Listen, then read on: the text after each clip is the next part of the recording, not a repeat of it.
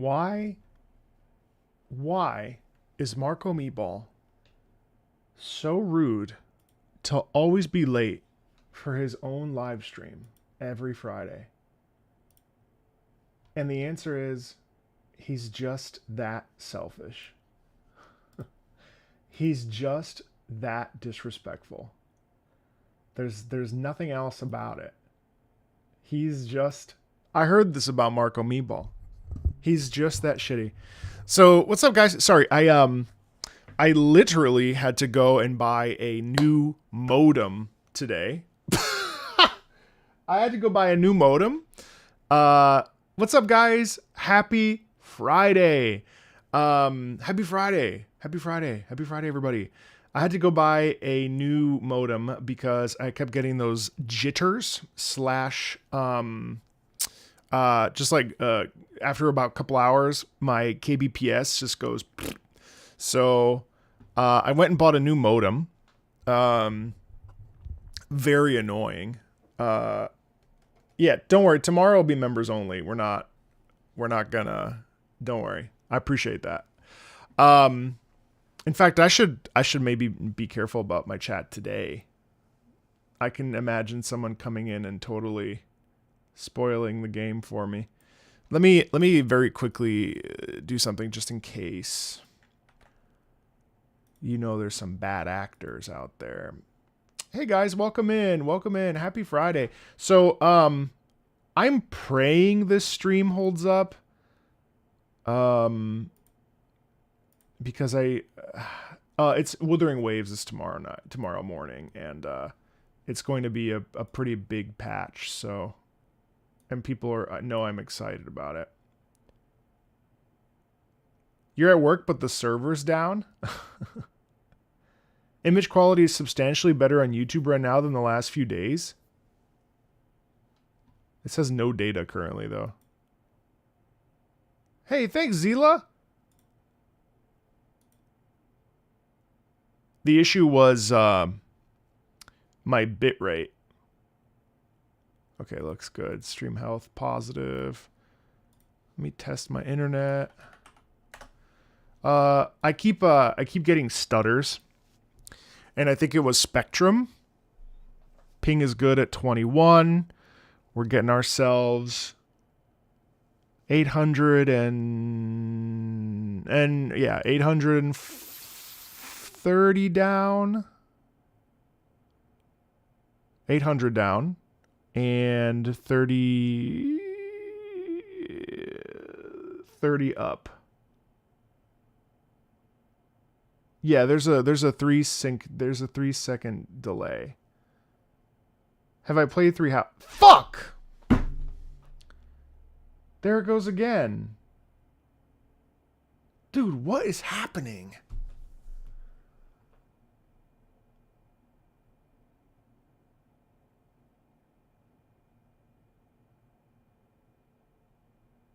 Maybe it dropped frames because I was testing my speed on stream.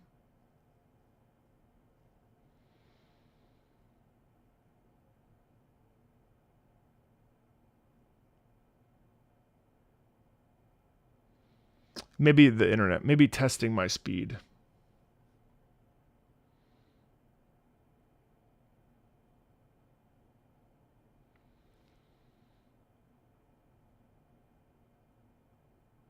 Okay, if you guys have zero issues, we'll just keep rolling. Sorry, it's probably you're right. Spike latency, that makes sense. Mobius Final. No, I haven't. Yeah, we'll blame that. Okay, all right. I didn't realize that it did that. Sorry, I'm like I'm very delicate to it right now, so it's you know, it's pissing me off. Okay, so also there I broke my rule about not swearing on stream because I think that the reason why I only make like $2 per every 1,000 views is because I swear so much. So we're gonna backpedal, and we're gonna become brand friendly again. Just because, you know, your boy needs to eat. I've heard some of the Lies of P records. So before we dive into all the Patreon stuff, I do have literally just like about 7 minutes of tracks that that we didn't get to finish from last week's Potionomics episode, which was on Tuesday. I had, again, bitrate issues. And then once that's done, we will pop over to Patreon and we will continue where we left off several weeks ago. Looks like I have some work to do today. Yeah. Okay, so we'll get through all the Turin dots and then we'll dive into the rest of Tosca today. And ideally, let's see. 1, 2, 3, 4, 5, 6. And then 7, 8, 9, 10, 11, 12, 13, 14, 15, 16, 17, 18, 19, 20, 21, 22, 24, 25, 27, 28, 29, 30, 31, 32, 33. 33 songs. Oh, with a couple that I'm also analyzing. Okay. We'll do what we can. And if we need to grab a few and pull them into August, we'll do what we need to do. Okay, one of these, Kingdom Hearts Dream Drop Distance, cannot do that one because of copyright. So if you're here, Barker, we can't do this one. Also, I think Goku Black for Dragon Ball FighterZ might be problematic. So we'll keep this one on the back burner. I may not be able to get to these two. So, all right, let's kick in with Umineko, huh? Let's do Bring the Fate. And hopefully the internet holds up. I'll be keeping an eye on it. I am listening to some Genshin music today. The Game Before the Gate, I'll do an analysis of. And The Chosen of Dragon's Trials, I'll be doing an analysis of. I have not heard the 86 anime yet. You're on a plane? You're able to type at all? How many 50-50 did I lose for the S6 for Lova? 2. I got really lucky. Plus 1 sequence node. Yeah, no, it was not cheap, but I felt compelled. All right, let's check it out. Bring the Fate. Speaking of Fate, yes, purple means full analysis. I'm really excited about Fate Stay Night. So visual novels have really become fun for me. So eventually I should read Umineko. All right, let's listen to Bring the Fate. Oh, no, wait, no. Hold on. This is not the plan I just said. Let's go back to Potionomics. Excuse me.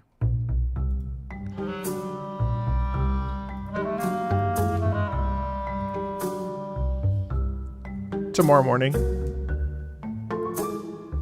10 a.m. EST.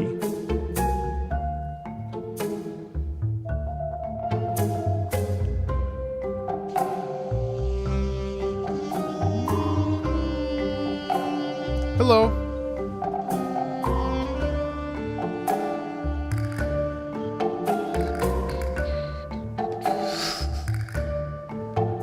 Monster Girl Quest. I don't know about that.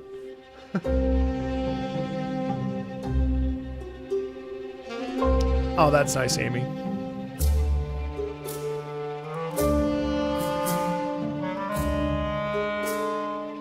Fate Stay Night is a door you'll never be able to close ever again.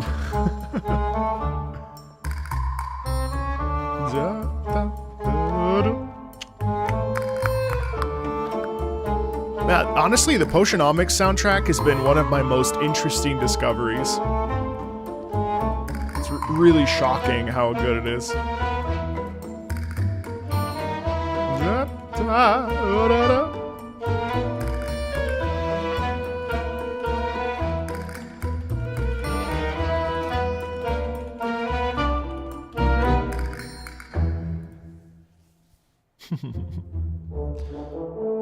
Robin is displeased, huh?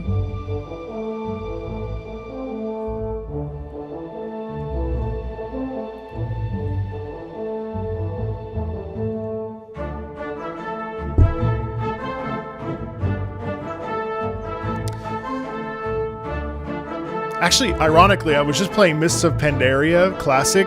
I've been wanting to play since I've always wanted to play Mists of Pandaria in its like truest form, so I'm very happy right now.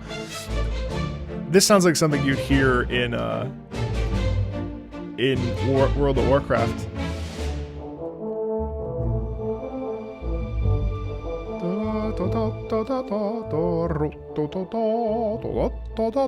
I don't really hear displeasure in that, which is really interesting.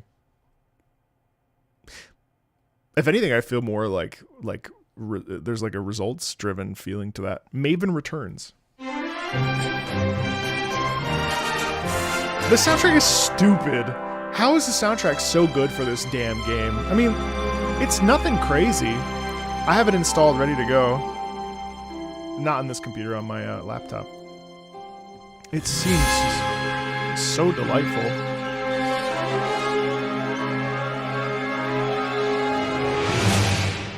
It's so charming.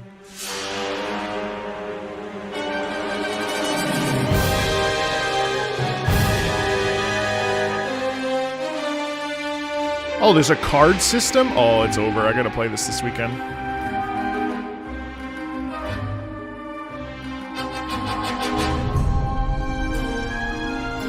Wow, so dangerous sounding.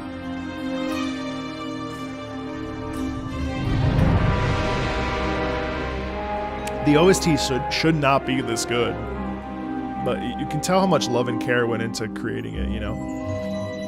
And I think that's something to be said as well for like a game in general. Like if a game has an orchestra that is this well polished with you know, orchestra and orchestration, that's how you know that it's like really done with style and with care. It's really an incredible thing.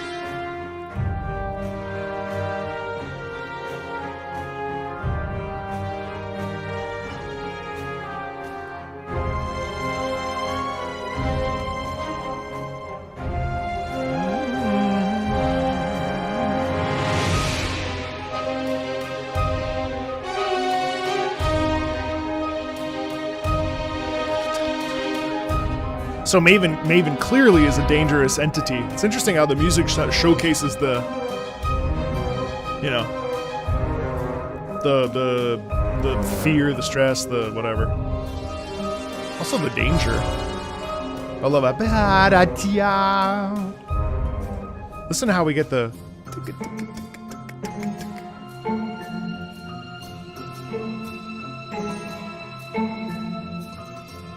Hey British. Hey Beef, what's up? Hold on 1 second. I'll answer that. Wow. Tee-da-dee-da-dee.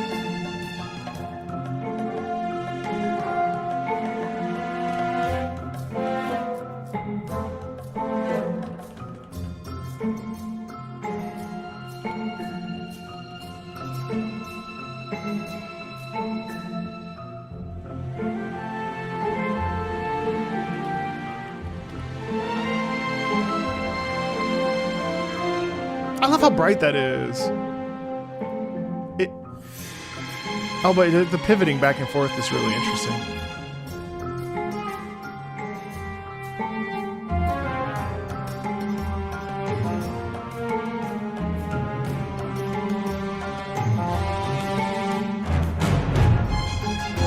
Wow. Oh, what an interesting ending. I also have some thoughts. Hey Mark, I thought your cover of To the Wilder was very moving and awesome. I really appreciate that, British Beef. In operatic performance, how much do you think is singing and how much is acting? In operatic performance, acting is probably about 30%. Singing takes up the large majority of performance because you have to, ideally you've practiced the role so much that you don't think about it. And you can kind of just autopilot, but then you also, it's like when you fly an airplane, you train to fly with one engine. And so that's kind of what we do with singing. I think if you're thinking too much about your singing, then things are probably not going well and you're just trying to recover, which does happen. But I think overall, I would say 70-30. So 70% of singing in opera, or 70% of the time when you're singing opera, you're thinking about, when you're in an opera performance, you're thinking about singing. And I would say 30% of it is acting. In an ideal world, it'd be nice to get to 60-40 or even 50-50. But in general, I'd say it's 70-30. 70-30. All right, let's check out Maven's Reign.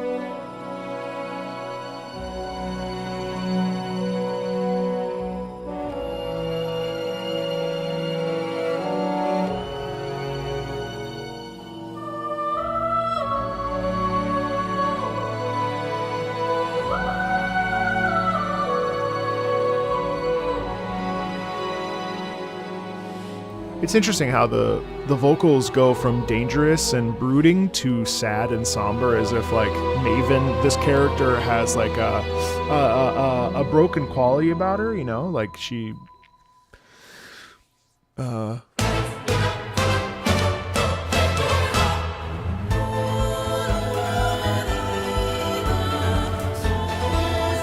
wow.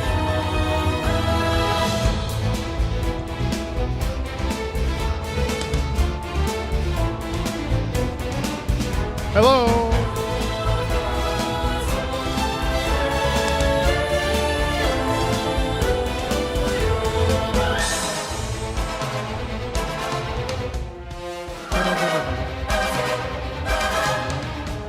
Sylvia's final offer, huh?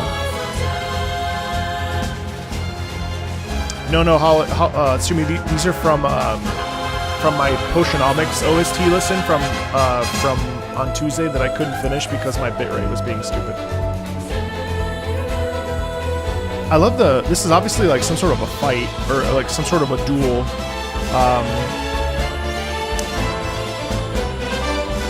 The mixture of both the Maven sound and then Sylvia's sound that most people here haven't heard, but it's that duality between the bright and the dark is really fun.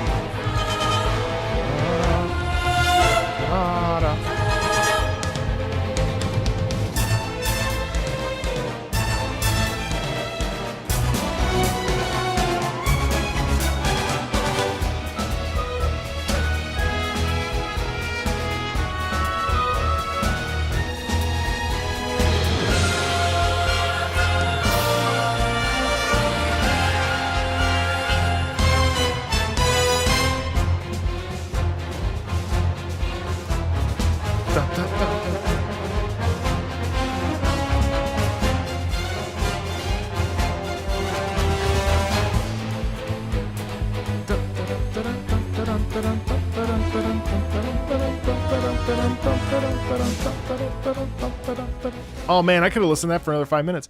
A debt repaid, which was the whole scope of the story. There's Sylvia's theme again.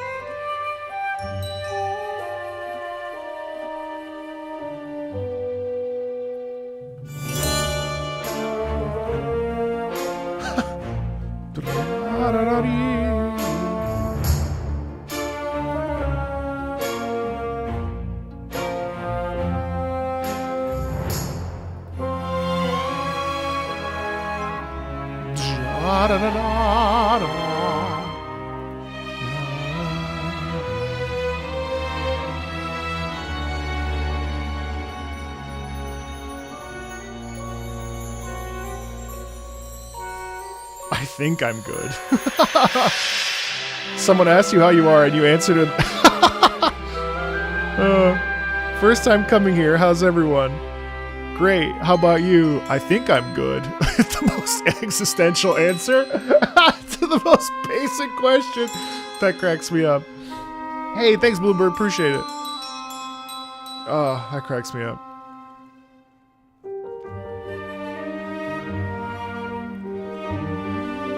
What am I supposed to say? I don't know, man.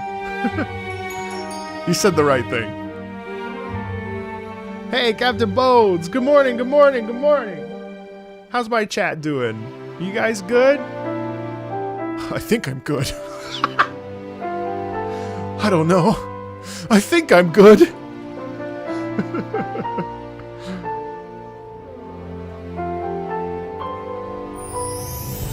My back is flaring up a little bit.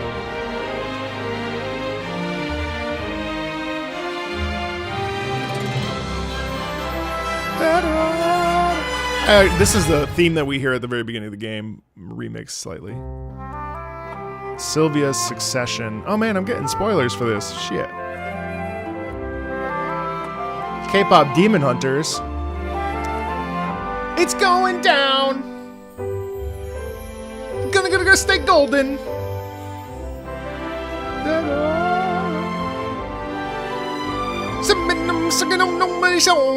Yeah.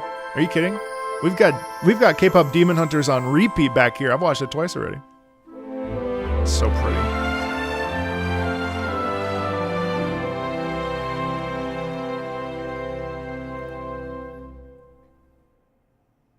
It's going down. The odds were against her, yeah, right from the start. She had Caitlin Elizabeth. Wait, Caitlin Elizabeth. This person's my friend. Hold on now. Caitlin Elizabeth. That's my friend. She sings. Caitlin Elizabeth is in this.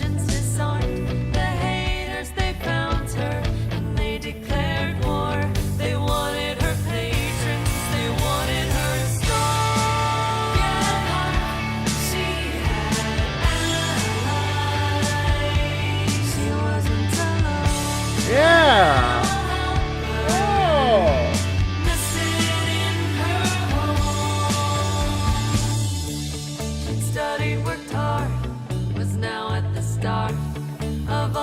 I did an acting workshop with her. She's amazing.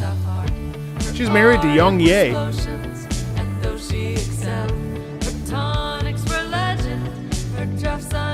Wow, that's lovely.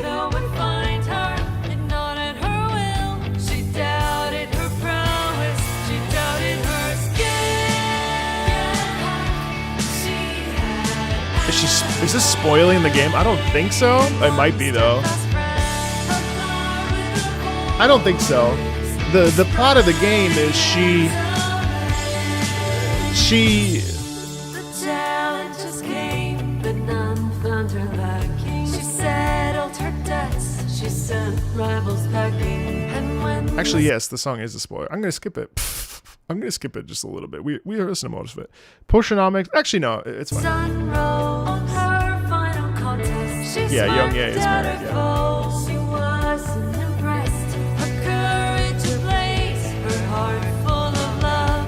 She faced every challenge. She rose above. She had allies. She wasn't alone. She had allies. And one steadfast friend. She had allies. She wasn't alone. She had allies.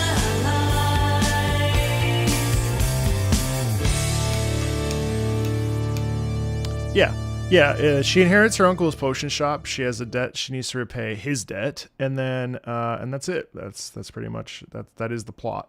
What are the chances of any more Deltarune music? Not in this stream, probably.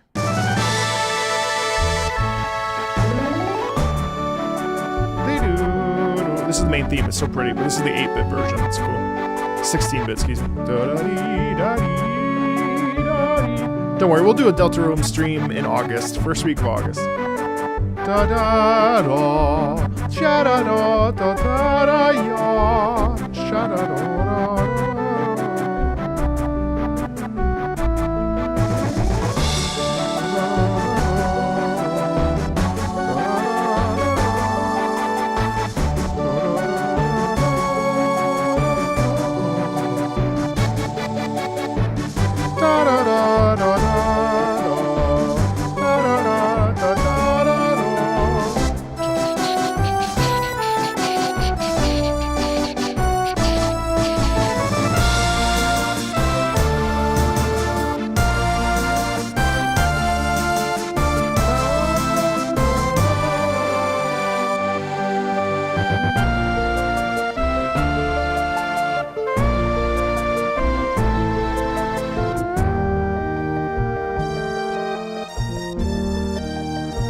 Hey, Fjord, how's no sleep for Kanamadate?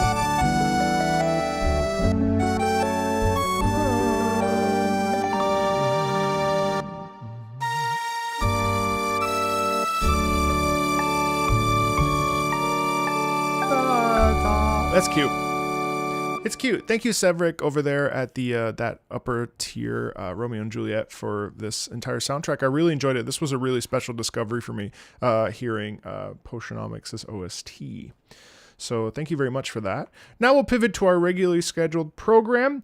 Before we started, I wanted to briefly talk about one thing, and I'll be brief, so about 25 minutes of me talk. I wanted to say that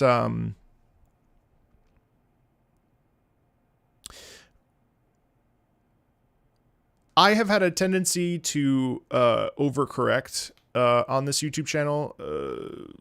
It's been quite the journey, I think, mentally. It's been really cool to navigate as a person.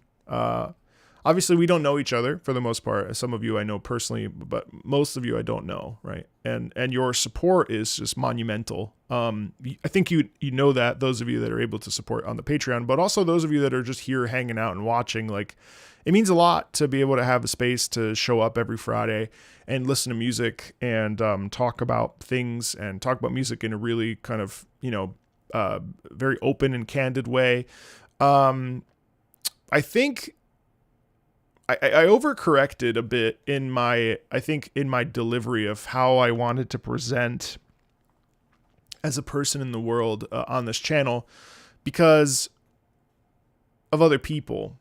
And I am a sensitive dude. I'm very sensitive to, and I think I think this week and last week I finally have figured out what it means to not care what people say, but care about what, there's a quote I saw on Twitter. I don't care what people say about me. I do care about my own mistakes. And so in some ways, this Patreon live stream that we have is actually like very in line with how I've always wanted to be.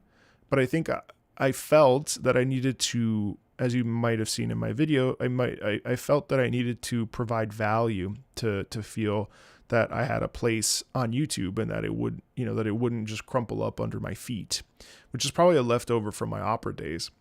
And so I wanted to say thanks for allowing me the space to just exist as a person, not as a person who knows more about this, that, or the other, but as a person who also wants to listen to music and experience it for the first time and maybe hate it and maybe love it and maybe feel neutral about it. I had to change my mission statement again this week, and I think I'm in a really good spot. My first year and a half, the mission statement was really about celebrating the loss of my father. Not celebrating it, but like celebrating his life through music. Because I was in a really bad spot. And so those original videos that existed for the first year of my channel were extremely raw and extremely vulnerable. And as time went on, that changed, right? About a year ago, I decided to pivot towards this idea of teaching active listening and really stepping into a teacher role and thinking about, what is a what does a music appreciation class look like in a college, and how do I emulate that on a public forum like YouTube? Now, in the course of that, we also worked on min-maxing some things and adjusting the way that I present and doing grouped content, which has been a boon for the channel, not just for obviously the financial aspects, but also for like celebrating tracks that maybe people wouldn't give a shit about on a single view. You know, a video that could get 30,000 views over a video that gets 1,000 views. Well, you know, it's hard to say no to that. And I think it's a better way to celebrate music anyway, because we want more eyes on stuff. I mean, you know, there are some really incredible pieces of music that no one cares about except for a select small portion of people that may stumble on this channel. And I thought to myself, well, how do I maximize this so that more people can maybe even just begin to see it? So scheduling things like Art Tanelico on a non-gamer video, that's great, because people are like, what the hell is Art Tanelico? And suddenly, instead of the really diehard 5,000 people that love Art Tanelico, 100,000 people may see it. So to me, that's a big victory. But I think in the process of doing that, there was stuff that happened and commentary from outside sources that caused me some sort of deep subconscious feeling of having to overcorrect to prove myself and to show to others that I knew what I was talking about. And in the process, some people like that, but in the process, I think I also accidentally left behind a little part of myself, because I had to believe that what I know that I know what I'm talking about, therefore I have to show it. And in doing so, you know, I sort of accidentally cut myself off at the knees slightly. And so this last 2 weeks has really been a journey actually about, okay, talking with my therapist, talking with my fiance, talking about, you know, with myself, with my staff. My God, the mods, poor mod staff is such a blessing. Making that video. And what I've come to realize is that the place that I been most myself is actually in the Patreon live streams on Fridays, where I just get to listen to music as a person, not as somebody that maybe knows more, or not as a person that was a former opera singer. And it's been really a beautiful safe haven to just enjoy. And I take it really seriously when someone spends $100 to have a track analyzed, or $50 or $20 or $10 to have a track listened to. I really take it very seriously. And, you know, it's just really important to me. And I just wanted to say thanks for allowing me to also just be a guy who loves video game music and wants to just share it with you and have you share with me what you like. And it's the greatest blessing. And I'm so thankful for everyone who's watching, but for the patrons especially. Like, thank you so much for sticking it out and seeing that there is a community here of like-minded individuals who love music and want to connect to it, and just talk about it. And I think that was the big lesson for me this last 2 weeks, is that I don't need to be a professor. I don't need to try to prove myself. I know what I did. No one can take that away from me. I know that I studied and sang for 14 years of my life. And yet in the process of trying to fit everyone's palate and you know, be a very palatable meal, in the process I accidentally kind of lost myself in the sauce. So I'm back. I actually got rid of my previous I got rid of my previous thing that I had up here on my wall that used to say, you know, it was all like analytics focused. It used to say, obsess over delighting the viewer. There's no one way to do YouTube. Data is a tool. It's not everything. The algorithm follows the audience. YouTube is not a linear game. All those things are true. But I changed it slightly. Obsess over delighting yourself and your audience. Not every video needs to be a home run. Don't show them. Show yourself. I don't have to prove anything. So that one's hard for me. celebrate, not only putting video game music on a pedestal and celebrating music on the whole, but also celebrate your opinions on it, whether they're positive, negative, or neutral. And yeah, I know that's very vulnerable for me to talk about because people twist everything. And there are some people that have bad faith, and I could say all of this, and then people will be like, oh, well, you're victim blaming, you're blaming, you're acting like a victim, blah, blah, blah, blah, blah, blah, blah. And to those people, I say, okay. And so, yeah, I just wanted to take 15 minutes to just talk about that. Thanks for giving me a bit of a safe space on the internet here, a little refuge. I really appreciate you guys hanging out. And yeah, it's just cool. So, yeah.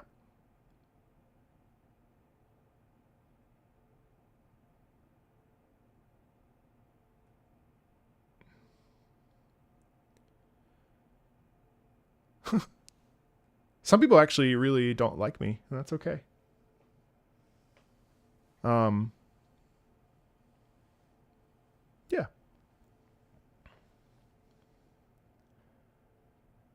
Hey, Rue, what's up? Hey, привет. Hey, Gabu, what's up? So yeah, I just wanted to say thanks, and let's get into it. I feel really happy to be back, and it's been really fun. I filmed like 5 videos yesterday, and it was fun to not feel like I had to find things to say. It felt really cool to just like trust my impulse to say something which is what I used to do, versus like, let me stop 100 times in order to like find things.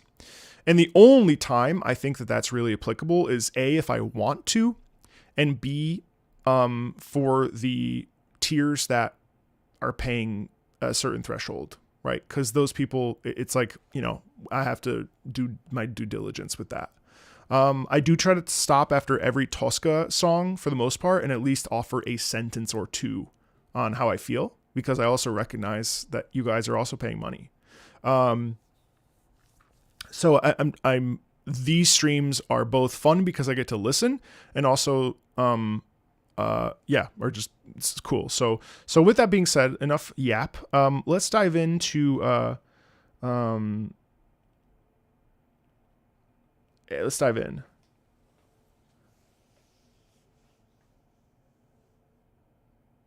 Have I seen K-pop? Yeah, we've watched it twice now. I love it.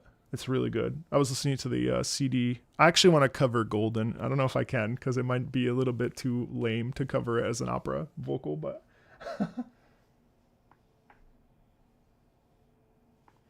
Yeah, no, I'm not trying to farm engagement. I don't think I would do video game music to farm engagement, to be honest. It's not. The ceiling is a little bit too low to the floor.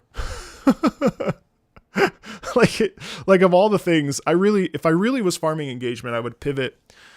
I would definitely pivot over to like talking about how much journalists suck and how much they're like, how woke everyone is.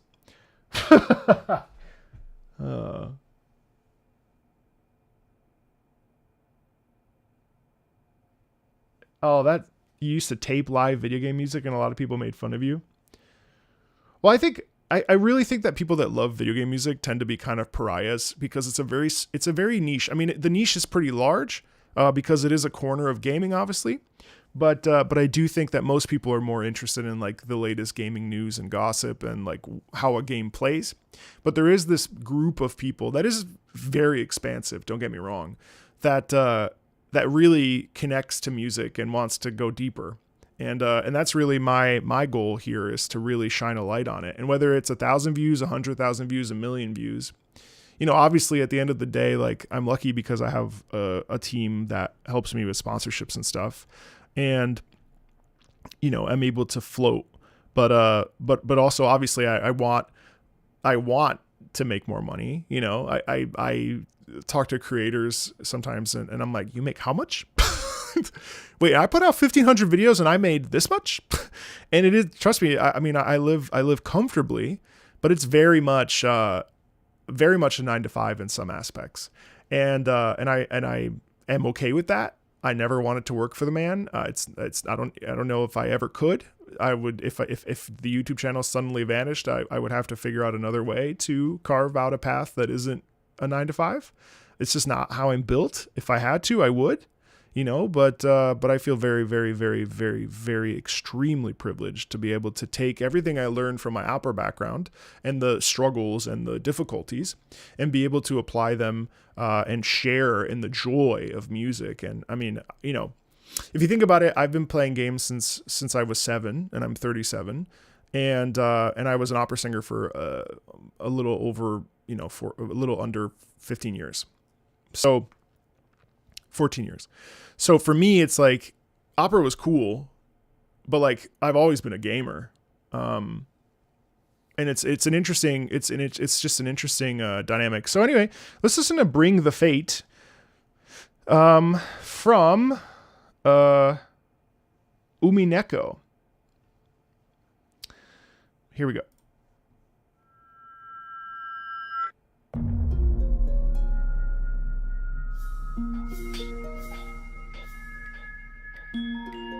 I woke up for this. Were you staying up till 5 playing Mecha Break, you deviant?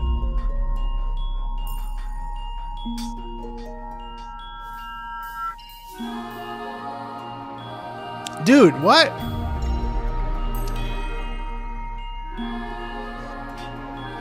Yeah, I know, Moonlight.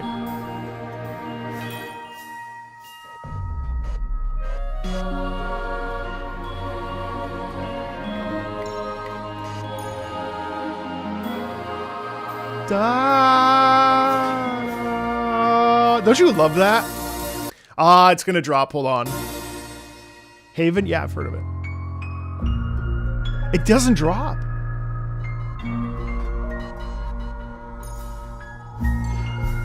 That's interesting. Do you hear this ever so it's interesting in the upper register? There's this little twinkling. Yeah, nice drop. There's this little twinkling melody that must be a callback to another instance, and it's interesting how we get it as this kind of like memory or homage to something else, which is really fun. Also love how it naturally resolved. 5. Actually, I wish I knew. 5-1. No, it's definitely da da. So da is the tonal center of the piece. Da da da da. That's a third. Da da. Wait. I have all this shit on my keyboard. I have all this poop on my keyboard. D. It doesn't hit as much. God, I'm gonna miss swearing, chat. I'm gonna miss swearing, chat. I gotta win back my family friendly vibes. I love that. Da, da, really lovely natural resolution. It's not that I can't. I think part of the reason why my RPM is so low is because I'm not family friendly, and so the ads are a little bit less like, ooh, he swears a lot. So the auto, I need a jar for my look at this. My sister-in-law gave me this. I should empty this out, and every time I swear, I gotta put one back in here.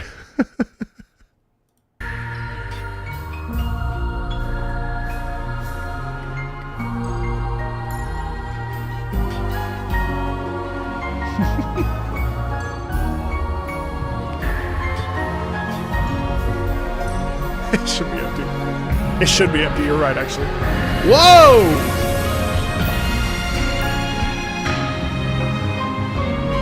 I love that slow roll. What's up, Viper?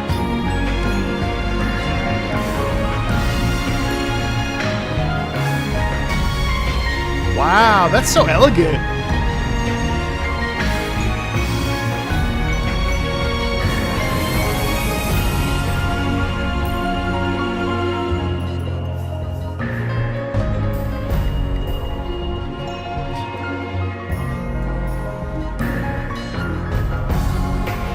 I was mean to somebody?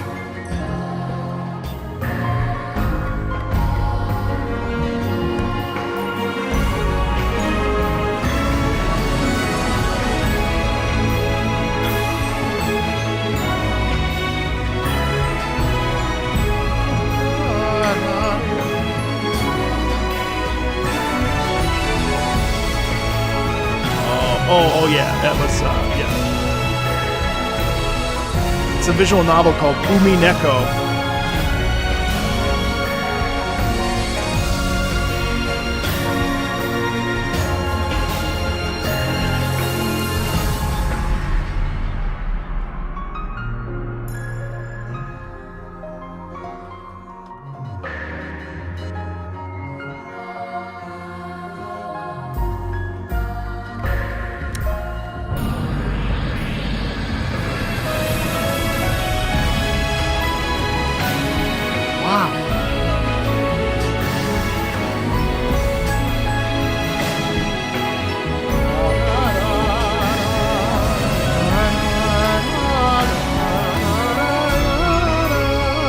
It's so subtle. What a subtle melody coming in there, pushing through over the top, too. Isn't that so evocative? Wait, isn't that so evocative? The very slow rawl. So so actually no, it's not a rawl. It's kind of it's stodgy. So sha sha sha sha sha sha. Isn't it amazing how when we slow down the tempo, I guess it's not really rubato either. Rubato would be to steal the time and then make up for it. But in this particular case, what I love is, again, so the melody is right in the center of this like big wall of atmospheric sound, like a lot of maybe like bass, a lot of depth to it, right? But then you get this da dee da dee da dee da da, and then here you get this real shot shot shot shot dee da. Hey yo, Ryan, how long is this visual novel? So this is from a visual novel, and I'll tell you what, visual novels of me, I kind of immediately dismiss them. Because I'm like, well, if I want to read, I'll read a book. But the last 2 weeks, ever since discovering Fate, Fate Zero, I've been reading Fate Stay Night. First of all, did not know that when one chapter ends, you go back to the starting screen. I was like, I'm confused. What do I do? I push continue or do I push new game? I don't remember what I did. I think I pushed new game because I finished the first chapter that dealt with Rin, and then I started a new chapter that talks about I forget who. Anyway, all that to say, it's crazy how visual novels actually are pretty intriguing. I think Fate, not related to Umineko, but I think like Fate Stay Night kind of gets lost in the sauce a little bit. There's like a lot of random details and like, I don't know, I could use some chopping there. But it reads, because you're just pushing A or X, it reads really, I don't know, efficiently. And so my mind has kind of changed on visual novels. And I've like read like Arknights or Punishing Gray Raven, and they're fine. But there's always that little bit of like, I kind of want to I'd rather play a game. But reading like a full-on visual novel where it's just meant to be read like a book without the gameplay, what's the difference? There isn't any. I suppose there is a little bit of gameplay in Umineko, but it's interesting because it's like, well, is it a game? Is it a book? It's a visual novel. I don't know. It's cool, but this is glorious.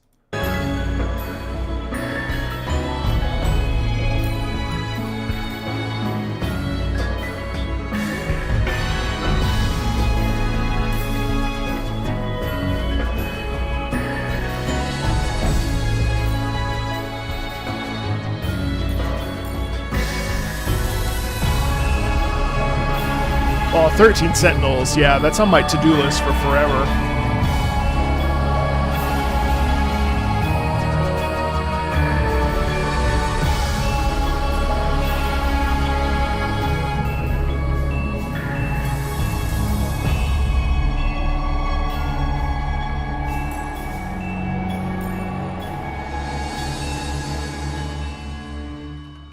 Yeah.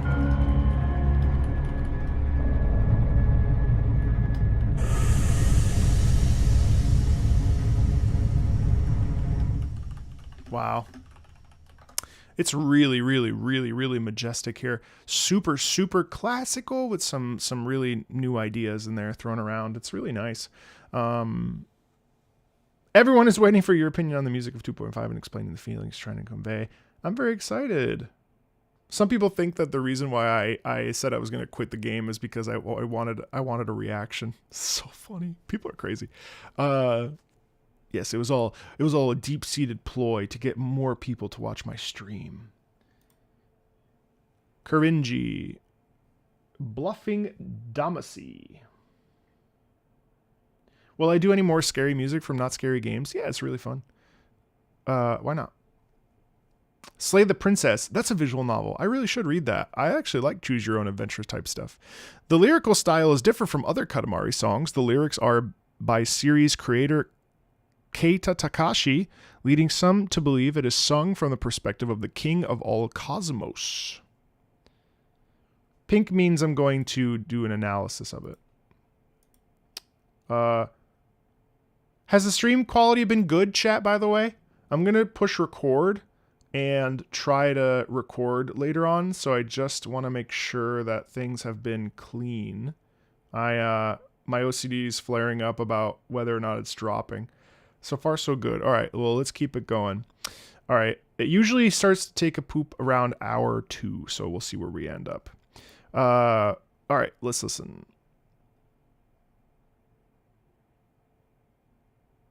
Grease would most certainly not be a visual novel. Wait, what? Wait, hold on. This is a link to Kaiju number 8. You put in the wrong link. Oh my god, that's so funny. This was all a ploy to listen to credit list from Kaiju number 8. That is so funny. Oh my god. Stream immediately dies. Oh my god, we on the Marco Weebball channel, we finally have started working through the. I'm not plugging my Patreon. Well, I will. If you like anime or like video game music and you want me to listen to a track you have in mind, check it out at patreon.com. I'm trying to be better about this. Patreon.com/MarcoMeatball. At $5, you can watch every single anime I've seen. There's no threshold or anything there. But it's been a hell of a time, dude. Like, I've got the JJK.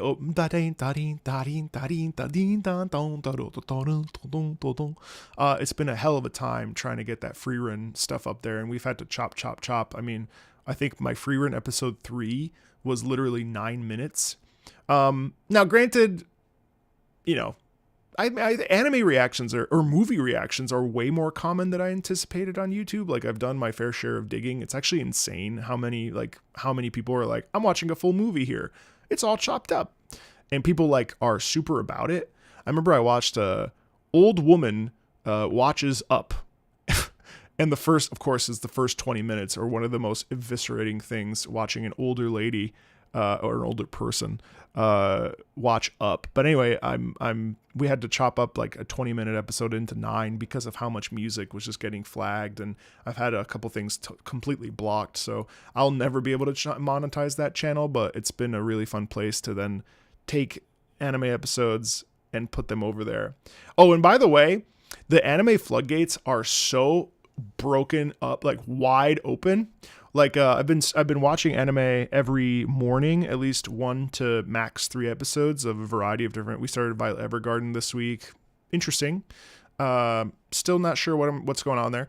I just finished up season 1 of Gundam Witch from Mercury, and like I have to say that The Witch from Mercury, the season finale of season 1, has got to be one of the most crazy things I have seen in years. I mean, I was screaming at the TV. I've not behaved like that since probably Game of Thrones, like what, season 6 maybe, Red Wedding. Crazy. And again, it's from like an anime, you know. And I think watching Gurren Lagann, watching Frieren, and like reading all of FMA and reading all of Attack on Titan totally opened my eyes and my mind about what's possible in anime. I think anime is one of the absolute coolest genres of storytelling there is. I still love manga. I'm reading through Demon Slayer right now. It's great. But anime just, God, it's got so much in it. There's so much variety. Like you can go watch Dungeon Meshi and then you watch Frieren, and they're like similar but totally different. You know, you pivot to like you pivot to Witch from Mercury, or even Gurren Lagann, totally different. I bet you 86 is nothing like Gundam. Iron-Blooded Orphans, probably nothing like Witch from Mercury. It's obscene. It's so good. Fate Zero has been such a ride and so much fun. Yeah, and then you get stuff like Apothecary Diaries. Exactly. So anyway, that's not to like promote the Patreon. Although I did promote it, but really it's just to say like how cool it's because I saw the Kaiju 8. I don't even know what the hell Kaiju 8 is, but I bet you it's cool as shit. Anyway, let's listen to Bluffing Damacy. Oh, it's in English, Romaji, and Kanji subs. We love Katamari. Okay. I've heard this before, I think.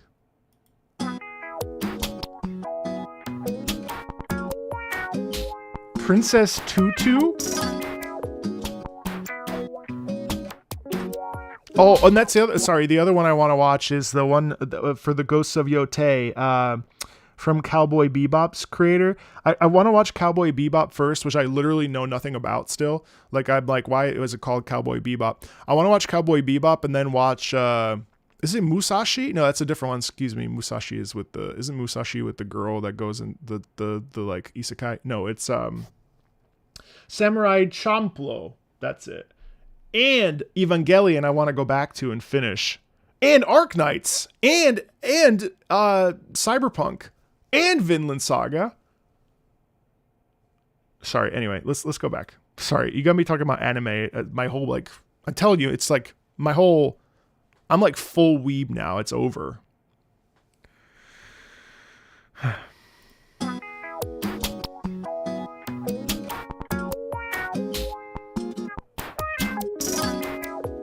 My anime list, I think you're right.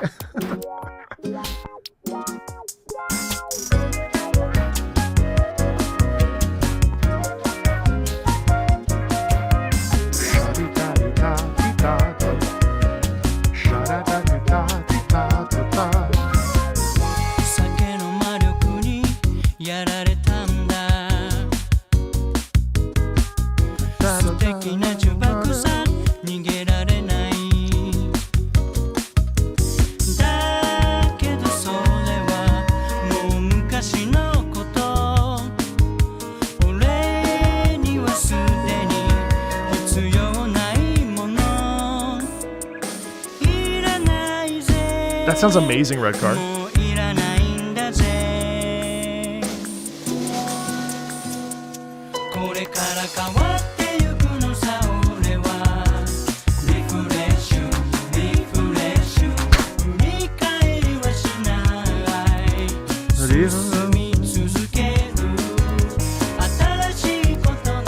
You know what's weird? This track reminds me of this Italian guy that I used to listen to,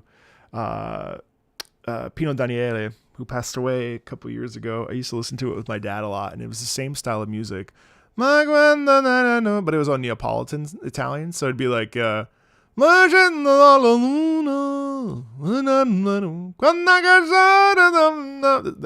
this sounds way better. But it's interesting. The point I'm trying to make is both are very laid back, which is super fun. Even though this has like a nice rhythm to it, it's also very like casual. And really, I mean, I'm looking at a lyric right now that says, I want to try something new and I feel refreshu. And it's pretty dope, you know? And it's the kind of thing where you wouldn't even need to like, what's there to even say about it besides it's an awesome vibe piece, you know? But I love how musically it really leans into this like essence of like active rest. You know, like you just hanging out, you know what I mean? It's almost like barely doing anything, you know?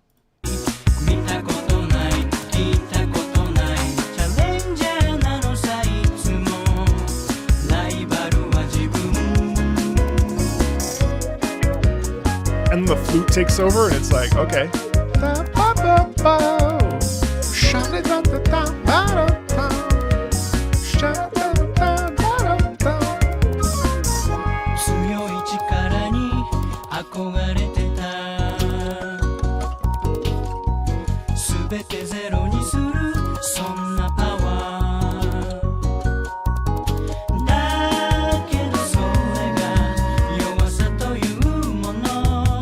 just trying to get up and dance.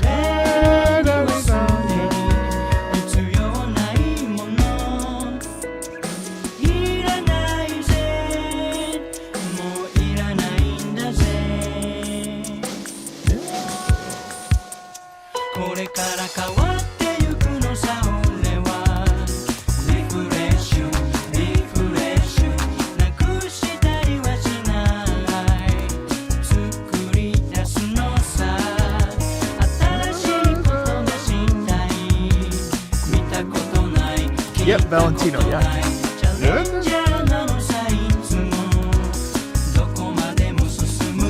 It's just so charming. I think the reason why you're saying that it sounds a little sad or melancholic is, see ya, administrator, is because of the way that it,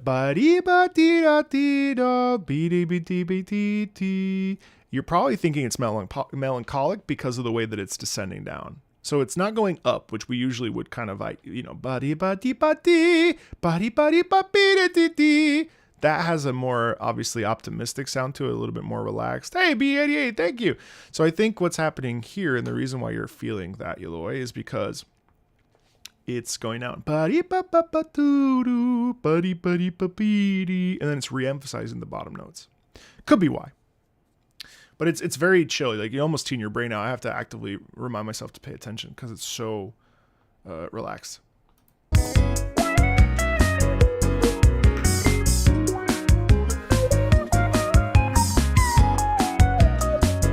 Nice to see you.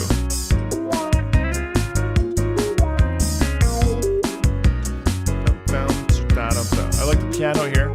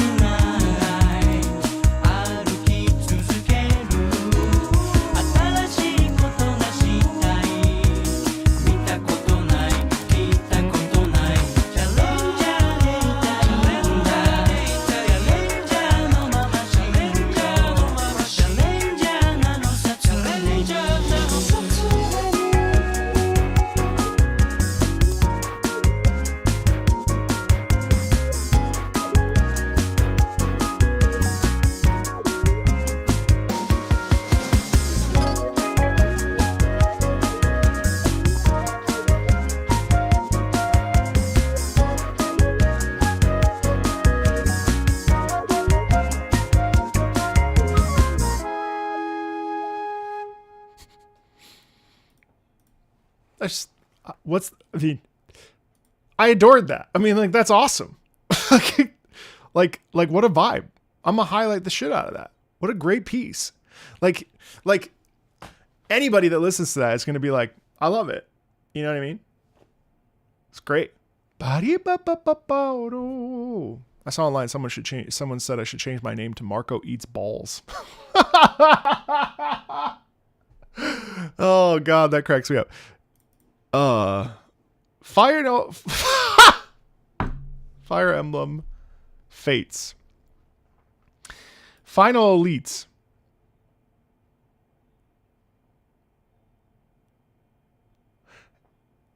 Hey, Esther, you can't find videos of me playing Act 3? I didn't do Simon on stream. I actually didn't finish Simon. I finished the game on stream, though.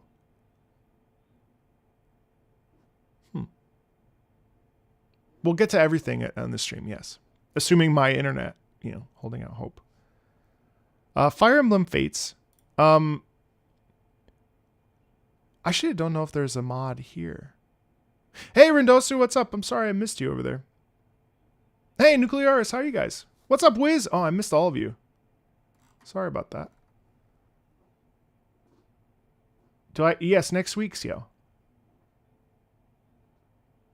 Very shit-eating grin causing music, in essence. It should definitely be there. I'm sorry that it's hard to find. I will figure it out later today, probably not later today. I'll figure it out this weekend.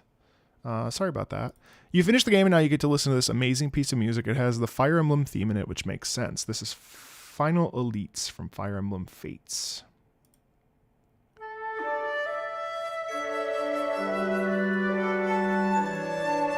Ooh! Fire Emblem Fates. Fire Emblem Fates.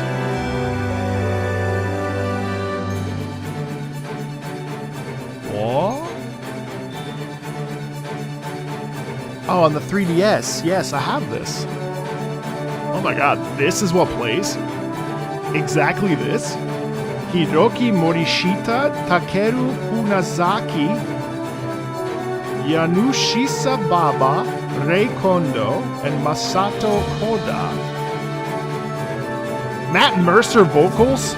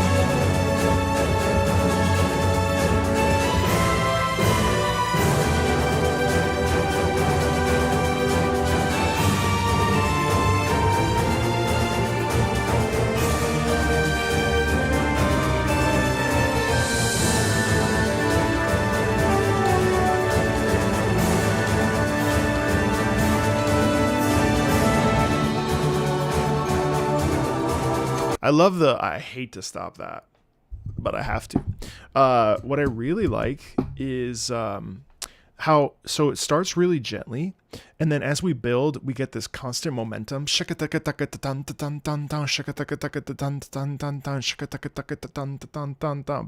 And then over top we go just with the beautiful and then we're gonna get into the chorus here because this is only 1 minute and 50 seconds in, so 2 minutes into a six minute piece. So it's still building. And what I really like about that is that it already feels really dense and full as it's building, even though, what am I trying to say? It's building, but it still has this core sort of established motif and rhythmic identity as it builds. So it's not just like a slow kind of burn. It actually is like going somewhere. And I love how it oscillates between the sense of strength and confidence and also the real like inner emotional aspects of the piece, if that makes sense. It's sort of the conclusion of it, right? Also, Tsumi, you'll find this funny because you're convinced I have ADHD. I was doing an interview with Alyona and Boronova and Jennifer English for just talking about like the games they've been in. We had a lovely chat, almost 4 hours. Actually, it was 3 hours, but we could have talked for longer last weekend. And we were talking about neurodivergency because I was talking about how I have obsessive compulsive disorder, and they were like, "Oh, that's neurodivergent because that's different than other neurologic whatever." And I mentioned how folks in my Patreon chat are convinced that I have ADHD. And they were like, you do. I was like, what? Ain't that some shit? Because apparently the story goes that Alyona told Jennifer English that she has ADHD. And then, or ain't that some poop? And she was like, no, I don't. And then she got tested and she came back to Alyona a year later. This is before they were dating and before, like, you know, when they were starting to work on Baldur's Gate 3. And she was like, I do. And Alyona was like, told you. And I was like, what? Anyway, let's keep listening.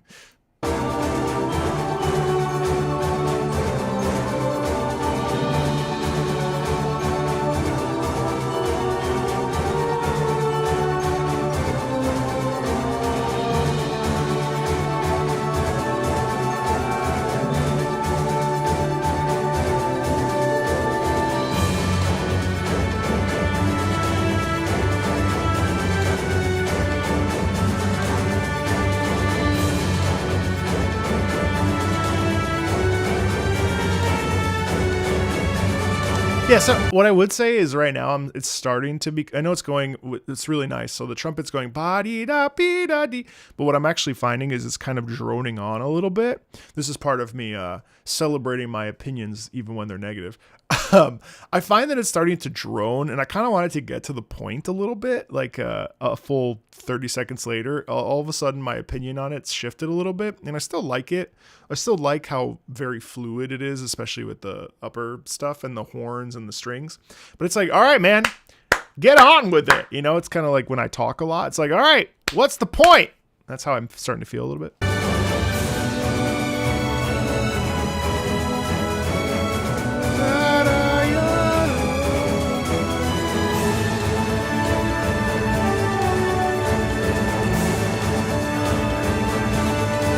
Oh yeah, it's credits. You're right. You're right. Makes sense.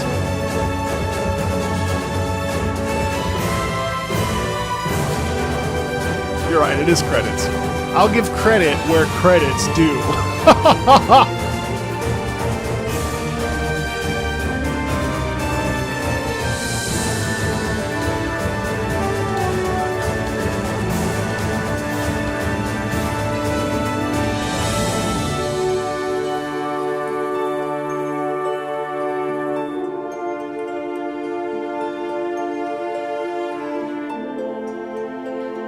She did.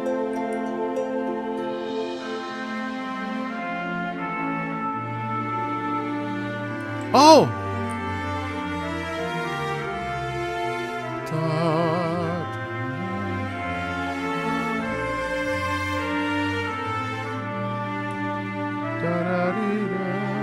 Can you drop that in my Discord, XO? I'd like to listen to it.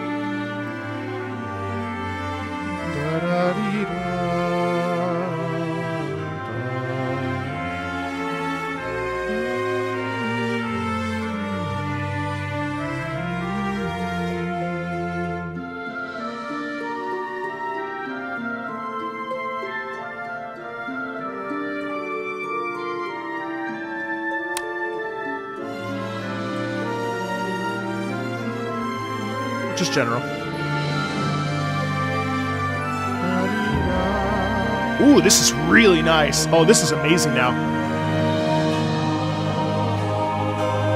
Oh, that's awesome.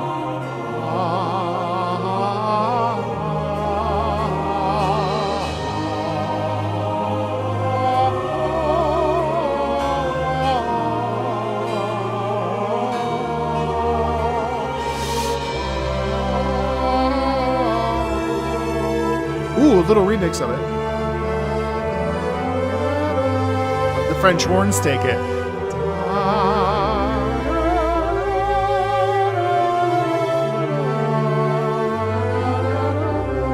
That's beautiful.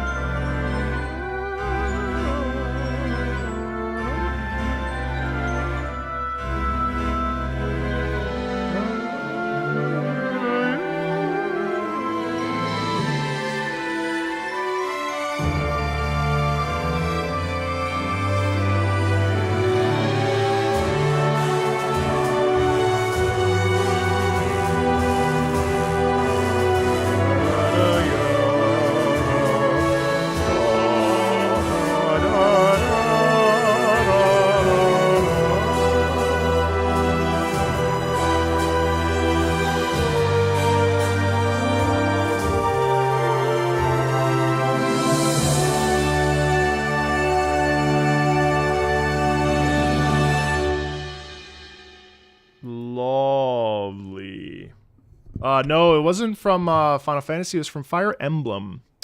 I love that. So it's interesting how we have the first half, which is really busy and movement and stuff, and then all of a sudden it pulls all the way back, and we get this flip side of it, which is deeply personal, even though it's this national anthem sort of galvanizing, real procession kind of a track. But it does so in a glorious way, and it's just beautiful to start with the choir, pull it all the way back, really internal. Oof, it's so beautiful. I love that track. Well, I love the back half of that track. I'll be honest, the front half of it, it's like, okay, all right. I still feel like it kind of, I wish that it had just been like I wish that it had taken it would have completely changed the song, but I wish that it had taken the Fire Emblem theme, kind of created variations on it, sort of spun around and then circled back on it. I mean, it's fine. But yeah, that was nice. I liked that. It was really charming. Da dee da dee da da. If you guys don't mind, I want to listen to this. This is an original Iron Mouse song? Opera song, huh? I've never heard her sing before.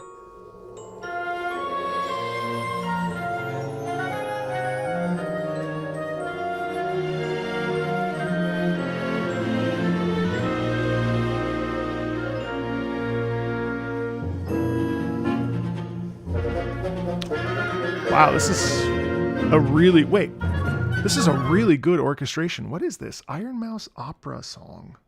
Music Box of Fate. Vocals by Iron Mouse. Animated and directed by Studio Adventure Noise. Motion graphics by Ray. Music by Starlight and Wonder. Original score by Starlight Daryl. Really? This is glorious. See, this is the thing. Modern composition is out there. Like, why can't this be in an opera? Why can't you present this in an orchestra? Just even off the bat. I mean, like the strings, the way the strings are, all this other stuff. Endless night, through every nightmare alone and afraid. Round it would play the music box of fate. Then one day, when every melody had been played, through your voice, my world was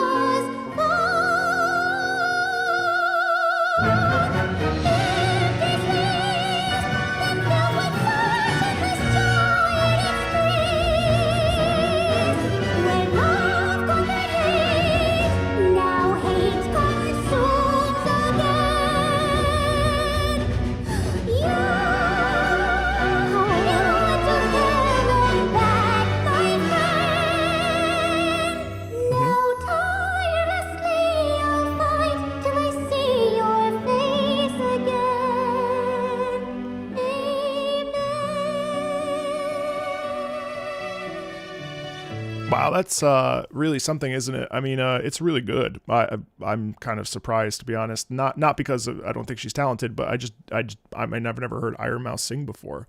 I know her stream, like her voice is very light, and it has a nice has a point to it. It's fairly like in the nose. It's very like not nasal per se, but it's just very like light and stuff. And so here, it's interesting because we don't get an over production. So it's not like, oh, we're not going for this like, oh, we're not going for that like rich sound. So we're still using her voice, but it has a little bit of that soft palate lift in the back that creates the operatic sound. There is some breath, of course.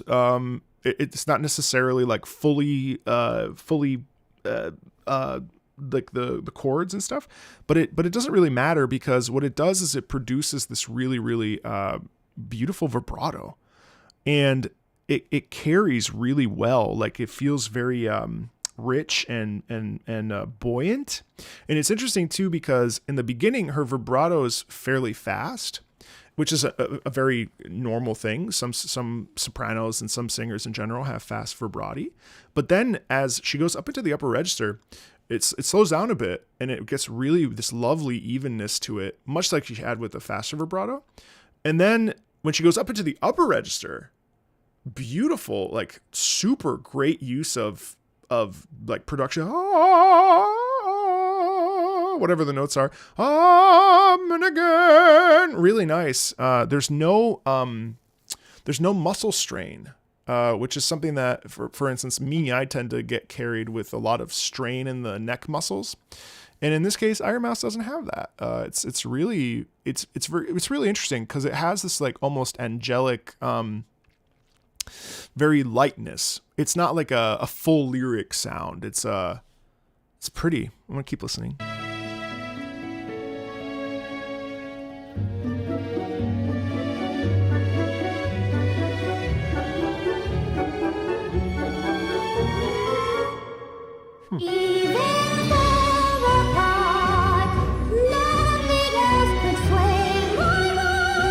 Like that's genuinely sway my heart. It's done in a really nice way where it's right in the right spot of her range. Really nice vowels and everything's really clean. It doesn't feel like she's overproducing from the nose. And it doesn't feel like she's stuck in the back of her throat. Just a quick rewind, and I want to keep listening because it's actually a really nice sort of pseudo tango. Listen to this though. This is actually really well. Really, I'm really impressed.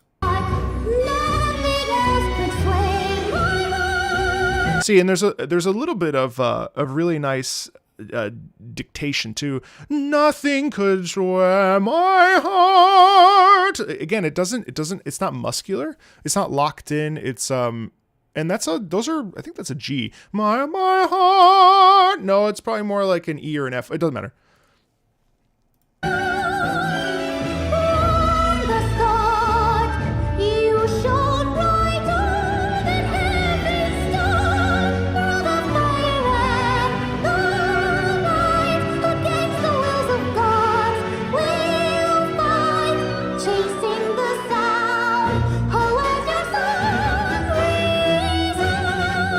And that's hard. That's hard. So this is really hard.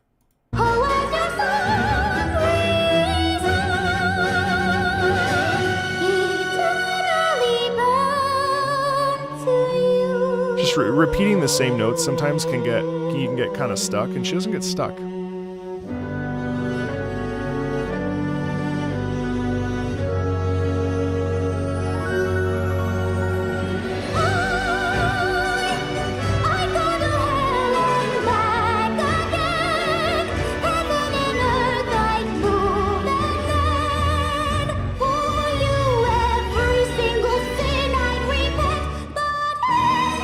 Yeah! My heart! It's really cool.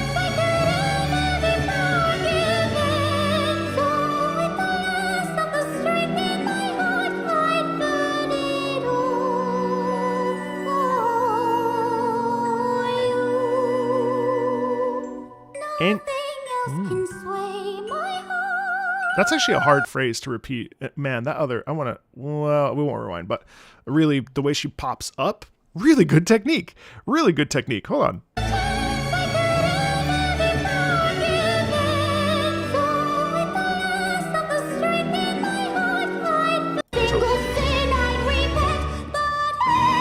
That's really good. But see, even I can't do it, but also I haven't warmed up or anything. That's high C.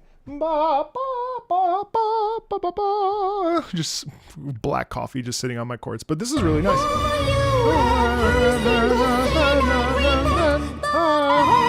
Yeah, and the reason why that's so impressive actually is because it's the triplets, ba ba ba be, everything I've ever had,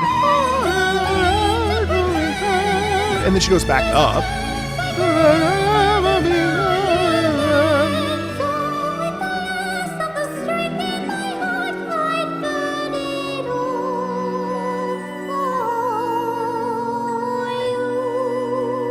Like like the tiniest bit of wavering, but it doesn't really matter, right? For you, it's just really. I mean, that is a very hard phrase to do over time, and she manages to stay in the pocket for all of it, really. Nothing else can sway my heart. From the start, you shone brighter than heaven's star. Even far apart, Oh, key change. Okay. nothing will sway my heart. What the hell? Your music box rings louder than the dying star. This is hard.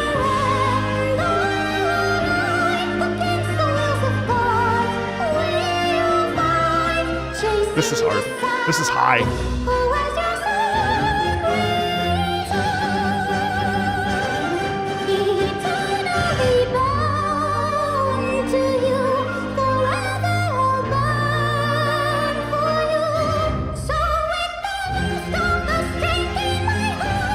That's high. That's high. Oh! Yes! Yes! Yes, Queen! Oh my god, that's high! That's a high E. Yes!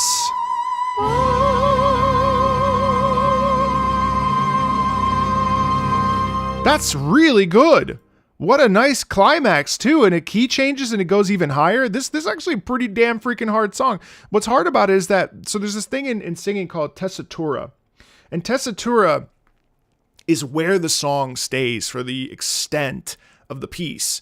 And if something's rangy, you can kind of get away with it. But when something's within a little part of the voice called the passaggio, which is the really that's where we kind of tighten up a little bit with our sound. We really want to lean in, so then we can open back up into the upper register. Have you ever seen the Glenn Close video? And the land of the free. She can't get up over the top of it because she's completely in head voice. And Mouse here does a really interesting thing because the balance between her chest, I don't think she's really using chest, but the balance between the lower register and then going up into the upper register, the passaggio area is handled really well. And then when she goes up into the upper register, like we hear at the very end, clarion, really nice. And I'm really impressed. That's pretty cool. That is really, really well done. I think it's the kind of thing where I think if she were auditioning, I actually think she could feasibly book. I think she could book. It's amazing actually. It's really impressive. Her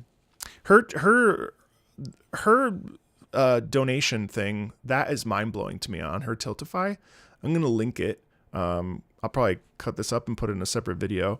I'm gonna link it because the fact that she was able to raise that. I mean, her original donation was like 10 grand and I think it crossed well over $1 million. It's really impressive. Yeah. Wow. It's dope. Really, really good. Whew. Really good.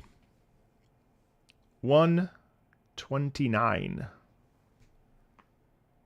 Also, just seems like a nice person. Like just seems like a kind person. It's great.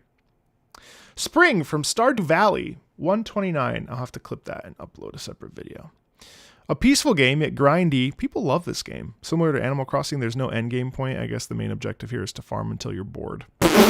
and date people, of course. I've heard winter.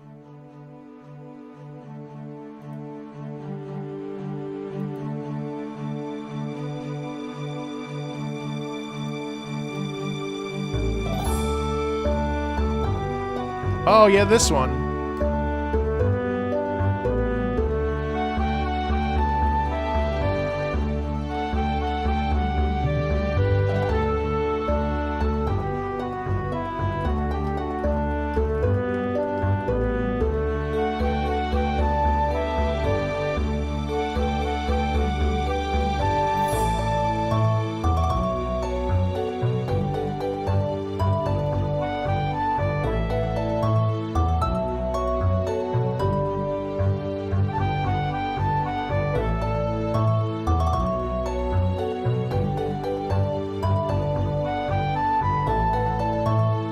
Stardew never hit me either, for what it's worth.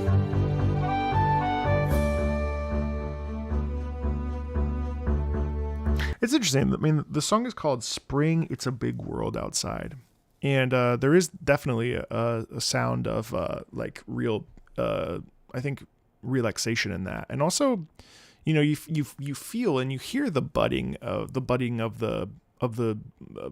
flowers and the leaves starting to grow on trees and the you know, the feeling of like the grass, the smell of the grass. And why is that? Well, I think because of the melody line, you know, and also too, when you listen to the bass, da dum jum da da dum jum ja da dum jum dum da dum jum bum bum, like that all has like bubbling energy to it. And I think to me, that's why I feel that way.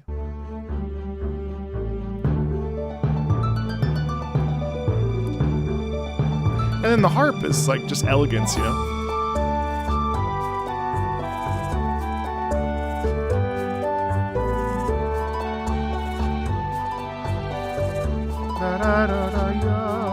And now we start to build on it, you know?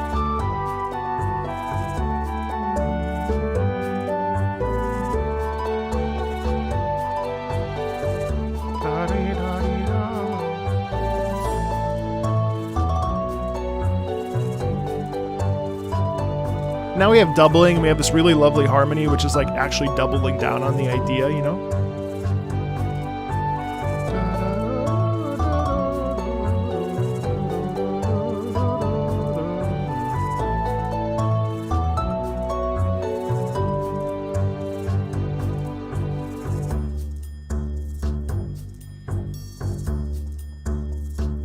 Is that the triangle? Oh, that is nice.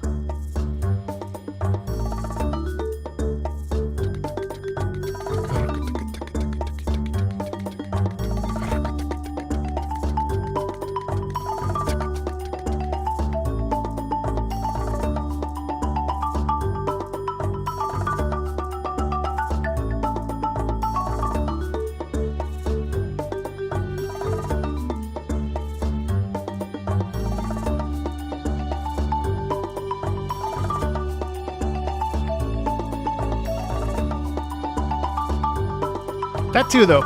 I love that mallet instrument just kind of kicking in. It does really feel like, I don't know why it made me think of turtles. But there's something, you know, you get this real nice guitar and the bongos in the background, and there's a real peaceful quality about it, isn't there? Of just rest and relaxation. And like, you know, spring is different than summer because summer can be very oppressive. It's hot. It's, you know, all you want to do is cool down. Spring is like the return of life, isn't it? Spring is about rebirth after death, you know, or the rest period, let's say. And so then to have this sort of awakening, it kind of feels like this would be a really nice alarm to wake up to. Because it feels like spring is waking up, you know, everything's coming back, you know what I mean? Hey, Cypher, tomorrow morning, 10 a.m. EST.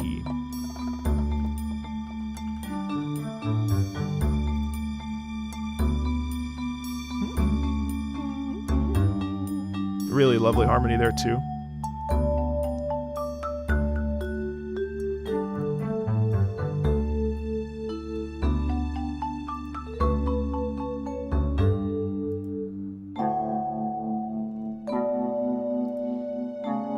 And then to pull all the way back, it's like, okay, it's time to get to work.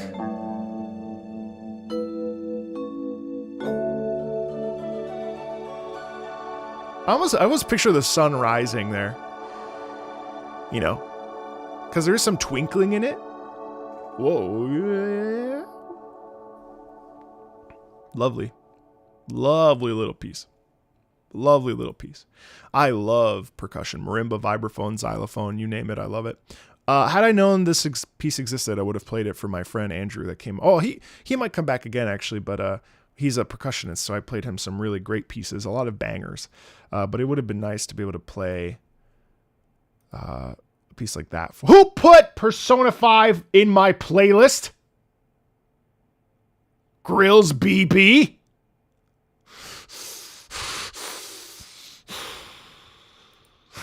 Just kidding. I have a great video I'm cooking up that I have not started, but mentally I've been sitting with it now for weeks. And I finally figured out how to make a video talking about Persona 5's music. And I'm really excited about it because, well, I have a troubled relationship with Persona's music.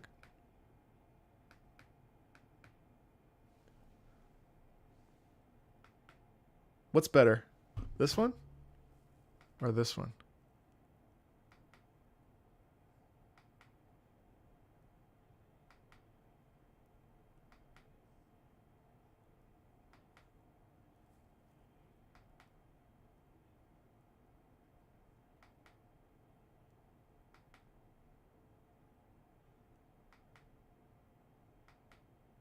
Darker. Done. You like both? We'll keep it this. I do have a light that's coming in that I'll put right there, but because of my back, I wasn't able to open the box. All that being said, Persona 5 escapes me. It is a soundtrack that I know is extremely popular, and I'm not just being, I don't know if Ryan is still in this chat, but he called me a, what did you call me, Ryan? A contrarian. A contrarian. Because I said that I don't like popular things sometimes, which I suppose is true. But Persona 5 is interesting because I think after listening to it from start to finish twice now, I do believe that I like the slower pace of the songs. I feel like they try less hard. And so all the songs that like Life Will Change and Last Surprise, I think they try really hard. And they're very off-putting to me. Not to say I don't enjoy the movement of them. I do. But I'm planning a video where I listen to Persona 5's music for 8 hours straight. I listened to Persona 5's music for an entire day. Here's what I thought. I listened to my most famous, hated. I listened to my most hated soundtrack ever. Here's what I discovered. It writes itself. The disco feels very fake to me. It feels very like put on. It feels like it's trying really hard to be Motown/disco. Beneath the Mask is chef's kiss. I think Beneath the Mask is probably the best song on that entire soundtrack. There's also a piano track. Well, every iteration. I listen to Persona music so you don't have to. Amen. That's a great one, Grave, actually. But seriously, like Beneath the Mask, every iteration of Beneath the Mask is a delight. Even Aria of the Soul, I find it so incredibly grating. I think there's just something about it. Maybe it's the singing. I don't know. I don't like Aria of the Soul. It's preposterous. Desire Surrender, though, we'll give this a go. With the release of the global version of Persona 5X, which apparently now has mixed reviews due to the gacha system there, huh? I found this one on my YouTube recommended, though, and I'll share this one. I just saw the copyright note, just swapped it out. Sorry for that. Well, that's okay. Let's see. Have I listened to they turned into a battle theme? I've heard Black Tar.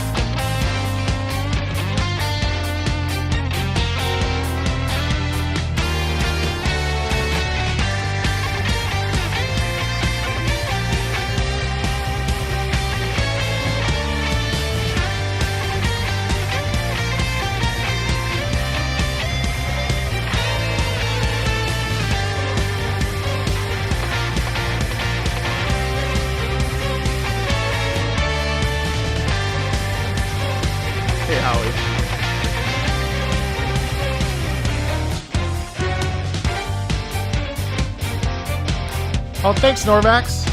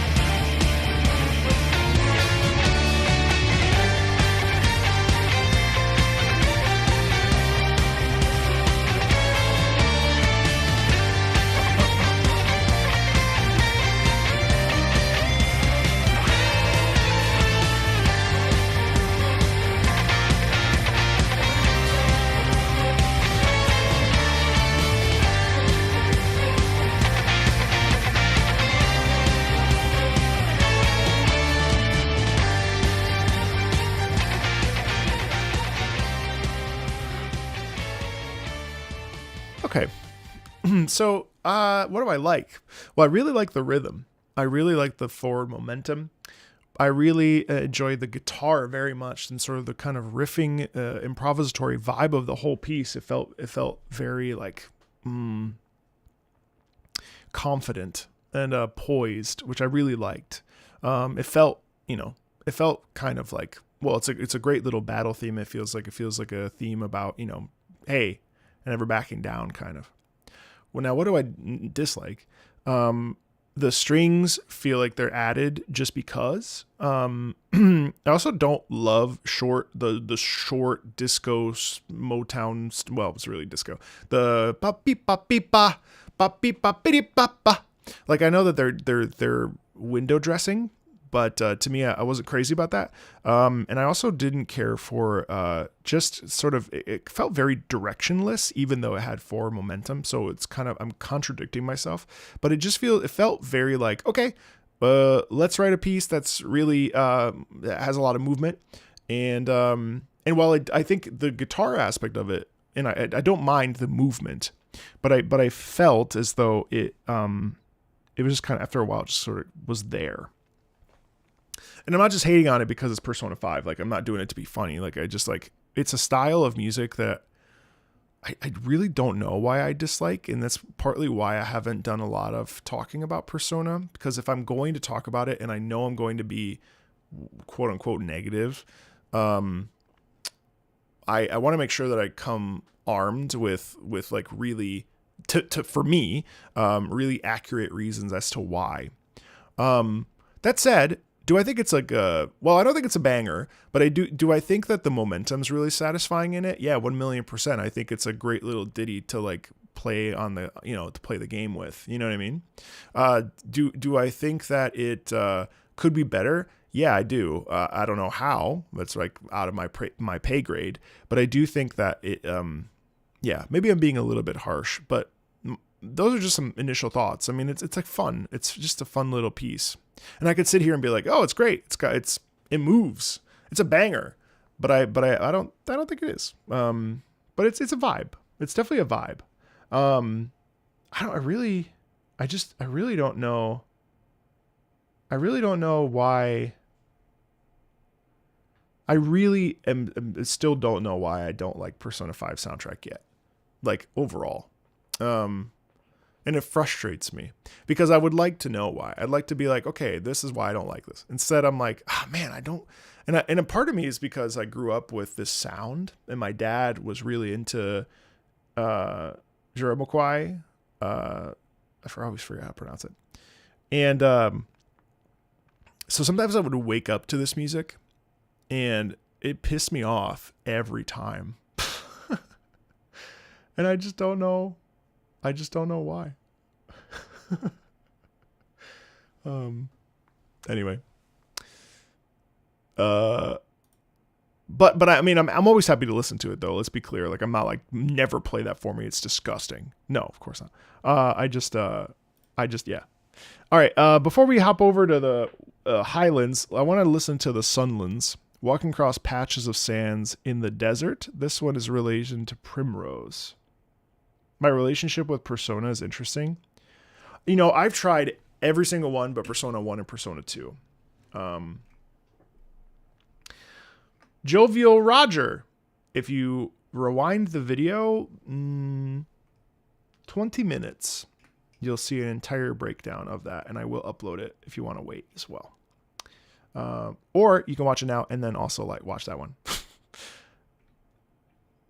So Persona 3 Reload is great. Not all of it. And I did play Full Moon, Full whatever for my buddy. And we both kind of were like, okay, the like Linkin Park rap section is funny. I think we both would prefer it if it was just the beautiful, like, you know, singer. Hey, hello. But in general, I really enjoy it. And I'm starting to really come around on Persona 4's soundtrack. And I know that remake is a long way off. So I think I'm going to really commit to Persona 4 at some point here soon-ish. Because I genuinely want to play one. I just want to play one and finish it. Like Persona 5, I've got 56 hours. And I wasn't close to finishing it. And I was like, oh my God, there's this much more. I got to stop. So yeah, Persona 4 is the most like alluring to me. Okay, here we go. When's the last time I finished a JRPG? Expedition 33, Claire Obscure. No, before that it was Final Fantasy 9. I replayed Final Fantasy 9. So I would say that was January? February? But I think I've kind of fallen off. That was an FRPG, of course. I've kind of fallen off the JRPG path, which is kind of a bummer because I grew up with JRPGs. Like JRPGs were a fundamental part of my childhood, but I've kind of fallen off of the turn-based systems, like Trails in the Sky. Like I really am enjoying Sora no Kiseki, but I'm also like, okay,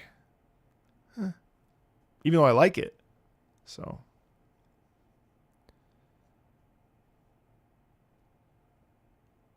I think that's it, Fjord. It's a great point. Many JRPGs could use a length trim.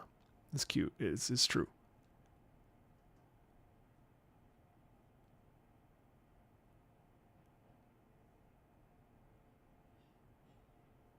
There hasn't been one. No, there hasn't. Oh, you know what I'm playing right now is Yakuza Like a Dragon, though. And I'm really enjoying that. Total, like a kind of a different approach to it, which is fun. All right. The Sunlands.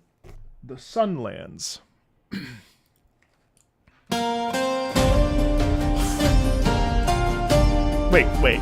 I mention this every time I hear an Octopath Traveler track. It is obscene. It is obscene how good Yasunori Nishiki is as a composer, number one. Number two, it is obscene that I know it's a much smaller track, but Octopath Traveler, their new take on retro RPGs, JRPGs, had orchestration, but not Final Fantasy 16. It still boggles my mind. I know it's a much smaller project, but like, and so they put the budget accordingly.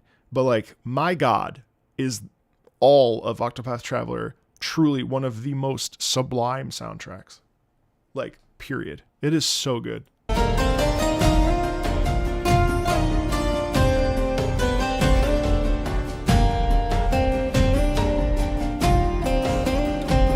I forgot how much I love this track.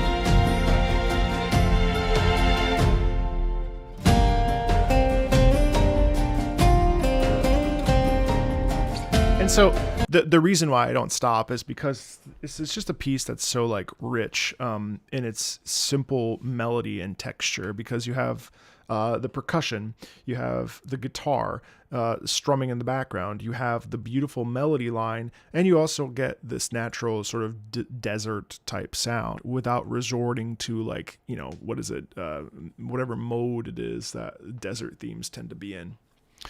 And it just has this this beautiful lilt of discovery, you know, da da da da da da da, but it's also somber, and it also, the way that the melody goes up, ba da da ba da da da ba da da ba da da da, it's almost like, you know, based on what I know about Primrose's character, is it's all about like getting to the bottom of something and like navigating towards towards a goal, and towards a sense of freedom and peace. And so like the song, it just feels, it feels like a balm to the soul of like, you know, I don't know, just, it's just lovely. There's like no words for it. You know what I mean? It's just lovely. It's just lovely. You know what I mean? It's very like it's like you can't really put into words how a piece sometimes can transcend emotion and really like lean into like the feeling of like trying to find a better version of yourself. You know what I mean? It's really beautiful. I mean, gosh.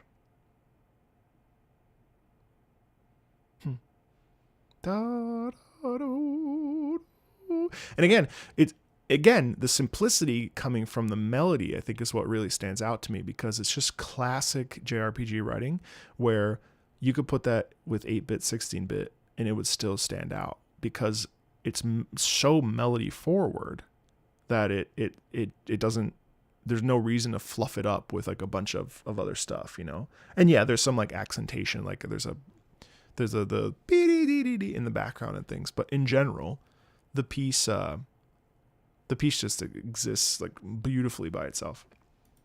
So Redcar, you think that Hills of Radiant Winds is similar?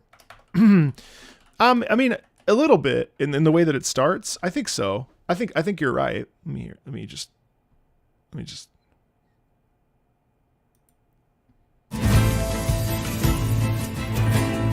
Yeah, I see what you mean.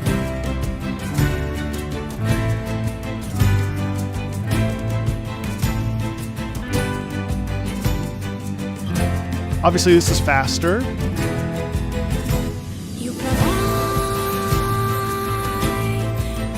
a physic in your heart. Obviously, it's faster, but I think what you're hearing, obviously, is that rum dum shako dum shako dum shako dum taka taka dum taka taka dum taka taka. Slow it down by half, sure.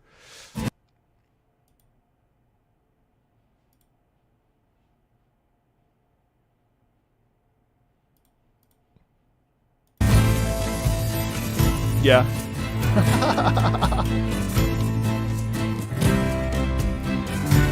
That's actually so true. Well, not this one. Hold on.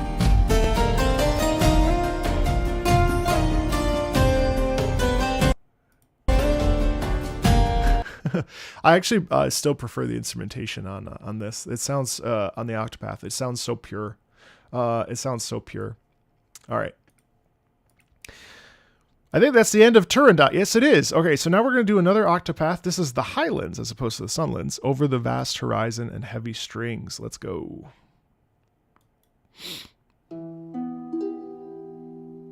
And we'll be here for quite a while. I'm assuming my internet's not going to die.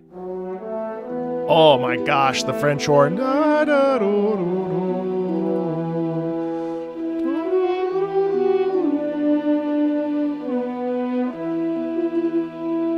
So majestic. Hi, no longer on plane.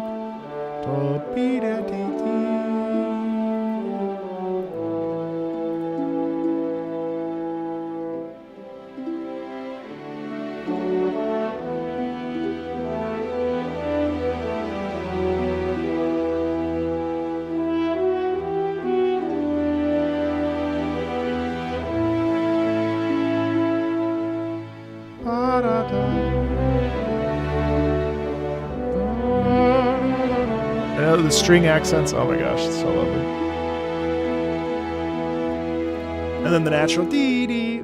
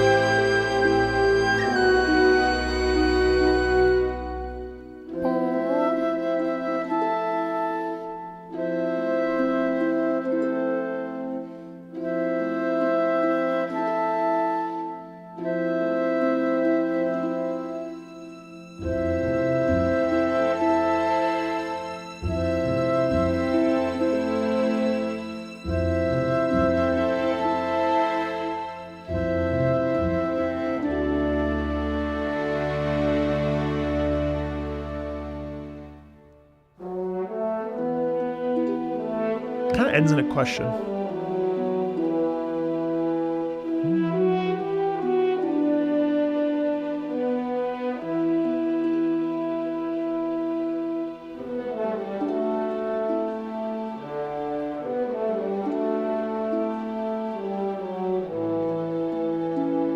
It's amazing how contemplative that also feels.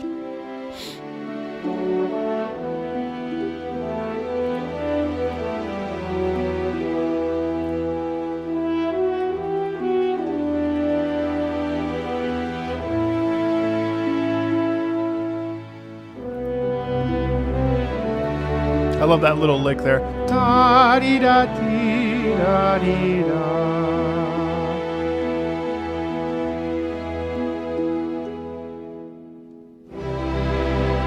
And then this feels like doubling down, you know?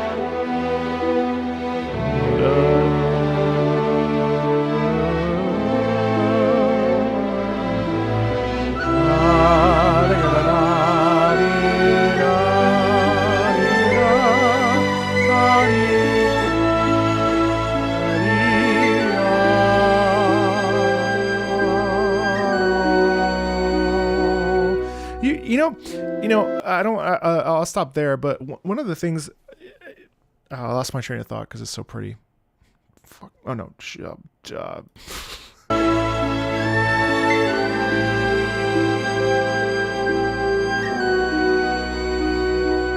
The way that it resolves down is always so intriguing to me. I love this piece. I mean, this whole soundtrack is just so majestic. I never finished it, but it's definitely one of my favorite soundtracks, I would say. At least in the last like 5 years. It's like so pretty. Did it come out? Yeah, it came out in I was in France. It came out, I was in Switzerland. It came out in 2018, summer of 2018. I'll never forget that summer. That soundtrack is so special to me because it was my friend.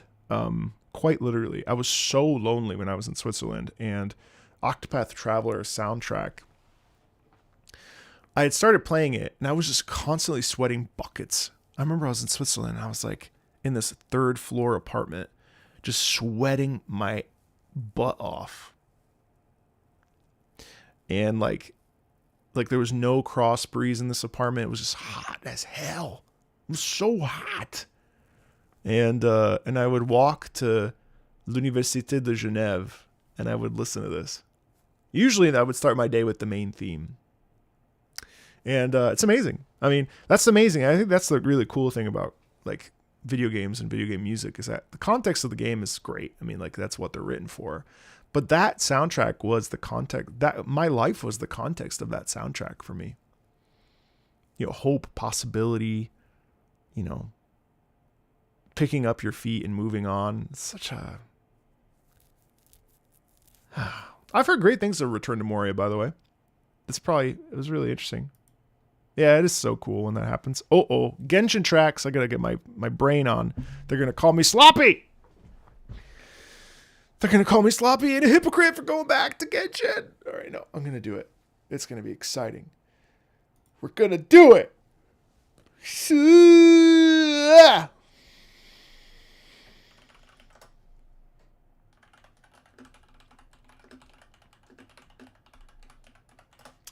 No, I'm excited about this. This is the one with opera singing. Hey, Apple.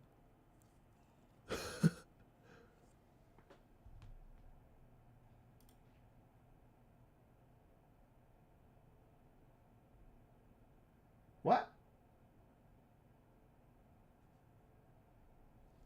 Is my stream still okay, chat?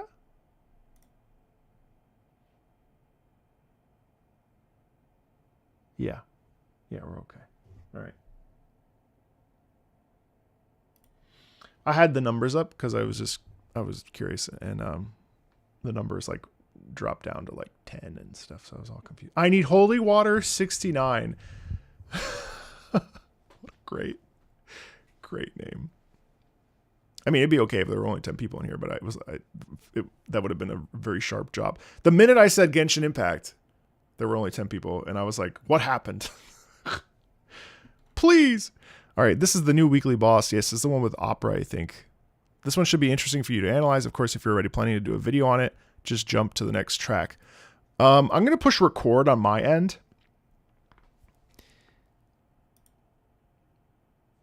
Are you still here? Yes, we're good. All right. The Game Before the Gate boss theme. Let's check this out. I've heard great things about this piece, actually. Let's listen.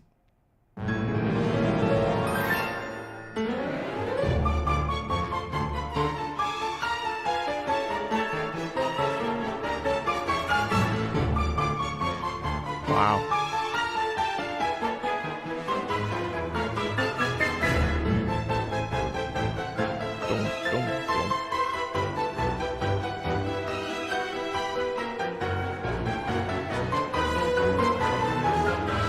Ooh, the slowdown.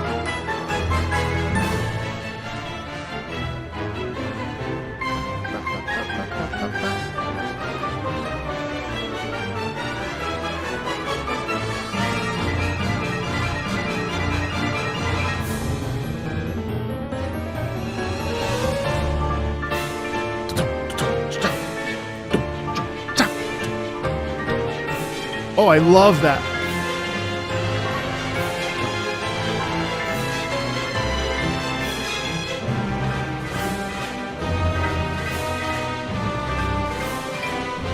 All right, then we get to this like Russian dance almost.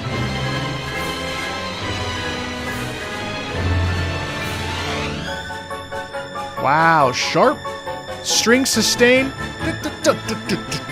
You know, wait.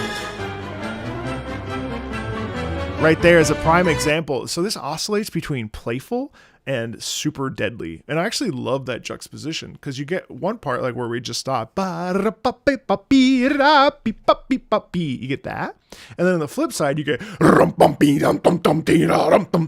So you get this oscillation between dangerous and silly and fun. Now, obviously, it looks like it's taking place on a giant chessboard. So maybe that's the playful energy of it.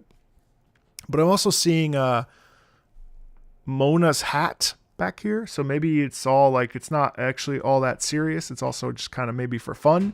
And obviously I wouldn't say that the stakes are really high, but one of the most incredible things is really the piano playing. And I grew up with listening to a lot of piano, a lot of Liszt, a lot of Chopin. And so whenever I hear this reminds me very much of Liszt's Hungarian Rhapsody No. 2. Yep,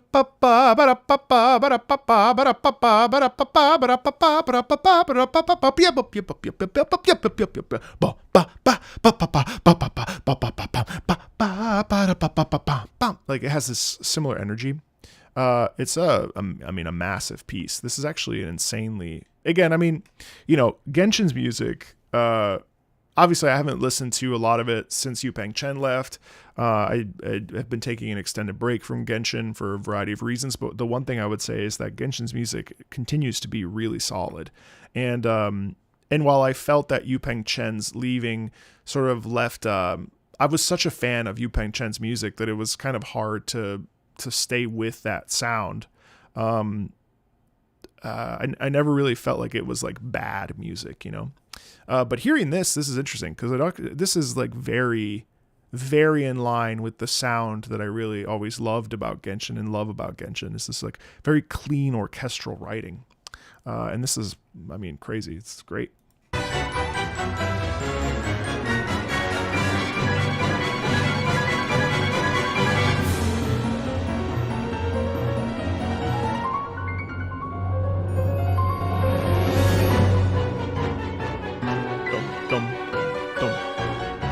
You also feel weight and size in the left hand of the piano. Dum dum dum dum dum, like all that.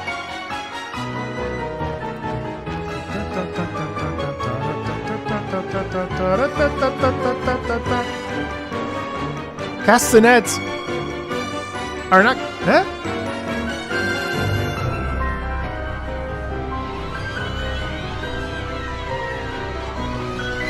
Like you hear how that's like intertwined with like some sort of magic in there because it's intertwined with it. Almost sounds like Nightmare Before Christmas. There's Danny Elfman for sure. But in between that, you get this real like toil, spirit and bubble. You know what I mean? Like that's the sound there. Listen. Just the strings like sliding up and down. And then we get staccato here. Doubles in size. Phase 2. Phase 2.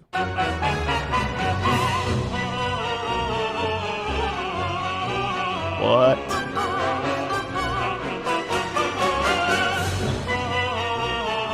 Boom, bum, bum.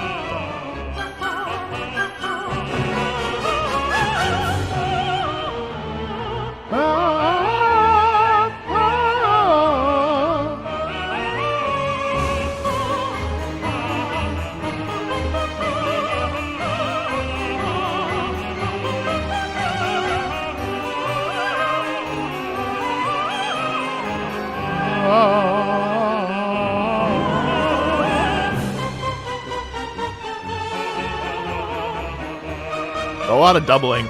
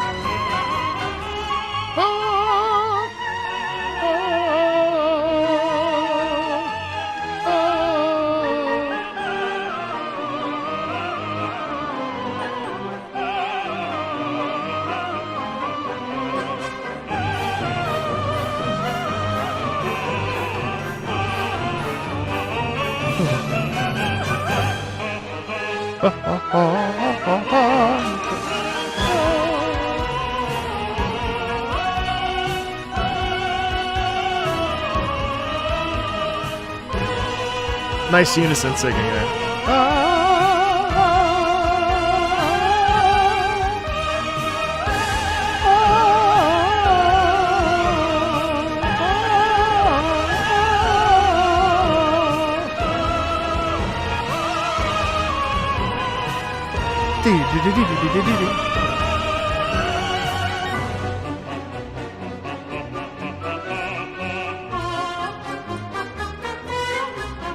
Actually, this little corner is worth talking about. I mean, I have thoughts, but what I find really funny here is that this is basically laughter.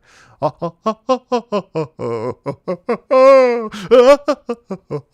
then it's like, oh wait, we have to be serious. I'm gonna eat you. Isn't this funny? Isn't this funny? We're having fun, but I'm going to kill you. You know what I mean? That's kind of the. I will say. The vocals are just extensions of the orchestration. Like, there's nothing special about this. The singers are great, but there's nothing special about they're not soloists. They're part of the ensemble. And in this case, it's very interesting when we choose to take singers, which are usually front and center and the leads or the dominant force of a piece, and we integrate them within the instrumentation. So these guys are just instruments. Which is, I mean, obviously that's what voices are, but singing in that case. But you often hear them as soloists, so it's very interesting to hear them kind of just there. And there's a ton of doubling in this. I actually think that the like sort of EDM-y sort of like fantastical part is like, I mean, I'm looking at this image. Obviously, it's like a king and a queen of chess pieces, and I think like that's sort of summoning those. That's that summoned sound of those things.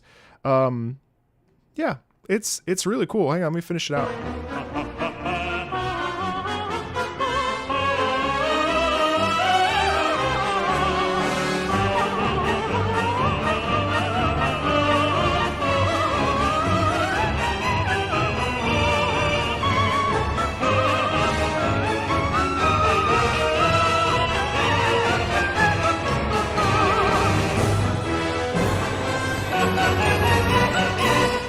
Yeah, lovely. I mean, what a great little piece. And I think, again, this like not only does it show the chops of Genshin's compositional team, but it also showcases how cool opera can be and how like we can elevate a piece of music, even though that piece was great all by itself. But having the vocals in there sort of adds another wrinkle that I think is really satisfying to listen to, don't you think? I mean, it's like so much fun because we add the vocals.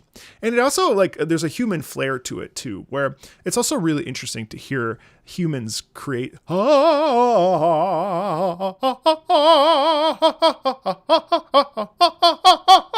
you know, like it's very unique to hear the buoyancy of the diaphragm as we do this ha-ha-has, and I find that to be very, very, very charming.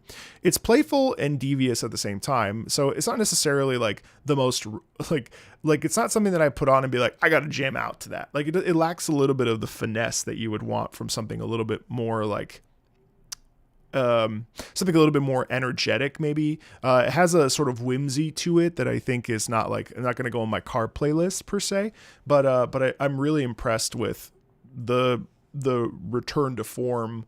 It reminds me a lot of Die Midsommernacht Fantasy, this sort of playful, almost like this is opera, classical music in parentheses, just like almost like it's larger than the original scope of the inspiration, if that makes sense. But yeah, really, really just like a lovely little sound. It's very fun. Very fun. Hey, Slowpoke, we actually have that on the, I'll be editing it down later today after the stream and uploading it later. But you can also rewind about 45 minutes, around 1 minute and 29 seconds if you want to see that. Okay, more Genshin. The Chosen of Dragon's Trials, Blackluster Soldier from Genshin Impact. I might as well record this one too. No, don't apologize. It's all good.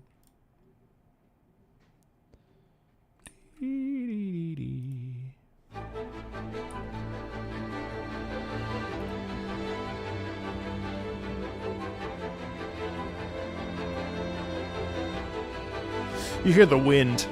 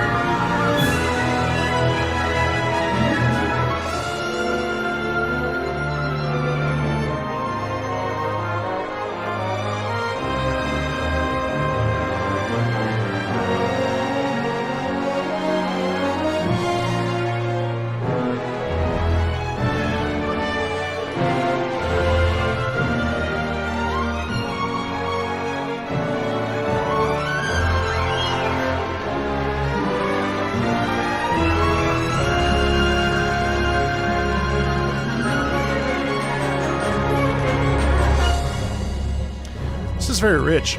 This is a very rich piece. The Chosen of Dragon's Trials. What an interesting name. And you really hear those dragon trials. At the beginning, I feel like it's our sense of, I actually didn't love the first 10 seconds. I felt that melody felt a little hokey. But then as we, once we kick in, that really feels like determination, and it feels like a confident like set of like ideals where it has to be like, you know what, I don't have a choice. I gotta double down, and I gotta head up this mountain, and I gotta fight these dragons. And then you see the dragon around like a minute 30, 40, and you're like, oh no, that dragon is massive. Okay, well, I pull out my sword from my scabbard, and I say, well, I have at the demon dragon. And then there's this exchange of blows, and you hear that musically. And then, you know, at the same time, you hear the wind, and maybe you're flying through the air on your own dragon, and you're having this back and forth with the dragons themselves, and like this is very, very. It's much more of a tone poem than an individual piece. And by tone poem, what I mean is a piece of music that is telling a story, and those are, I mean, programmatic works in the orchestral lexicon that are there because you can kind of see the imagery with your mind's eye. It doesn't need context. It's a very well thought out piece of orchestration, and it's very good. It's very nice. And there's danger right there.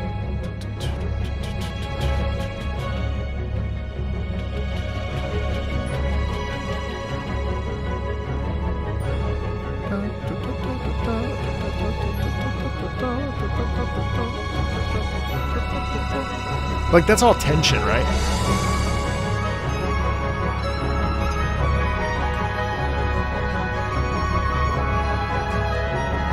And that's the voice of strength.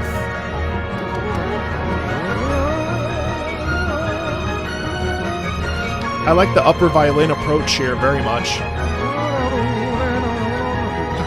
And there's a natural growth here, actually, which is really cool.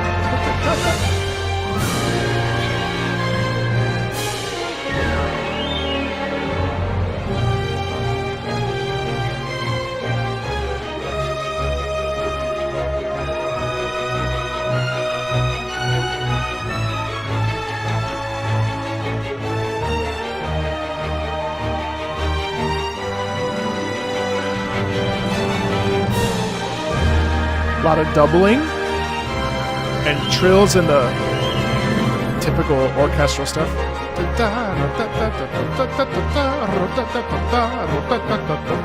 I really like this. This little motif is nice.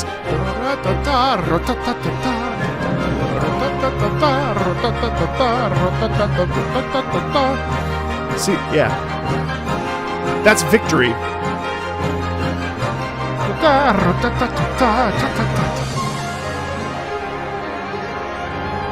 Sort of cascading, flying up through the clouds, slowing down, reaching the pinnacle, the peak.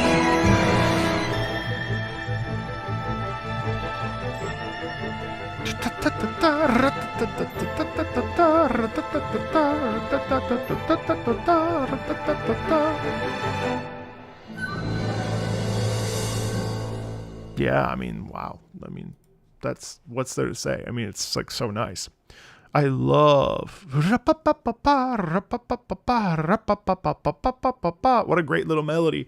And again, I mean, it's just like really beautiful orchestral writing. I mean, there's a reason why there's a Genshin Impact orchestral tour, because the music really fits an orchestral setting. And I've been saying that for years now. Genshin's music, especially this style of it, and it just works. It just works in an orchestral setting in a big way, and it's lovely. It's rich. It's melodically focused. There's a lot of accentation around it. There's a ton of melody focus, while also it's lovely. Really enjoyed that.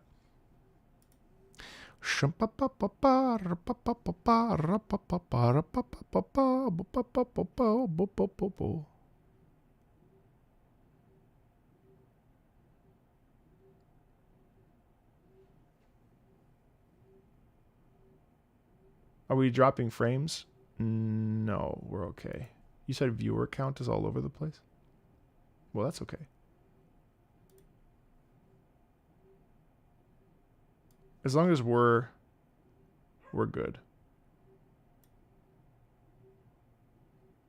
No, I think we'll be able to do everything today. I'm here for another 2 hours. So you guys feel free to come and go as you please. The VOD will always be here. Stop recording. I should have recorded the Iron Mouse video from before. Ooh, I am Setsuna or Faster Than Light. Let's do Faster Than Light. I only recently have gotten good at this game after playing it casually for years, and I get to hear this song way more. It's a perfect song to build up suspense as you control your space crew to stand against the rebels and save the known galaxy. Last Stand. Are those spoons?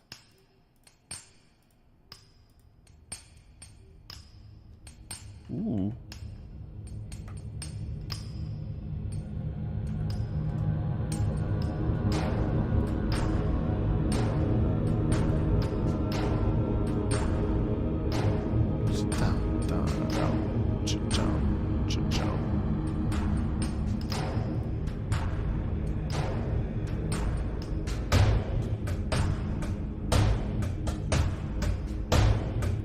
Oh wow, this is cool.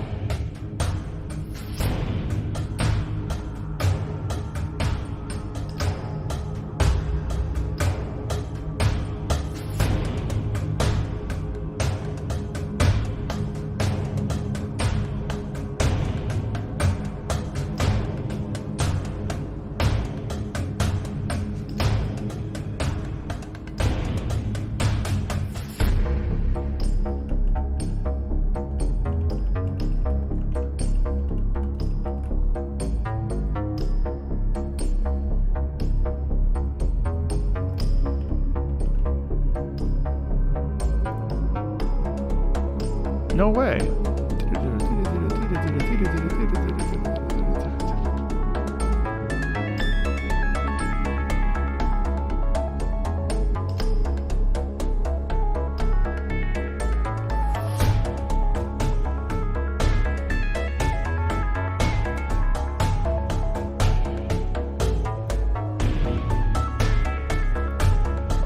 What a build.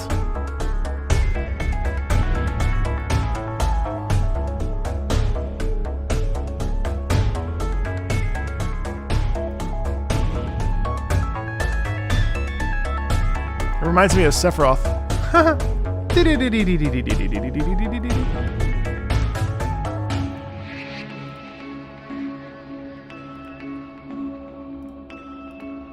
I'm so glad I picked this one.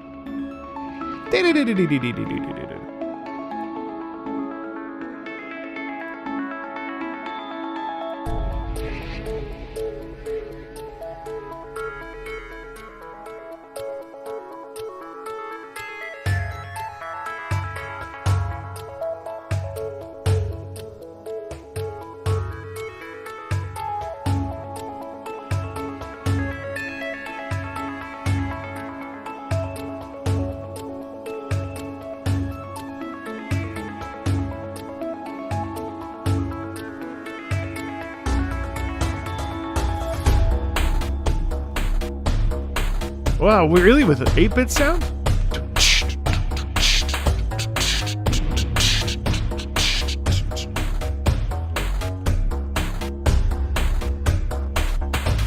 Alright, I'm sorry, I meant Genova, yeah, my bad. That's what I meant. You're right. We're gonna finish today.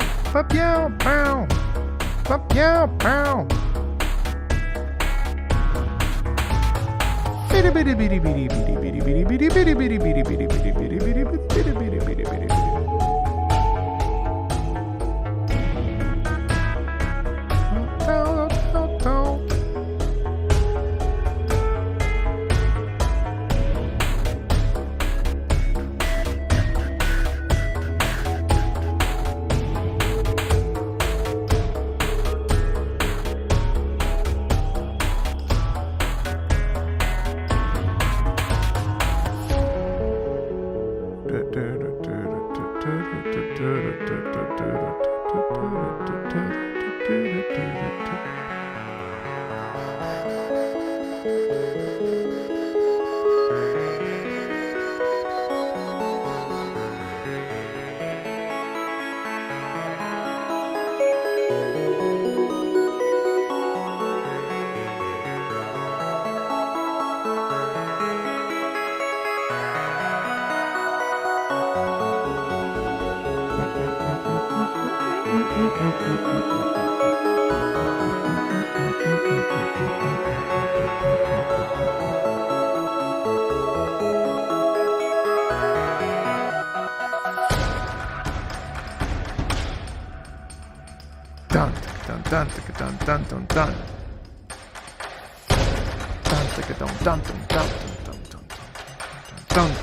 dun dun dun dun dun.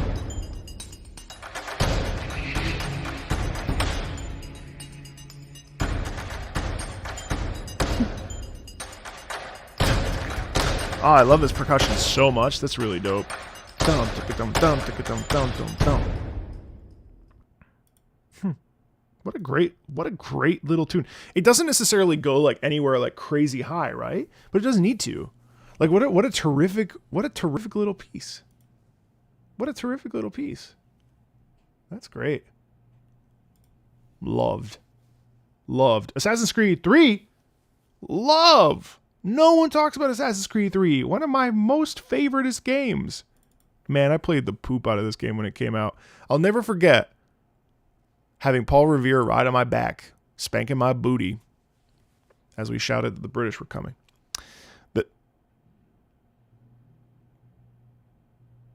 This plays for the first time in AC3 during the Battle of Concord, and this is used again later on for another mission. I feel this piece was better fit for the horseback mission where Connor was silencing enemies running through the woods. I'll never forget going into the battlefield and just...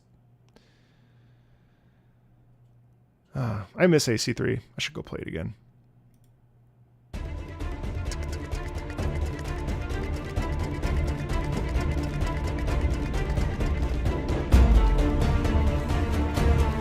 Your older brother worked on these? Really?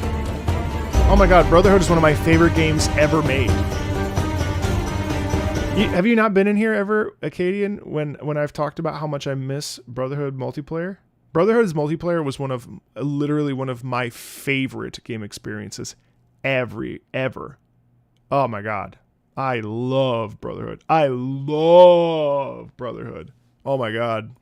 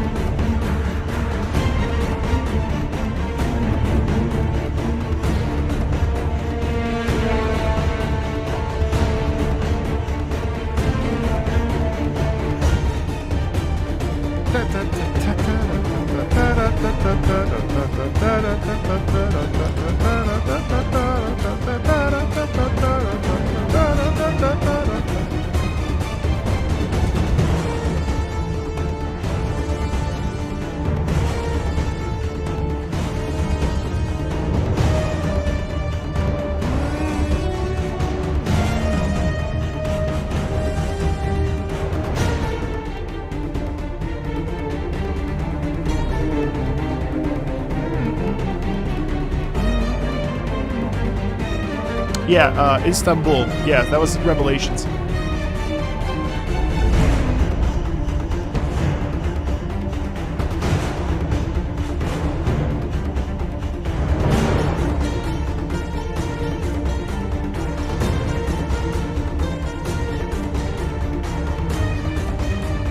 I love the tension in this so much. It's so great. I love the hits too. Bang, shut down. Down, bow, shut down, bow, shut down. All right.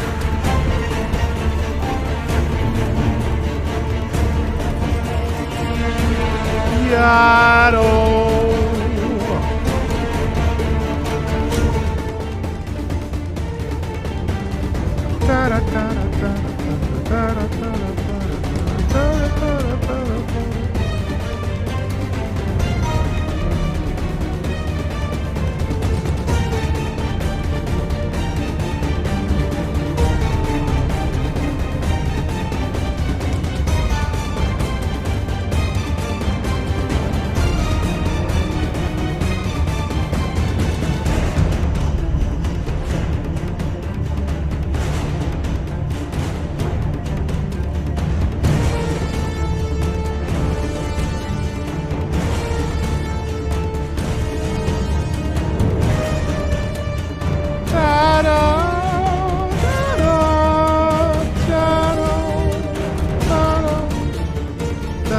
Hey,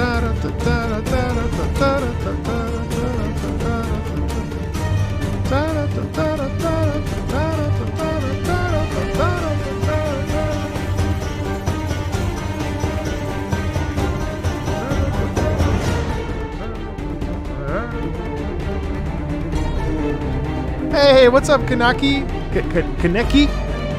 Thanks for the raid over there on YouTube.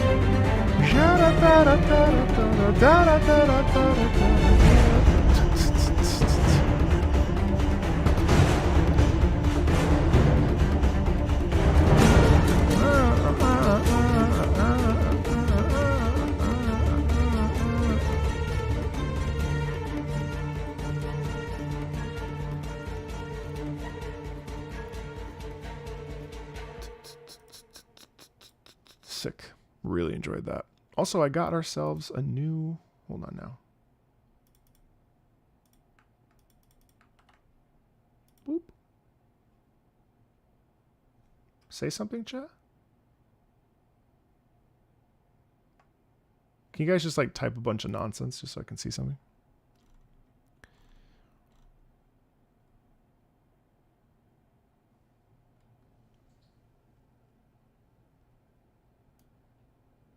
Oh, that's too big. Hold on. Width would be better at 400.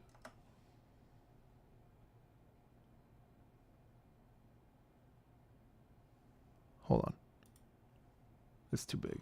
Font size 25. Background. Can you keep typing something else?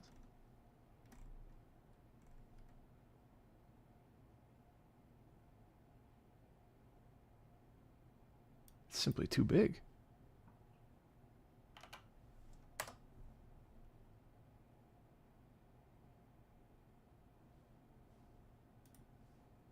Burger. That was you wrote. Burger.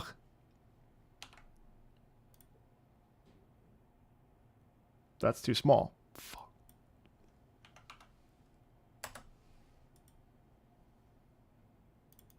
Chat got an upgrade.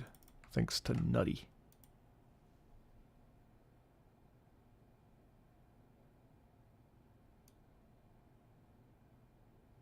That feels good.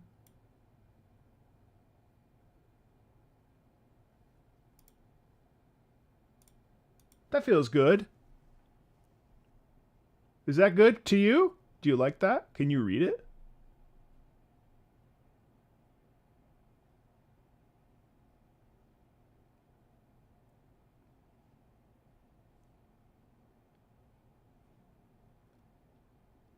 Pretty good?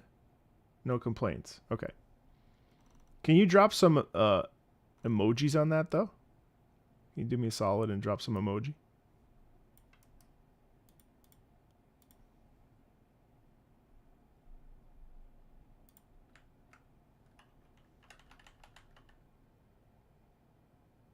How about those Twitch emotes? Can someone do a Twitch emote for me?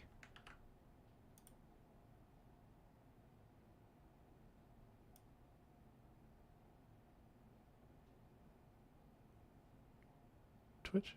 Twitch, everyone in Twitch is AFK. Oh, there's Rue. Okay, yeah. All right, word.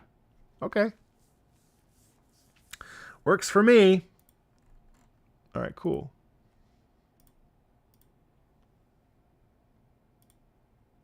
All right, I'll keep you guys there. Can you read that?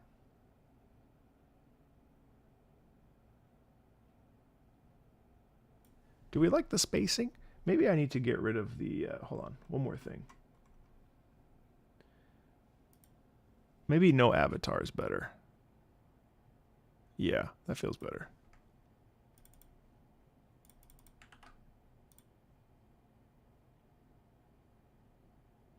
Custom emotes don't work? Oh.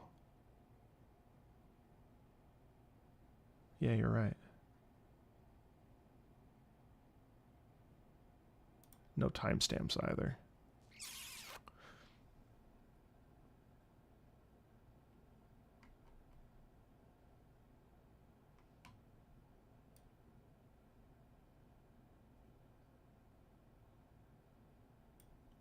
Yeah, it doesn't work. Poop!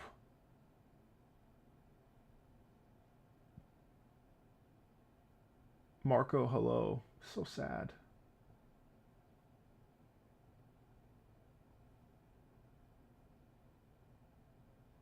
Well, all right. Well, we'll keep that there. It's okay. I'll figure that out. I must... That's annoying. All right. We'll keep you there. Okay. Keep that there for now. That's a bummer. Okay. It's okay. Let's do... Woowa's tomorrow at 10 a.m. EST. I really love Assassin's Creed. Final Fantasy. Ooh. Final Fantasy 9. Hard to pick just one track from the piano opera series. One of the biggest scenes in FF9 was when everyone's rallying. Yeah, Marco Meatball piano opera cover when? Not Alone opera piano cover, huh? Wait, piano opera? What? What is this? What do you mean piano opera?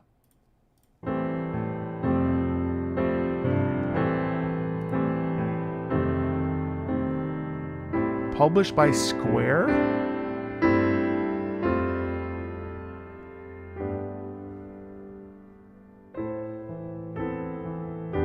Oh! Oh!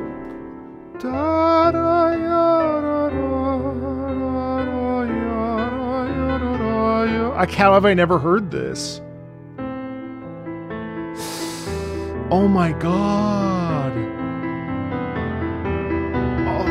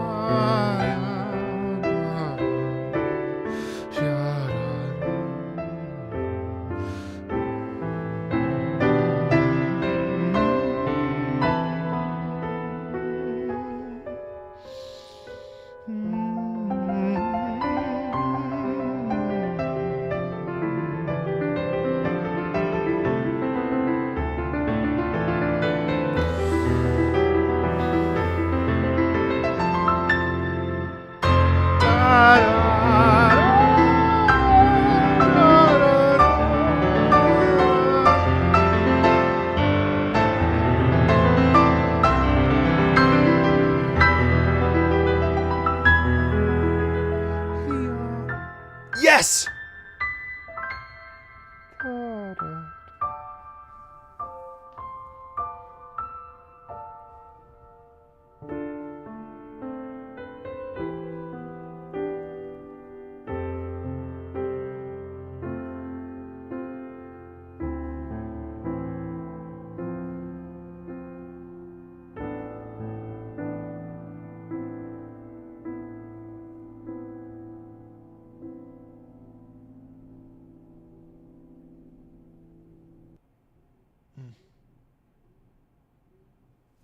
Thank you for that. What a gift that was. Thank you so, so much for that. Piano opera. Piano opera, huh? Yeah, look at this. I didn't even know this existed. That's an immediate download. Thank you so much. That was just magic. Thank you so much. Matoya's Cave?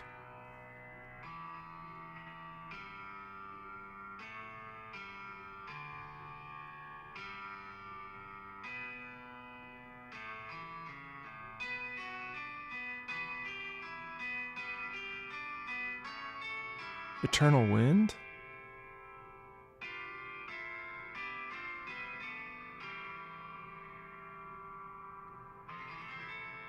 Ooh.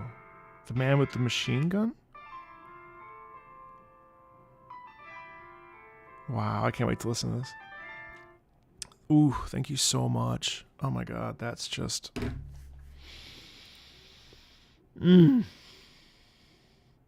Barker, so vocal Kingdom Hearts songs are super not good.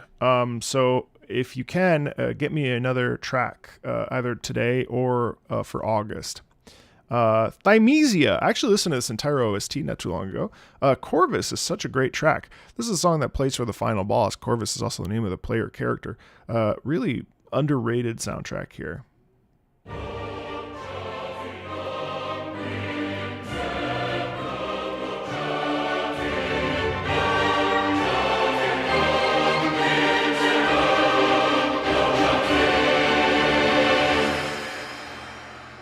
Hey, Kal-El, what's up?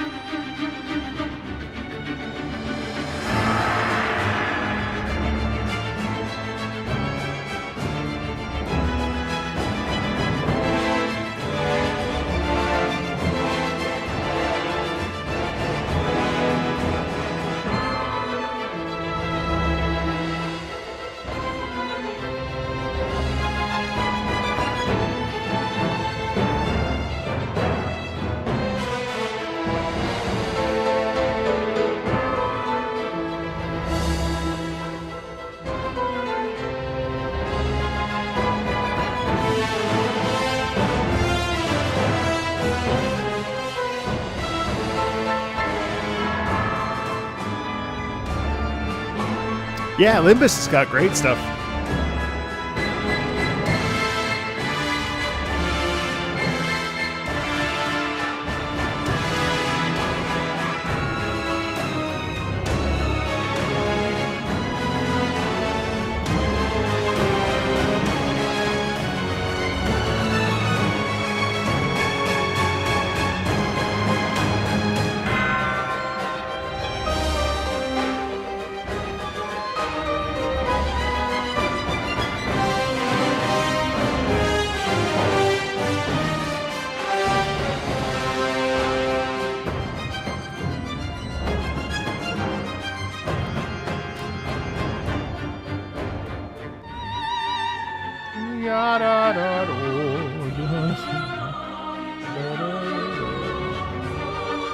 Did you just say Ace Combat? What'd you say? Ace Combat!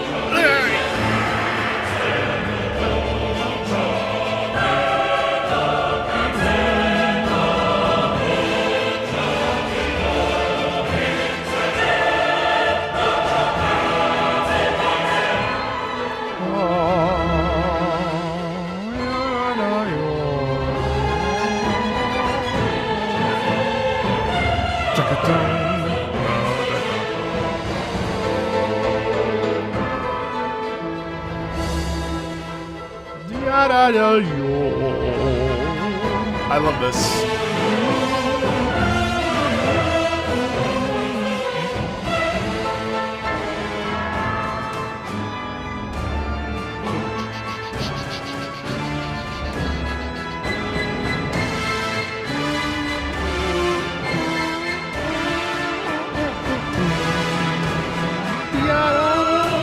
Nice key change.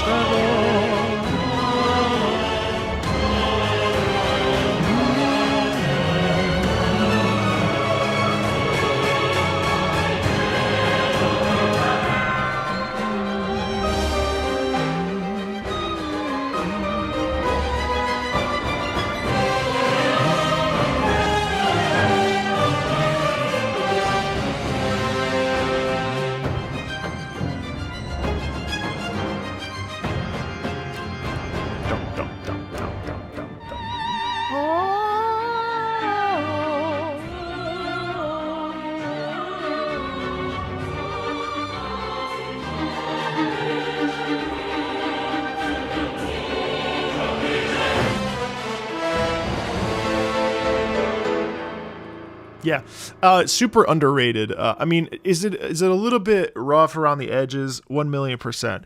Is it really intriguing? It feels very Bloodborne-ian in its nature. There's some really cool stuff that this game does.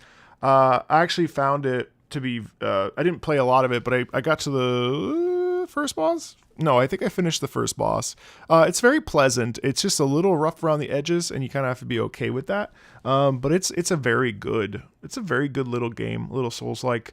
I think the soundtrack is sometimes tough because it doesn't necessarily always go somewhere. Like some of the tracks feel a little bit. Generic is too strong a word for what I'm trying to say, but that's the first word that pops in my brain. This final track here with Corvus is really fun. There's some really good stuff here. If you like Souls-likes, there's no reason not to play Thymesia. You probably already have, to be honest. But I very much enjoyed listening to the entire soundtrack. I think it was 2 months ago. It's a great little thing. It's a great little game, and I really like the design of Corvus.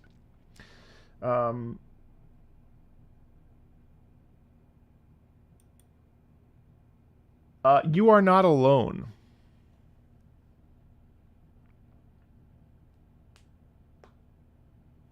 You know what's weird? So there's Wushang Fallen Feathers is coming up in conversation a lot right now.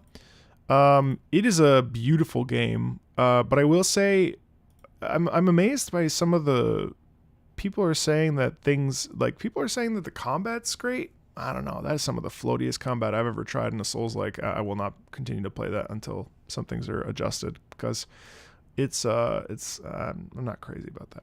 Fate Grand Order? How did you know? I finally caught up with Avalon LaFay, the longest and most well-regarded chapter of FGO. For reference, is longer than the entire LOTR trilogy. What? It is? And I decided to pick a track from it. I may continue to do so for the next few picks. Actually, there are a lot of beautiful and intriguing pieces from this chapter to go through. I recall you had a live performance of Oberon's theme suggested for one of your previous streams, but I decided to start with one of my favorite battle themes. It's one of brave characters. You know what? I was this close. Hey, Sanger, what's up, buddy? I was this close. I said, no. Away with you, demon. FGO. Decisive battle. But Fate Stay Night, though, I'm all about.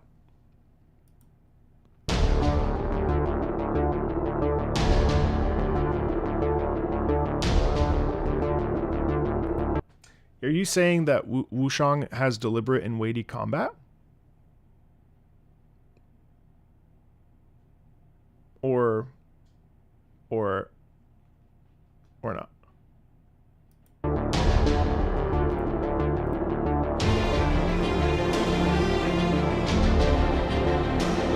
Oh yeah. 1,000,000%.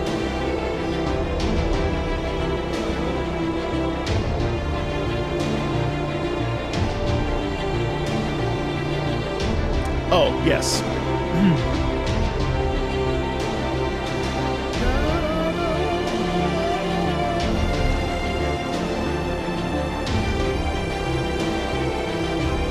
Wait. Can I just say that, like, the concept of fate? Now I don't know why the Holy Grail needs to be discovered. Or I know that, like, obviously it grants one wish, and whatever the wish is, it grants, right? Fine. I haven't gotten to the part of the story if they ever explain why the Holy Grail is around. But can I just say, like, how cool it is to, like, be able to get, like, summon a servant? I mean, the whole concept of the, like, you don't really know what kind of servant you're gonna get, but you have to find the piece of equipment. And, like, the fact that Tosaka's like, I found like the remnants of a snake of fire or whatever the hell he says. Like, it's a spoiler. Don't say anything. Pretend I never asked.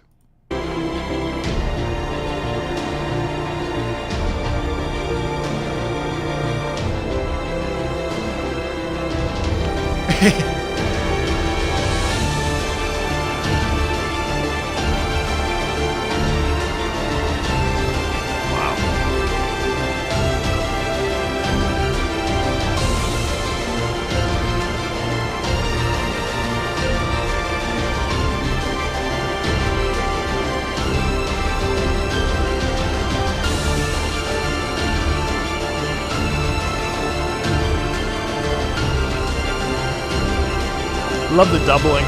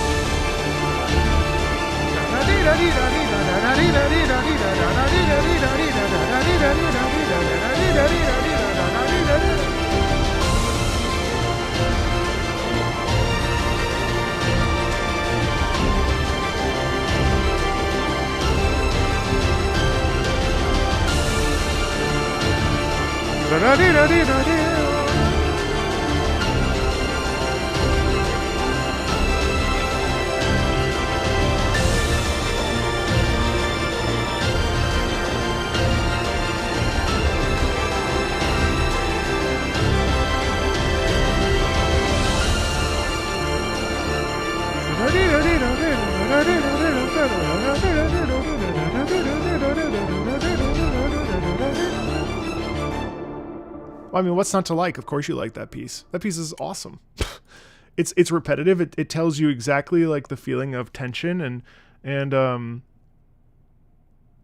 it just keeps us in a moment in a state. And I really I mean, what a nice little piece. I mean, it's just like fun.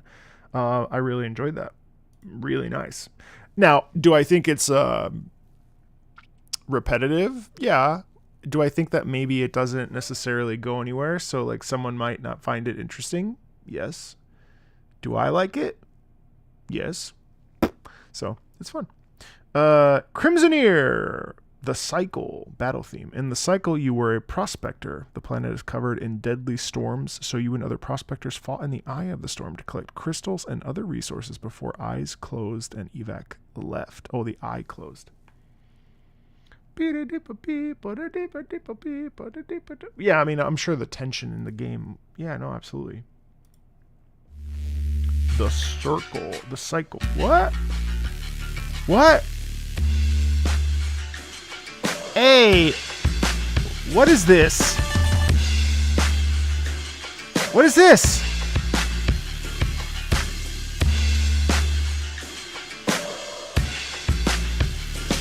Oh. Oh, yes.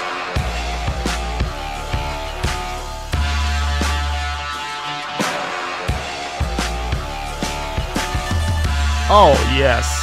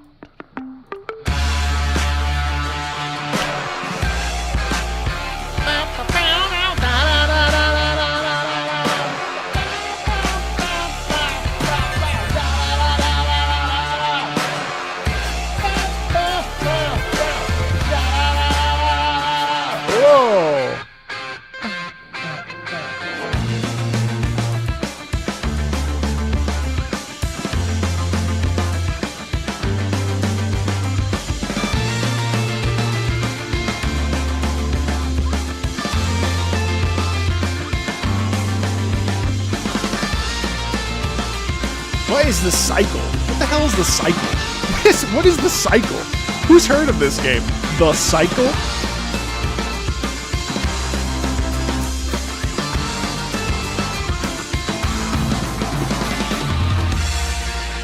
The cycle?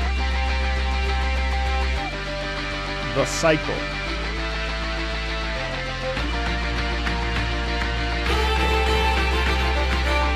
Huh?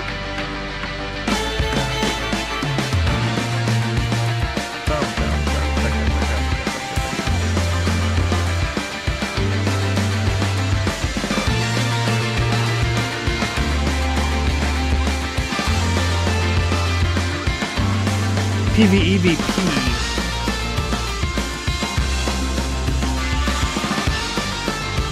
First-person shooter escape from Tarkov, huh?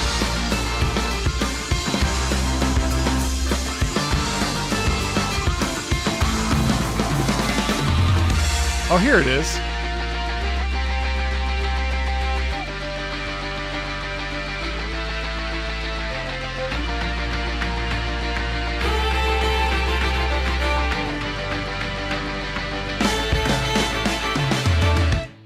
They relaunched it.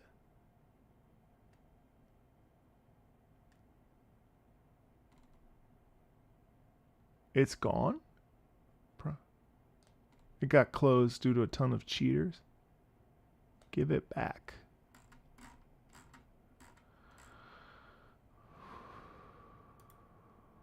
Really?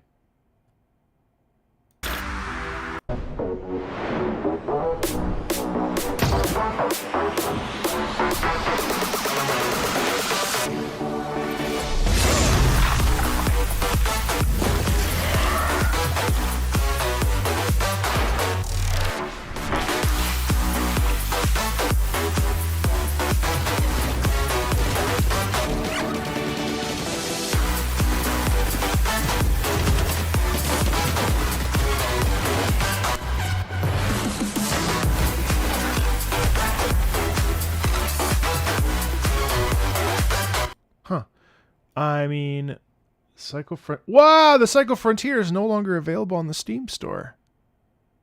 Whoa. Wow, dead game. Wow. Dead game. Dead game. I listen to music from dead games. Video right there. Oh man, that's so sad. Oh. Damn, that looked fun as fuck. Or that looked fun as poop. Wow, I love that track though. Deltarune, Chapter 3 and 4, Third Sanctuary. Play the other song if you do not want to listen to Deltarune's soundtrack on stream. I want to see if this gets copyright claimed. I've heard this. Bunch of rhythm meter changes here. It's pretty cool. This is a cool track.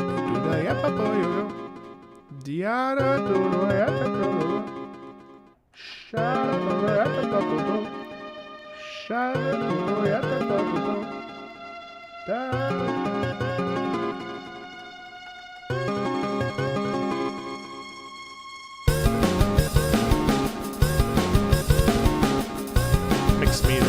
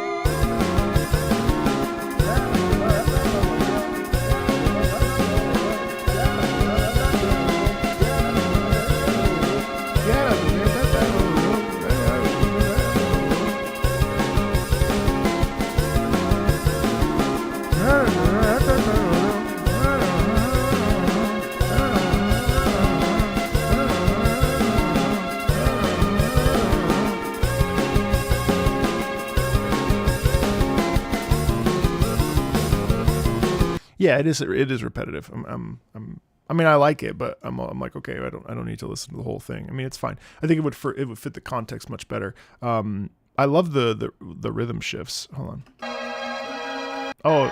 Oh, what? That's whole one song? Okay.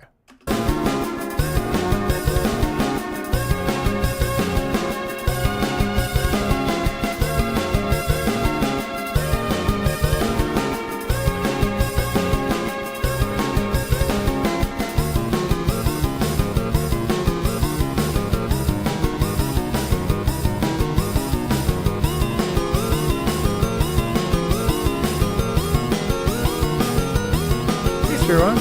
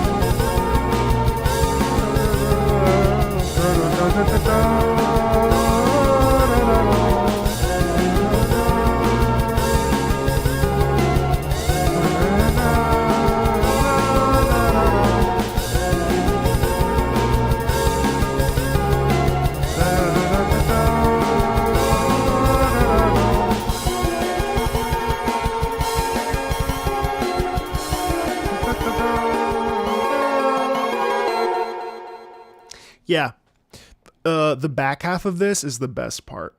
Now I like I like the mixed meter rhythm shifts. I think those are really nice. I really like when those sort of the string sound kind of comes in. But admittedly, that is 4 minutes. That's a little too long. That could have been a really nice 2-minute track. I think that the repetition is sort of okay.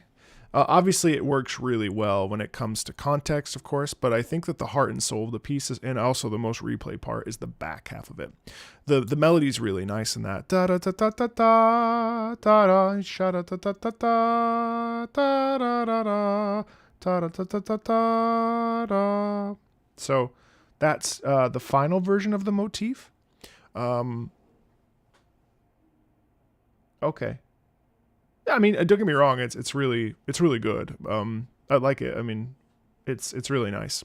It's really nice. But yeah, I really like the back half of that especially. I don't know if Deltarune hits me as hard as Undertale does. Like what I heard from Deltarune Part 1 and 2 was good. But there were like five tracks that really I think really I connected with. The biggest one being Fields of Hopes and Dreams, which I loved, and don't forget that was also really pretty. I can't remember a lot of them, but also I didn't play through it, so maybe that's part of it too. I honestly I wish I could. It's kind of a massive mess, to be honest, because Toby on Twitter says go ahead and use my stuff, and if you get claims, just dispute it. But then you dispute the claim, and Materia says that you can't. And so there's this dynamic here. And listen, I mean, Materia is just doing its job. I think it's really easy to be like, well, Materia. I mean, they're actually just being they're actually protecting Toby and doing their job. I think that there is some sort of a disconnect there between what the truth is and what the actual thing is, because, then I saw another message that said there's too many people are false claiming it because it's out there so far. So it's a mess. I mean, I would love to stream I wouldn't want to stream this game, actually, excuse me. I would love to upload a musical Let's Play of it, but the work required and the editing cost required to get something like that out, and then, not be able to do anything with it because of this, that, and the other, because of claims, sucks. So I don't know.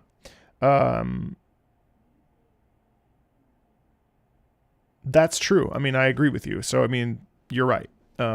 it's like a complex thing because I don't know I don't know what's actually happening with it. So I definitely want to do an OST listen, and I really I think also want to play it, but it'll probably be a minute. I don't know.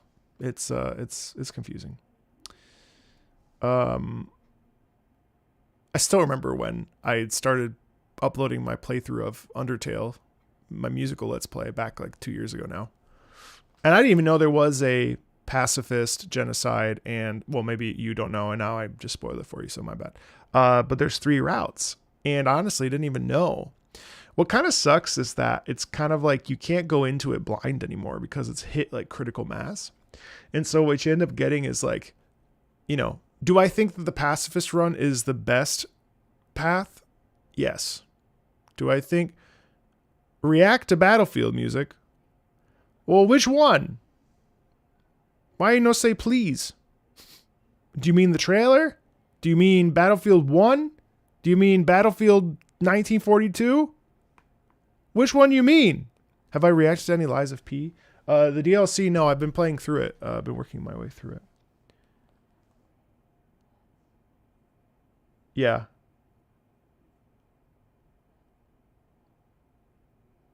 Well, anyway, I can't right now because I'm on a different train. If you want the Battlefield 6 trailer, that I can get you in a couple days. He actually said it with an react to Battlefield music. What do you mean you don't like a Battlefield? Have I ever listened to I've ever listened to some, yeah? Do you see that guy that played Ark Survival Evolved for 34,000 hours? Hey, listen, as long as you had fun, right? I liked that Third Sanctuary though, Sphera. Thank you as always. You know what's funny? I think Void Stranger has more interesting music to me. There, I said it.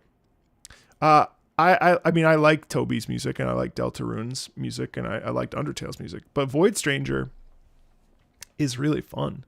Void Stranger was really special to me. I don't know. Didn't he leave a bad review? Yes, he did. Hey, what's up, Zero?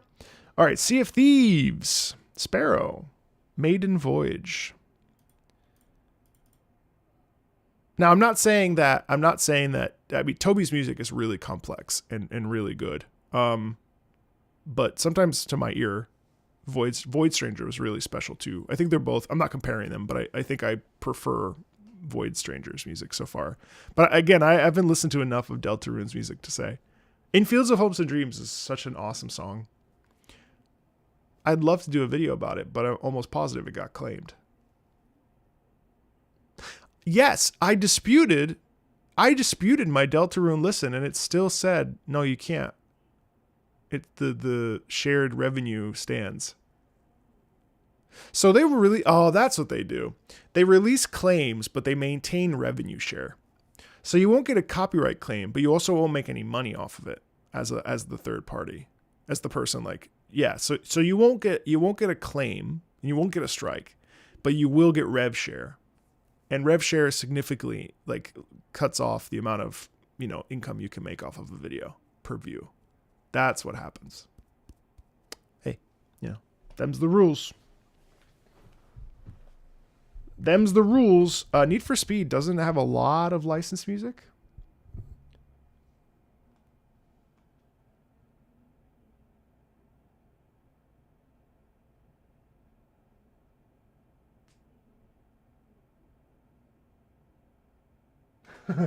But now you come to me and you say, Monko Meebo, give me Battlefield music. But you don't ask with respect. You don't offer your hand in friendship.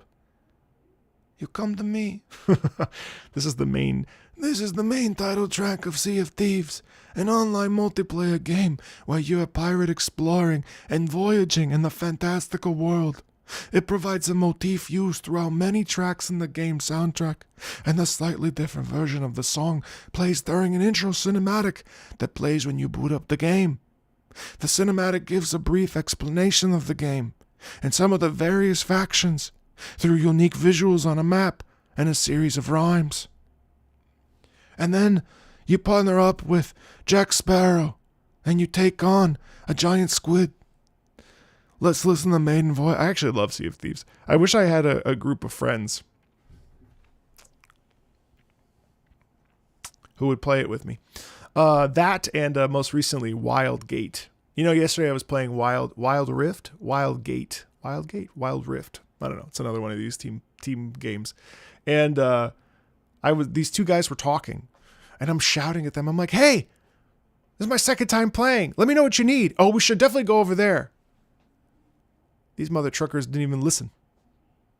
They didn't even pay attention.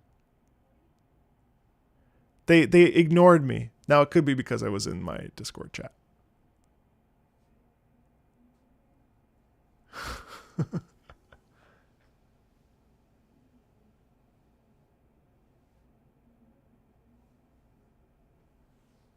All right, let's listen to Maiden Voyage. You would play with me? Ah, yes, I love this. I love this track. What's not to love? It's all like precise.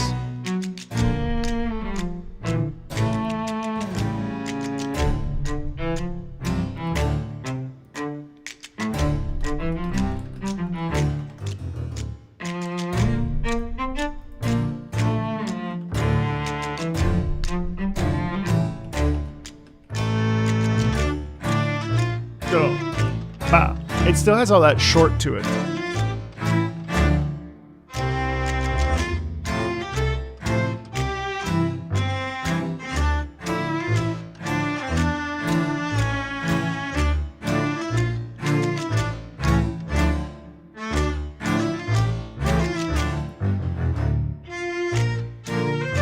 I love the short, bouncy quality of it. So much fun.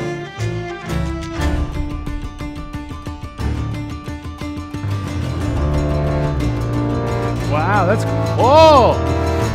listen to the horn. Oh my gosh, that's huge.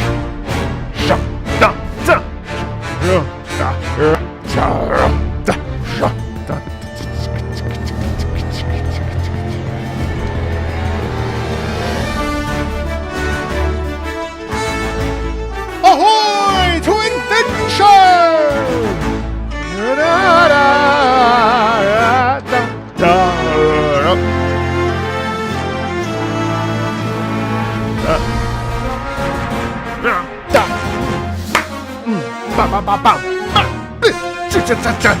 Love it.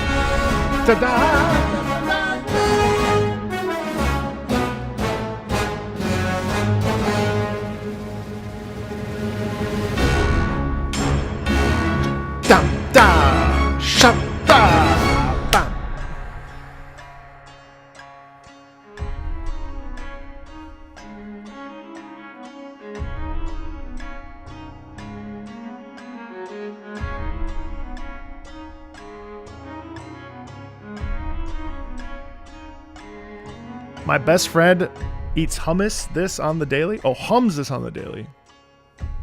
Wow, I love the ticking clock as it fades, because you know what? You may think that you're chosen for adventure, but you still might get your butt kicked by a giant megalodon shark. Very special game, Sea of Thieves. It was always on my like desperately must play list before I had a Windows PC. Yeah, and then I played it, and it was fine. I mean, it wasn't as fun by yourself, but it was still like, I'll never forget the first time I like booted up Sea of Thieves. I was like, oh my god, I can finally play Sea of Thieves. And then I booted it up, and I was like, oh my god, the waves. And then, yeah, it was awesome.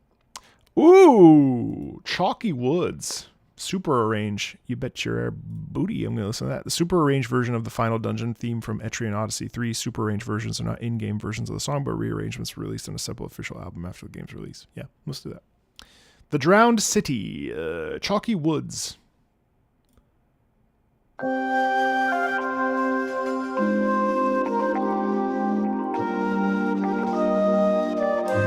Very pretty there.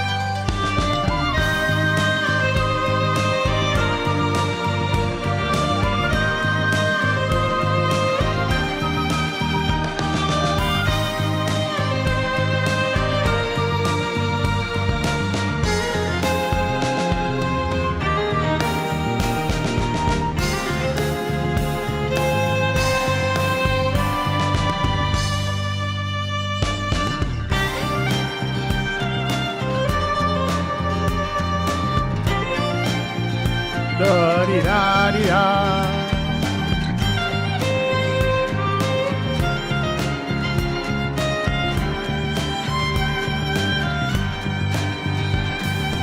Da da da da.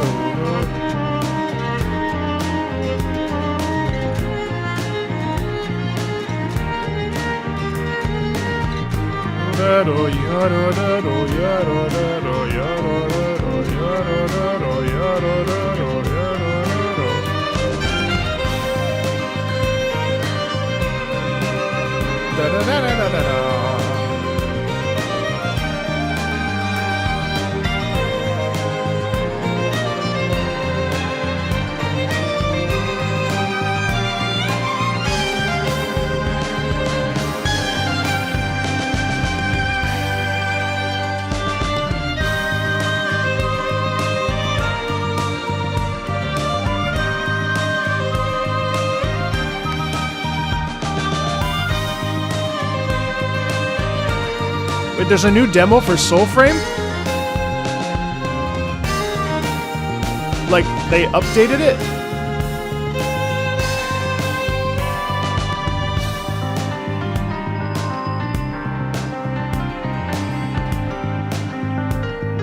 Near Automata 0.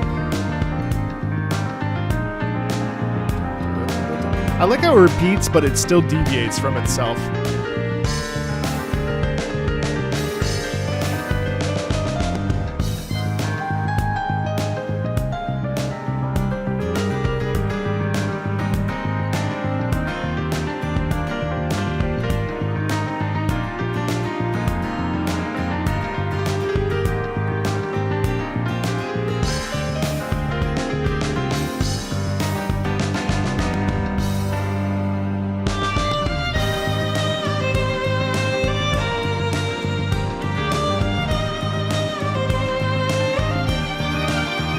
Wow, the strings in the back are just so lovely.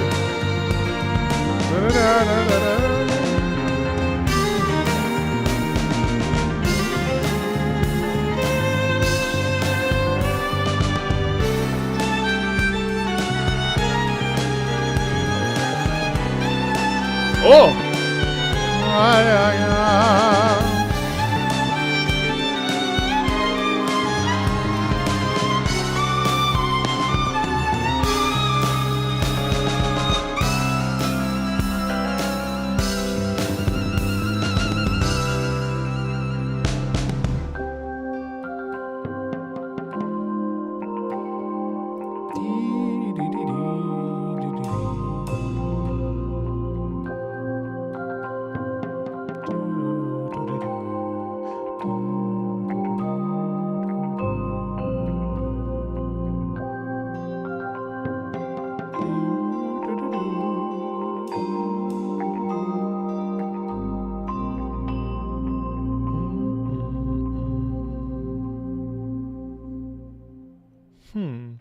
What a nice piece. Thanks, Aaron. What a nice piece. It was such a mood, you know.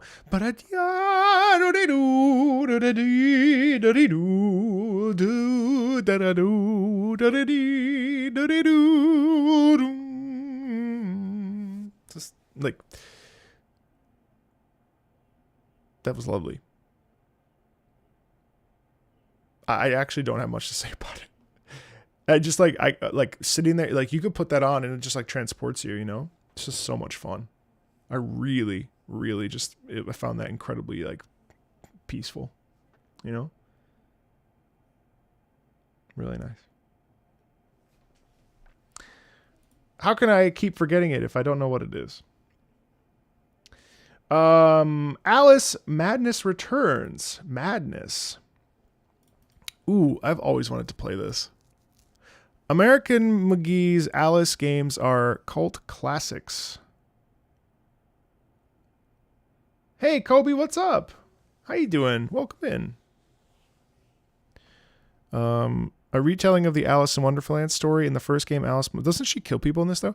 Alice must restore Wonderland to its former beauty, and in doing so restores her own mind. In the second game, Alice is still not recovered fully and flip-flops between reality and Wonderland as she attempts to recall the accident that led to the death of her family. Hey, yo, what? I want to play this. Does it work on Steam? I tried to install it on my Steam Deck, and it wouldn't work. Hey, Marco, I'm a bit late. Oh, don't worry about it. The Final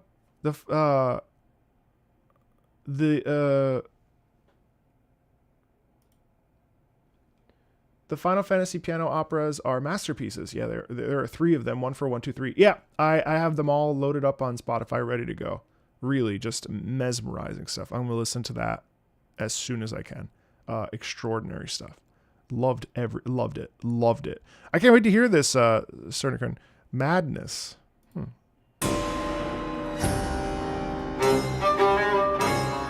I heard this game is very special, actually.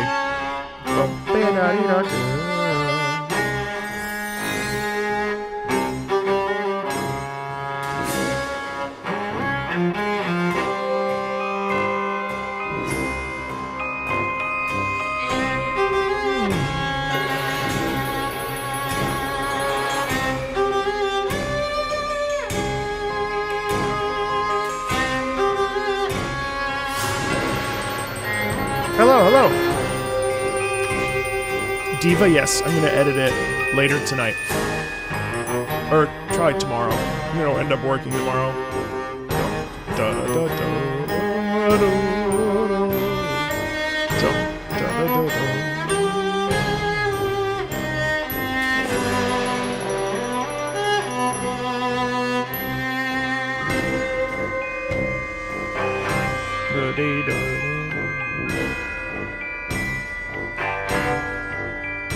Hey, Siren!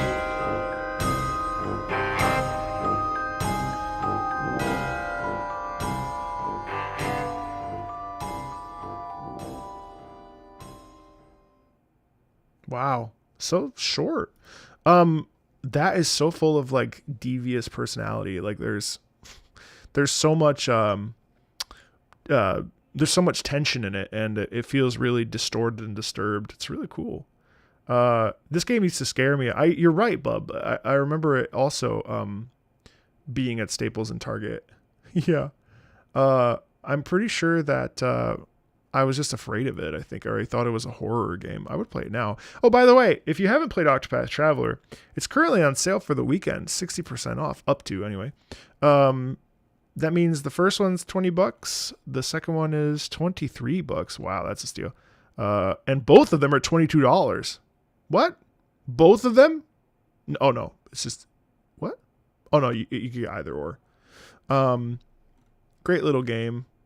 First one is okay story wise, but the setting is beautiful. Yeah. Don't make me play For Honor again. Come on. Alice, the Madness returns. Yep. $10. I should play this. Look how pretty it is. It's like such a unique. I wonder how it plays in the year of our Lord 2025.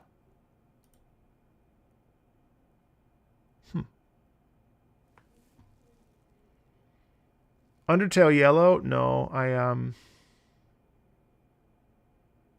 haven't listened to it again because of copyright. Also, Luality is confusing me because she's playing. Game is an alpha. We can't right now. Oh, look at this. Oh, Soul Frame. That's gonna be so good. Anyway, neither here nor there. Okay. Sorry, it's like totally distracting me because every time I open up YouTube, there she is staring at me. Okay. Oh, Sword. Ooh, Ready or Not, man. Ready or Not. Chat, how do you guys feel about the Ready or Not situation? Do you feel that the censorship that they did for... Well, okay, hold on. Censorship... Do you think that it's bad that they censored a lot of their content, like some of the darker stuff, because of the console release?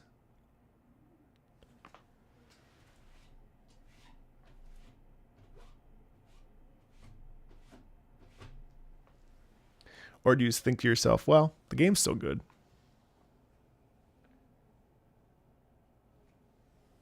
The censorship significance is overblown to an ungodly degree. I mean, I saw what they changed. I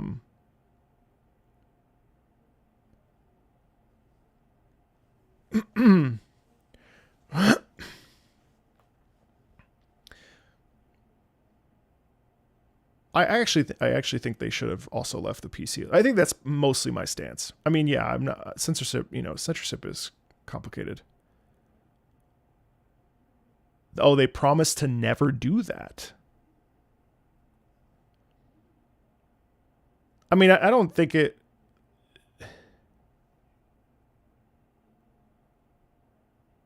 Censorship is bad. My whole nation now has to jump through hurdles to find a hog cranking.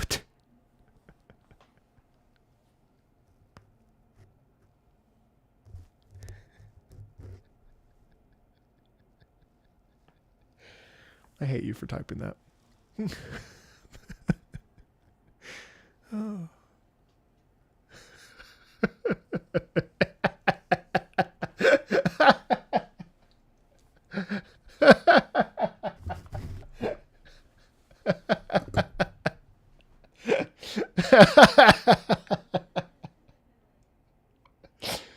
Oh.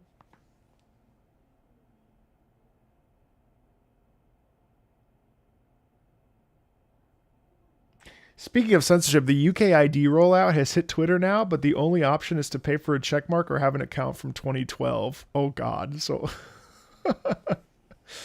yeah, I'm not crazy about the censorship. I don't know. So I'm of two minds with censorship. On the one hand, like censoring like Wuthering Waves' Contorella's camel toe doesn't really upset me all that much. I don't necessarily have a problem. Listen, I understand. I think this is way too nuanced. I don't even think we should get into it just because I don't feel like having the back and forth. But at the same time, I think that there is a line, and you kind of just have to be delicate because it's like, well, if you do this, then what's going to stop you from doing this, right? So that's my nuanced take on it. So like, while certain things I don't care whether or not they're censored, or I don't feel one way or another about it. Like I'm not strongly for it, and I'm not strongly against it. I'm kind of I fence it a bit in the sense, which is a negative connotation. But I'm like, okay, well, like but I do think that the ready or not stuff. I mean, it doesn't affect the gameplay. So for me, it's like, well, if it doesn't affect the gameplay, then whatever. But at the same time, I do think that it's a predicament because once you pass the threshold, yeah, you know what I mean? Like you can't be like, well, we're going to do this. Especially if they said they wouldn't, so anyway, like I don't really necessarily have problems with like, I think it was like Dragon Quest 3 where they like changed the designs, and a lot of folks were upset because it's like, well, that was a Toriyama design that you're like censoring, or like why can't there be cleavage? Like, who cares? Like, that should stay the way it is because that's, I don't know. I kind of am like, but at the same time, I mean, it doesn't affect the way I play the game, but some people feel really passionately about censorship, so it's very, very complicated.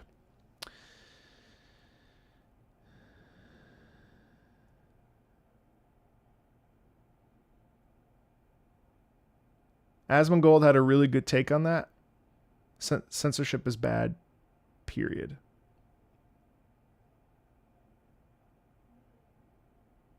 I got you. I already filmed it. I just have to upload it. Yeah, I mean, I can agree with that. Censorship is bad. The Visa MasterCard forcing smut off of Steam and itch.io is the problem. All of it. Yeah.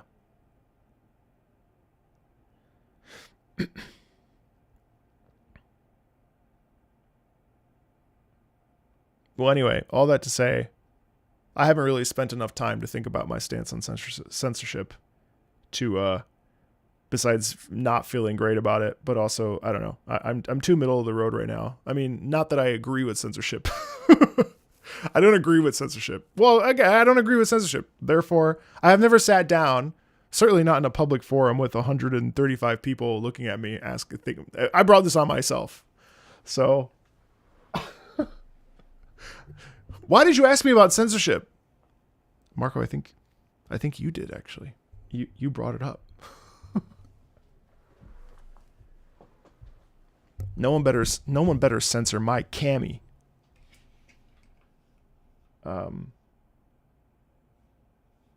Yeah, I definitely think that I don't agree with censorship. I don't know why it's not really a question. I don't think that a credit card company should define whether or not smut is on a platform. That's absurd. Why? Why should you dictate? You know what I mean? Because yeah, you're right. Because what again, the question goes back to what I mentioned earlier. It's like, well, where's the line? You cross the line once. How far are you willing to cross? You know what I mean? The other thing I'll remember from this convo is the fact that now Deersley can't. What was the exact hog crank anymore? That's my mod, everybody.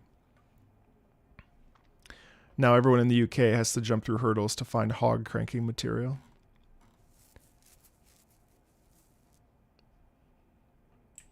I mean, didn't Florida ban Pornhub? Excuse me? Blue Archive violating fundamental Steam rules. All right, hold on. Let's reel it in. I want to listen to the Ready or Not track. That's what this conversation. It's banned in 20 states.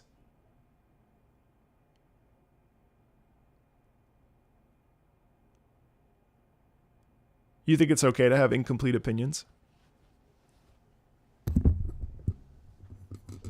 Kobe, this is the internet. If you're either with us or against us, there's no in between. I can't just say, I haven't thought about this enough. I need to know. I need to make a decision. I need to be one or the other. There is no gray. No, but obviously, I lean more towards. I love nuance, but I don't. I think it's like, it's really the question for me. It's like, well, if I allow you to do this, then what's going to stop you from doing this? And that's why I think censorship is bad. Actually, speaking of getting close to the camera, want to see something wild? This is the oldest man shit about me. Don't even look at the receding hairline. Let me just see. Can I grab this for you? Look at this. Which eye is it? We're gonna get back to music. We're almost done. We still have another hour. We're just getting started. Is it this eye? Yeah, it's this eye. I want to show you the grossest thing.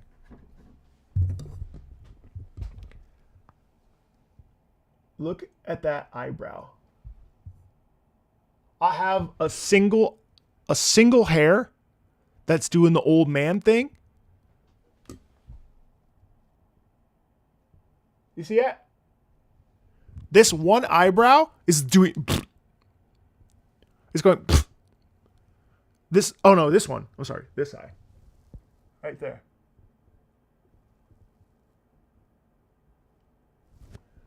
It's like. I'm not complaining. I do have astigmatism in both eyes, yes. No, tomorrow morning, 10 a.m. You know the old guys? It's going to be me really soon. Anyway, Valley of Dolls. I will say, because I have honestly been thinking about this Ready or Not situation a lot. I will say that I wish that they'd kept the stuff in. Now I know why they didn't, because of ESRB ratings and stuff. But I think they should have. I think they should have kept it.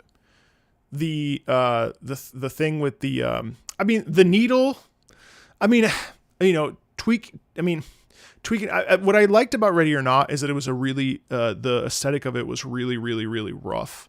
And it was very like real to life. So, you know, whether or not we need to see, I don't know if the girl is still, well, this is too much of a complicated conversation here. Anyway, maybe I do have ADHD. The combat theme for one of the missions from Ready or Not that is somewhat infamous in the community for being one of the first missions to start introducing the darker twists. Oh, is this the tanker? Let me.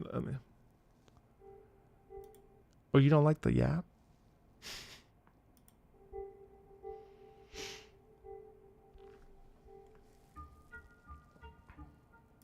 Wow. I mean, do you think that the devs will roll it back? That's my question. It dragged on. So rude.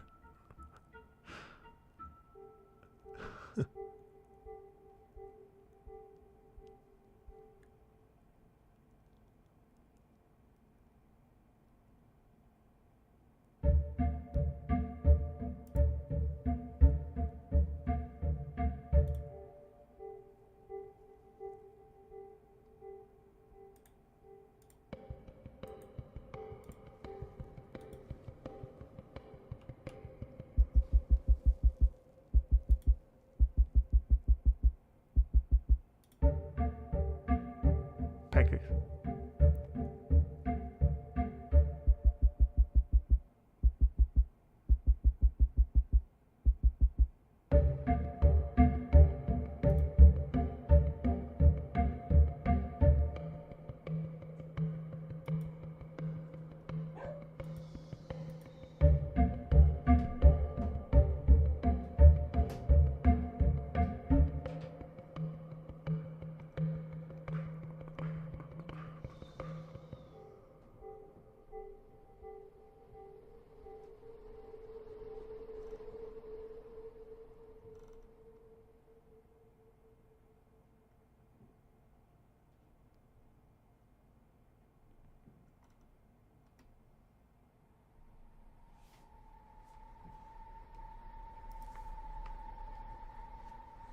Luna?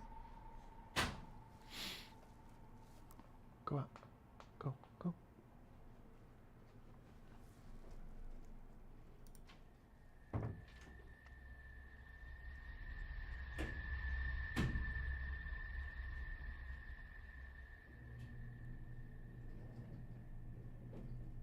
The sound of the laundry.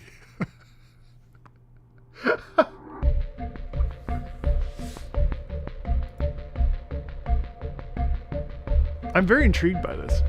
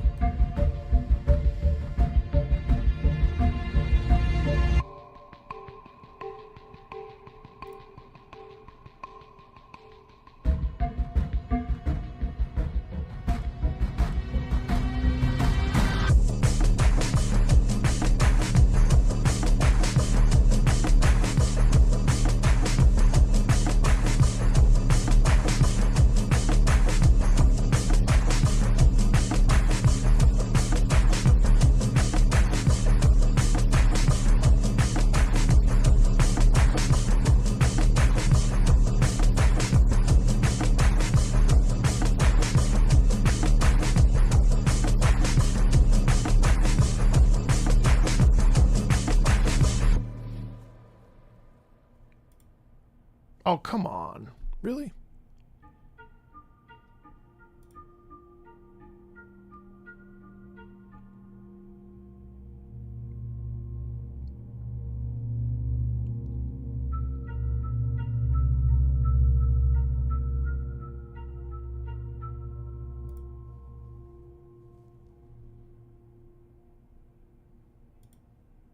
Oh, what a letdown.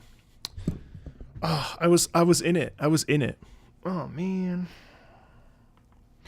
I mean, like it or not, like that is a stunning little track. I mean, little 7 minutes worth, but like it's impressive to me how much that creates in the sense of tension when you're spinning around each corner and not knowing where to turn. Boom, bum, boom, boom, boom, boom. You just feel like something's not right the whole time.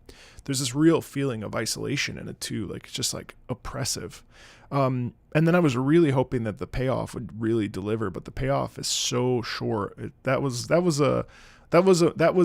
musical blue balls without any relief, which is kind of really frustrating, because I mean I still really loved where it went, but I was just like, come on, just like push a little bit further, like let's really like explore that natural sort of gradual build. And instead, I it's so frustrating. I really loved the track. I just felt like it really didn't deliver. That's really such a bummer. I feel very passionately about that. That is a major bummer for me. I would have really liked a lot more there. Because I loved the percussion in it. I loved the sense of stress in it. Yeah, it didn't hit like I hoped it did, but it was still great. Yunara, the Unbroken Faith, champion theme for the newest League of Legends champion Yunara. She was released as part of the Spirit Blossom event. It's directly linked to the past League of... Oh yeah, this is just the other Kevin Penkin track?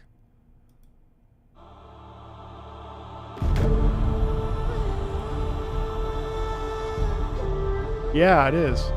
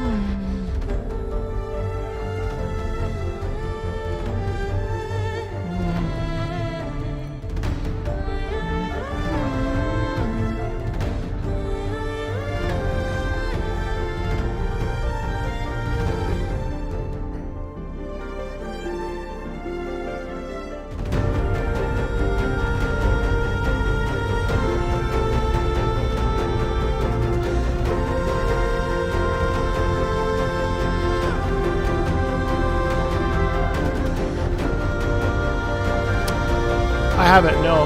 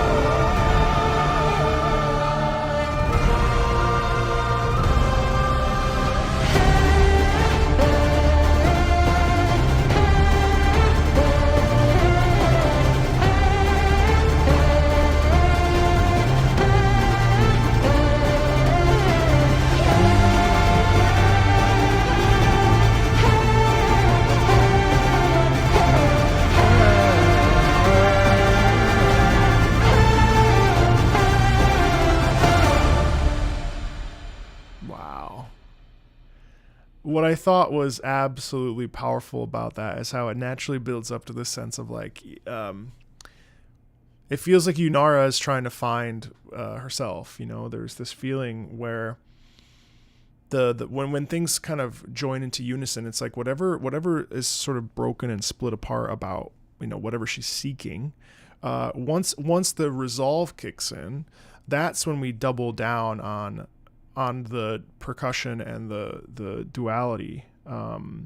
It's really, really, really, really elegant, and like a sense of almost like discovering the self and saying, you know, really it's the back half that I think it goes on a really nice journey in 4 minutes, and it feels like it just really delivers on the release and the percussive beats, especially in the back half here. Like in here, there's still conflict, and then we pivot.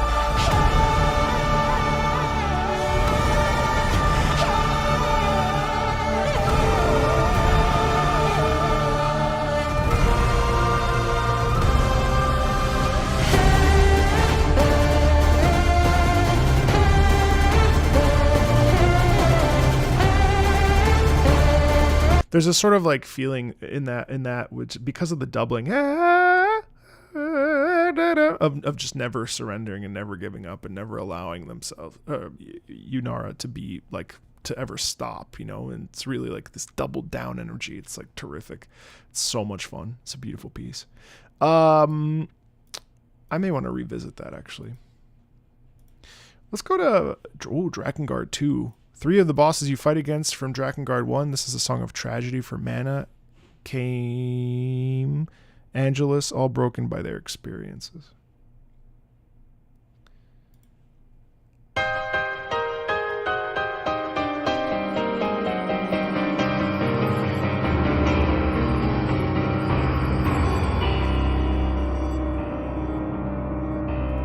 Yes, I'm all about that.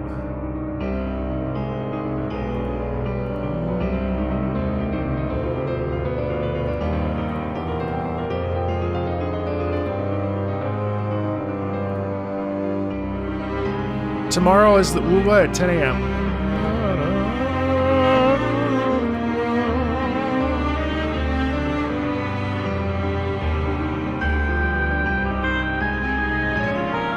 What? How is this the Drakengard soundtrack? I thought...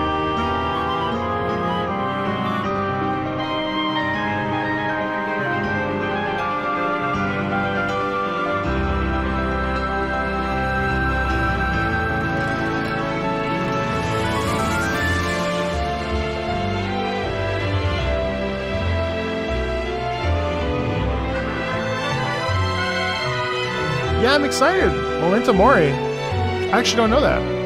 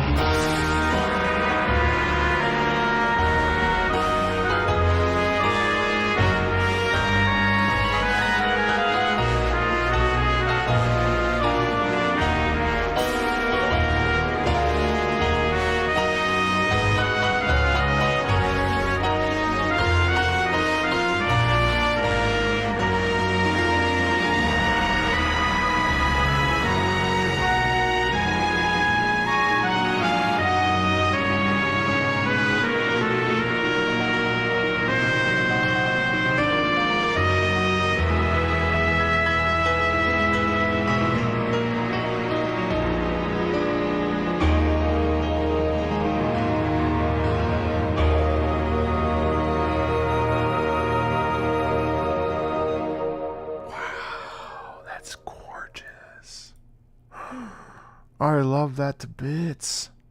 Oh my gosh, I love that so much. I gotta share that with somebody at some point. Man, that's elegant. That's so elegant. That was beautiful. Ooh, boy. Really like that. Dragon Ball Fighter Z. Scrim, I don't think I can play this. I just don't think I can play this. I think it's too I'm too nervous.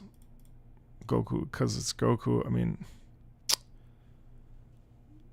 I know it's from a game, but I think we're going to have to skip this one.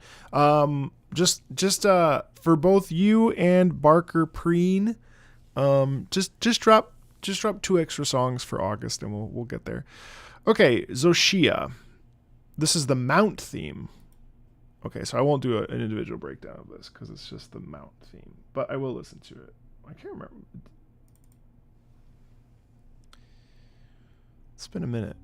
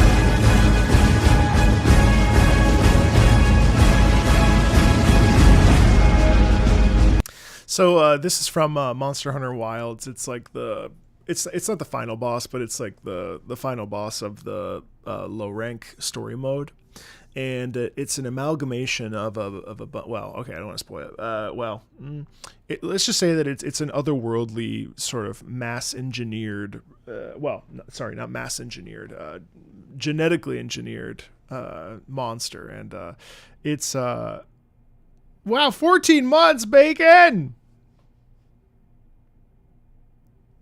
Well, I'm trying to slow down here so you won't have to push through and keep up with all my new content. That's definitely something that a lot of people have mentioned, that maybe I put out too much content. The problem is there's always so much new music.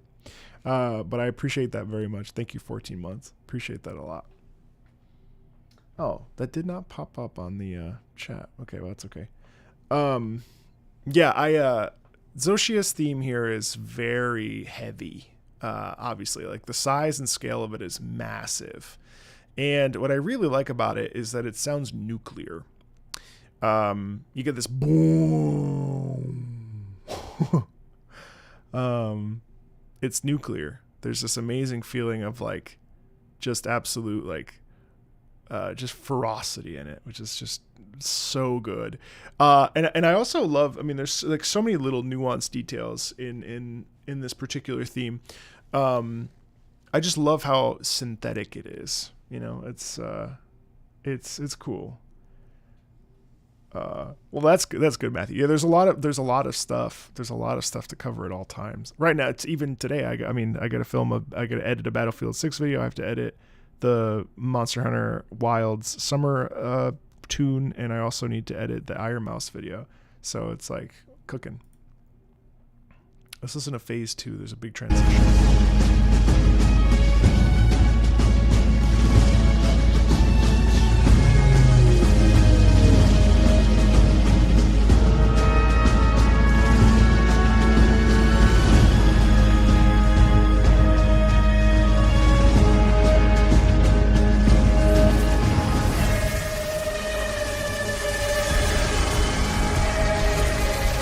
I wish the audio quality was a little better.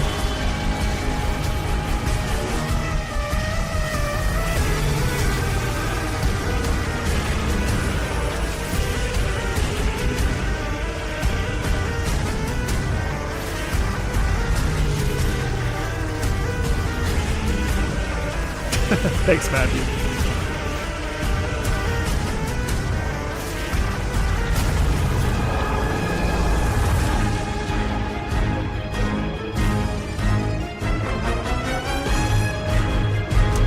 Love the trumpets.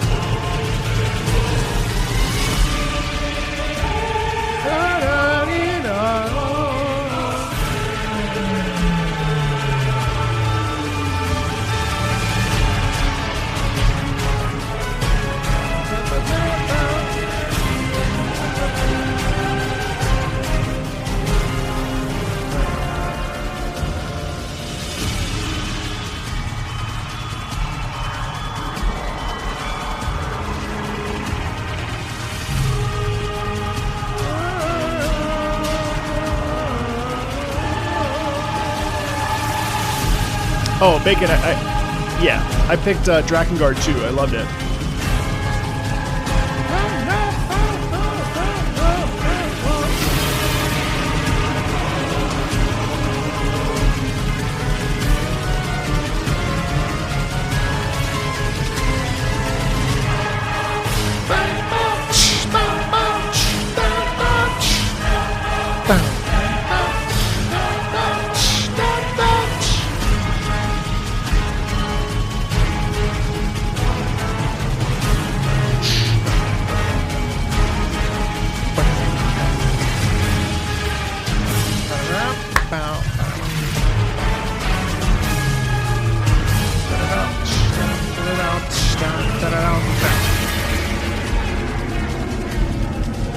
Yeah, I mean, I wish that was a little bit. I mean, what a sick theme. I need to sit down and and really listen to this and do a proper analysis of it, because like a proper like stop and start like every 5 seconds analysis, because there's so much going on. It's impossible. Like it's one of those pieces where a lot of the Wild soundtrack is like this, in Monster Hunter in general. Actually, no, I take that back. I think that Wilds is a really complex. That's a really complex piece. There's a lot of moving parts in there that I think would be really interesting to like break down bit by bit, because there's so much stuff happening. It's actually overwhelming to the ear. Zoshia is a very, very, very cool monster. Yeah, okay. Zardonis, I want to listen to the original. I want to listen to La Mulana. I want to listen to the original Grand Ritual SCCCC version. Downloading the file fixes the audio. All right, I'll keep that in mind for next time.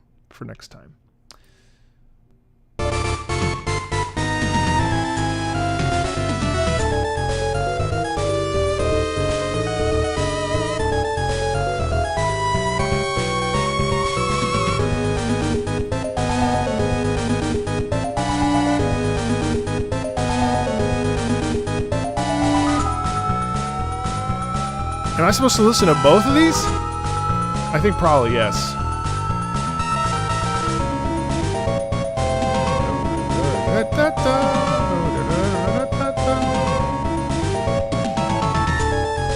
Oh yes, Red Car. Yes, you're right. Thank you. Yes. Yes, yes, yes.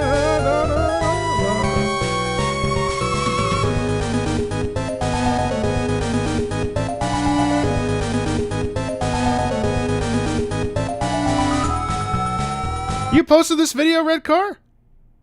15 years ago? I wonder if they even know.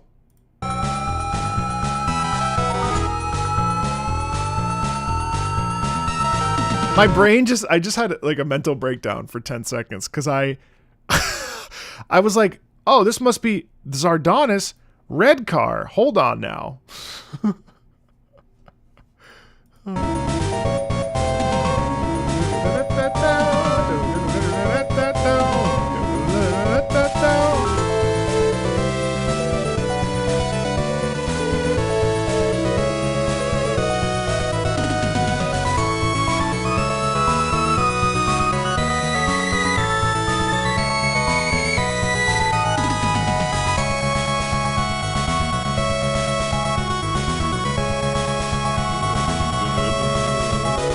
See you, Bricks.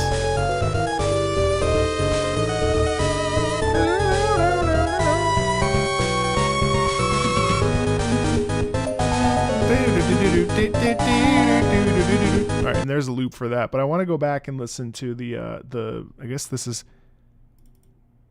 Twin Labyrinths as notable exception in front and back sounds near perfect mirror images of each other. Oh, this is the remake. Hold on, what does this sound like?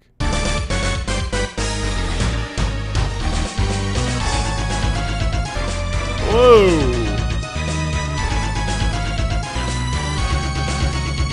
Metal Slug? MSX? Metal Slug X Games?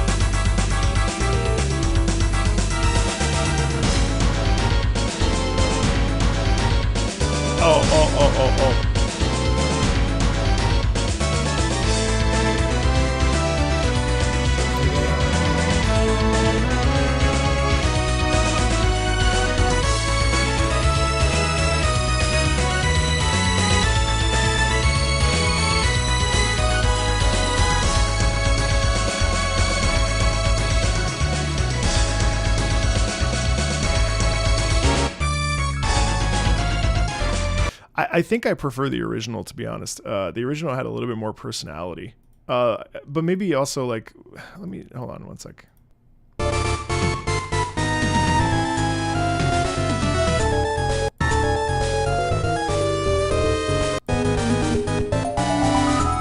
Yeah.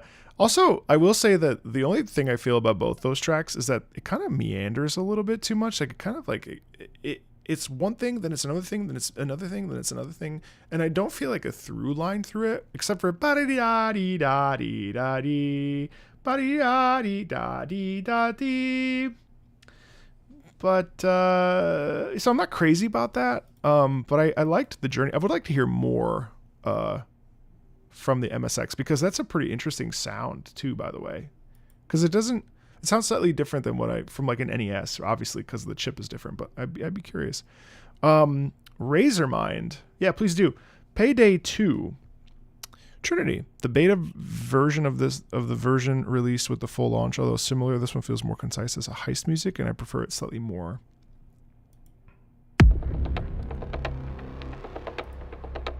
I really want to play Payday 2. Is Payday 2? Well, Payday 3 was a total flop, right? So, do people still play? Well, let's look. Payday 2. I should sit down and play this. I love this vibe. This is a nice vibe. Oh yeah, there's 31,000 people playing this right now at 4:30 on a freaking Friday.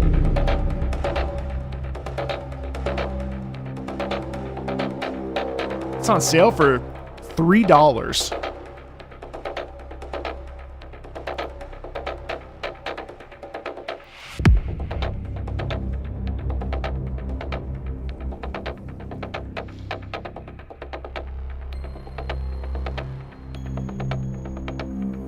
Yeah, it's a global number. Oh, this is cool.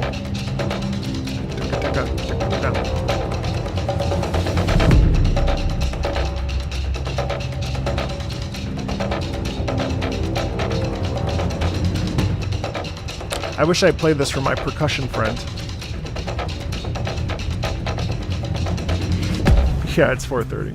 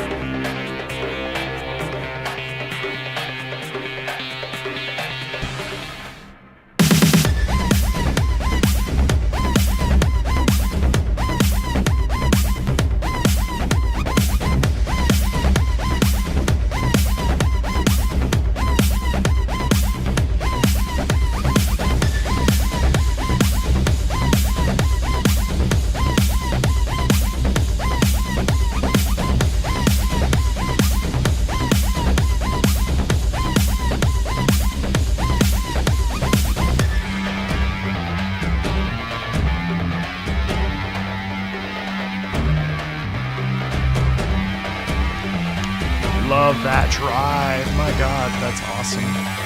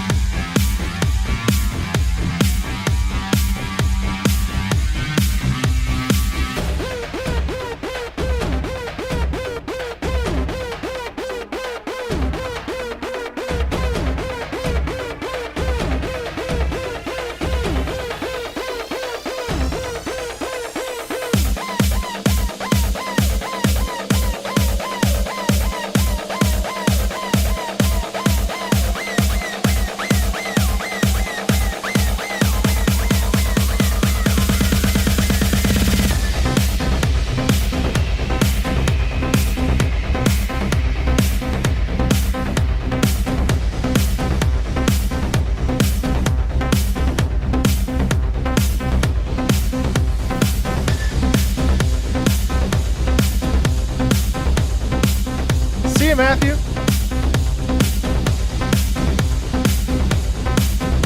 What's up, Borg? Dude, I loved that track. Thank you for sharing it. Loved. We had some really good tracks today. Mega Man 8, stage theme for Grenade Man. Cool. I just listened to my first, like, I've never heard any Mega Man music. I just heard my first bunch yesterday for the first time. Listen to that bass.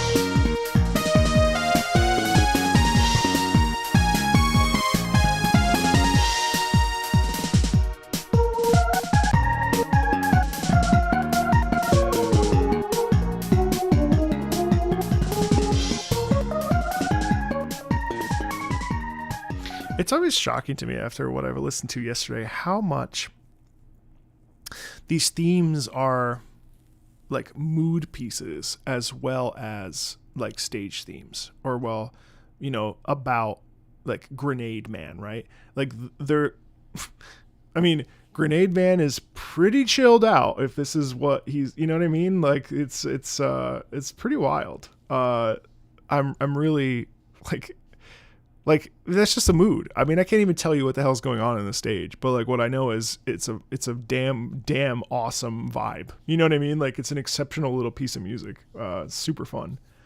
When's the crossover with Fantano? I don't think he knows I exist.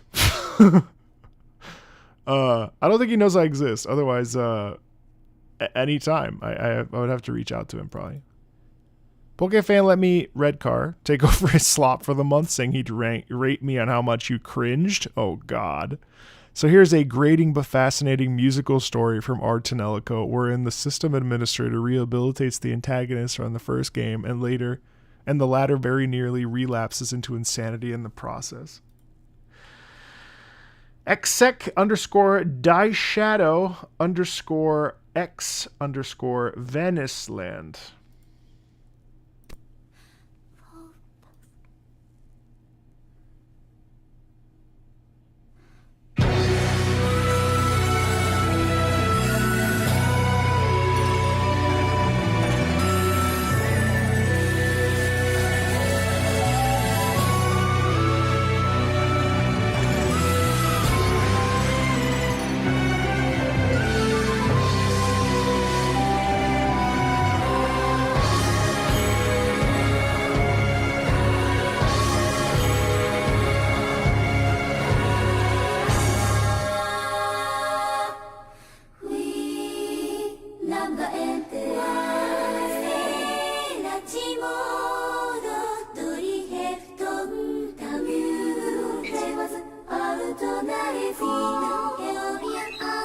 What's happening?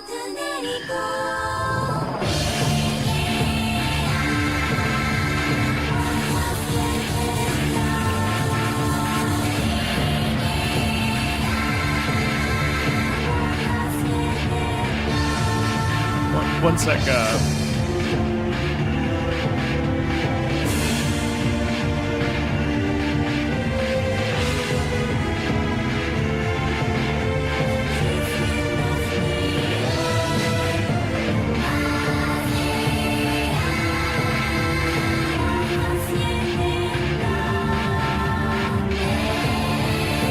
What if I don't cringe?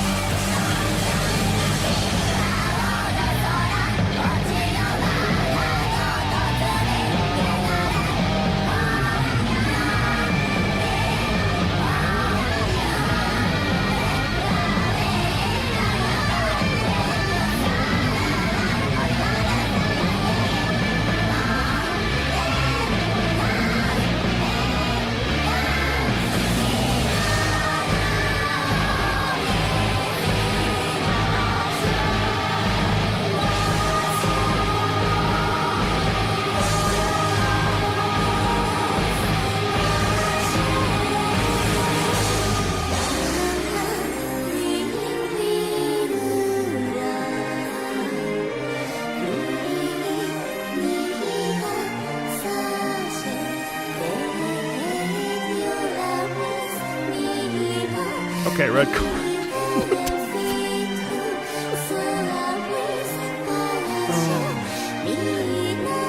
Where's my Metroid? This is what I... It is quite the story, though. I think it really fits, you know?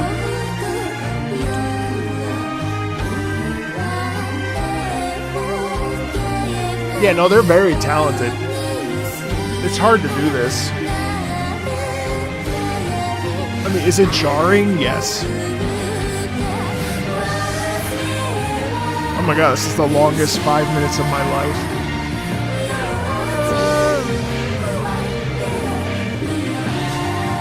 It's very beautiful though.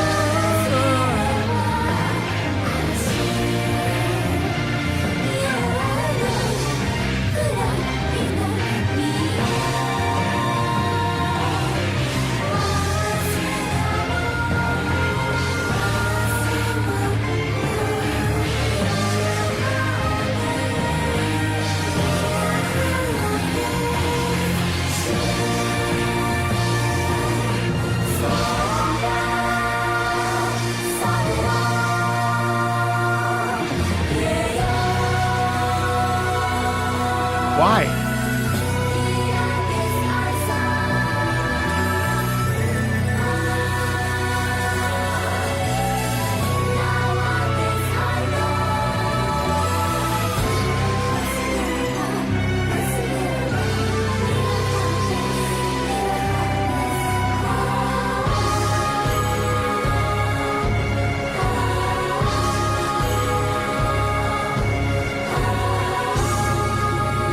Hi, Arrow.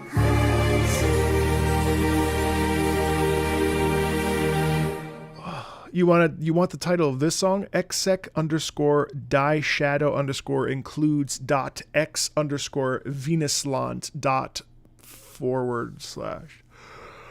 Holy crapola. Oh, red car. On the one hand, I thought it was really impressive because it really is a scene. It's a journey.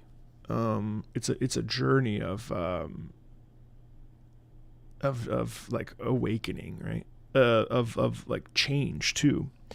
Man, dude, I'm like, maybe it's because you're catching me like near the end of the day, but like, it didn't roll off the ears. You know what I mean? Like it kind of, I don't hate it. I would never play that for anybody. Let's put it that way. If you play that for somebody, they're going to be like, what am I listening to? On the one hand, it's extremely cool, extremely experimental. It plays with a ton of like dissonance. I think it definitely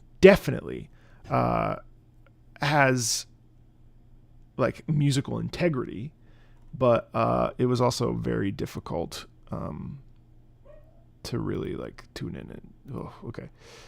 Dwarf Fortress, Your Own Candle, main theme. One of the two creators of this game made the melody after picking up and learning the guitar in about a year. It's pretty impressive considering how good it is. For me, it feels like a dwarf sitting around a campfire telling the story of the fortress. I've heard great things about this game.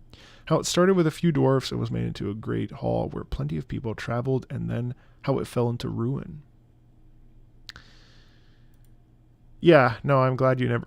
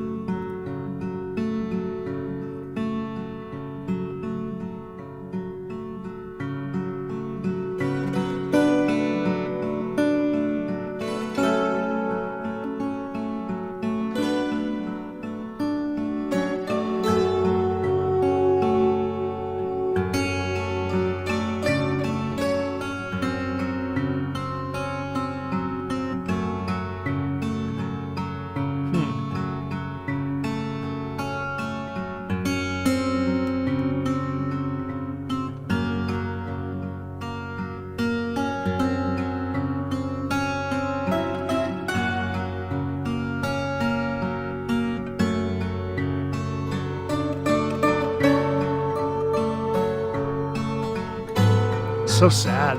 It's very somber.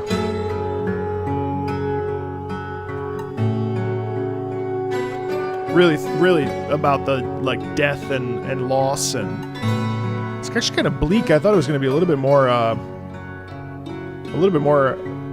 positive. Shoddy. Take care, Inku.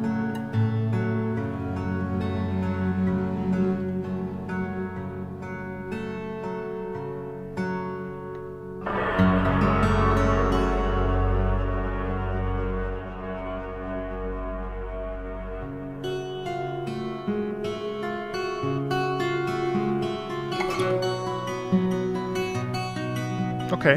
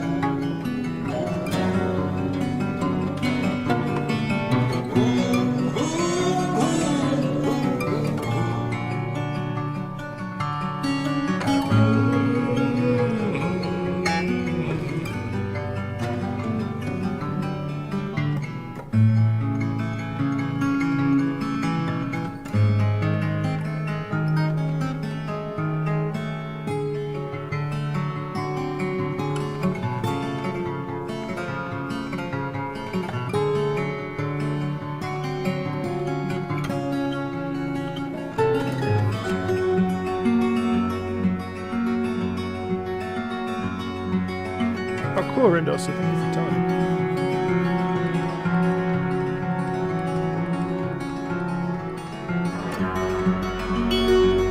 It feels more like the Last of Us intro. Like this would fit in the world of the Last of Us. That's really interesting. I really didn't expect that.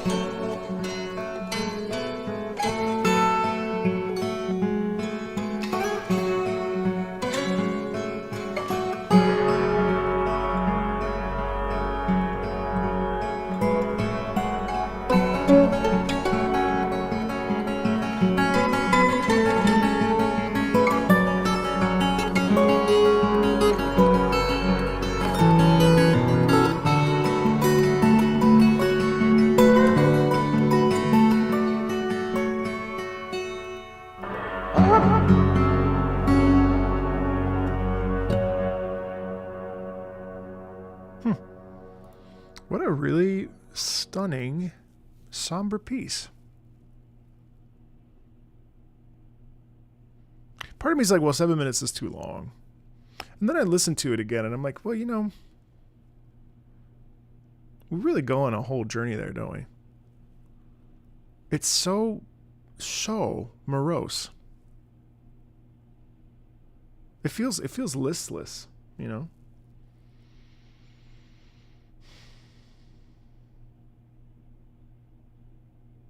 It's the Tosca tier. And above. I found that deeply contemplative. What an interesting piece.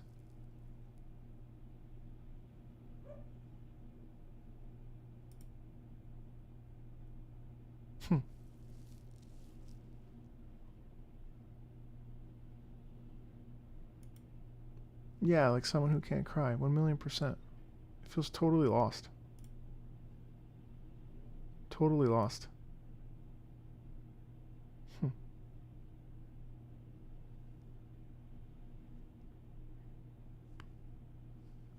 All right, let's finish up. Warhammer 40k Rogue Trader, The Ravenous Star. This song serves as the climactic battle against the cult of the Ravenous Star, but depending on your choices, not the final one with the cult.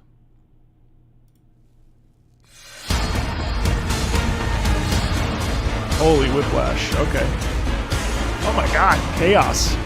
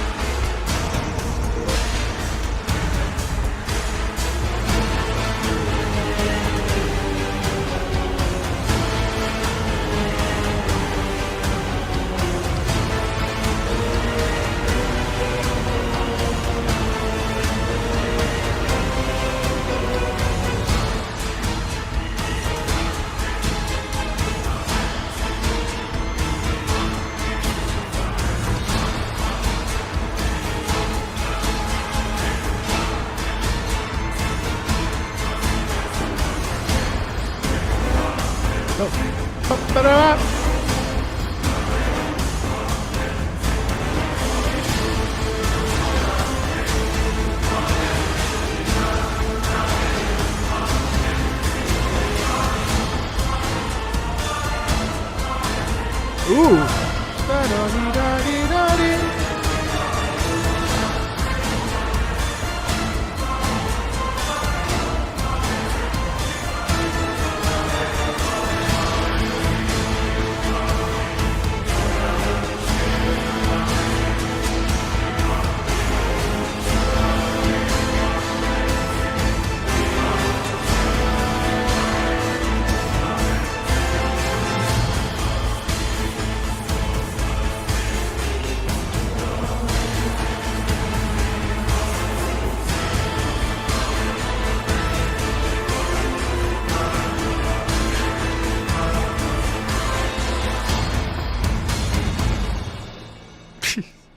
That's obscene. I loved it. I love the chaos in it. I love the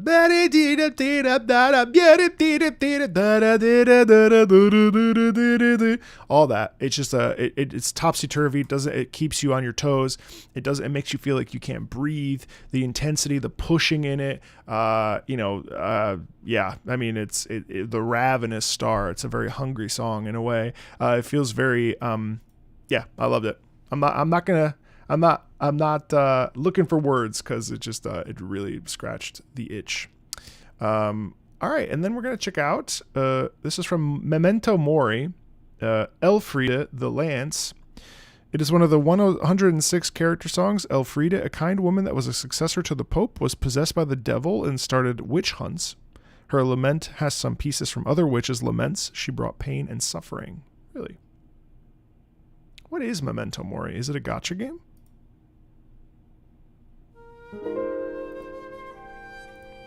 Oh, that sounds nice. Oh, it's a live. Oh, it's live. Oh my god, I heard breath. What? How can this be? A pope possessed by the devil. Okay.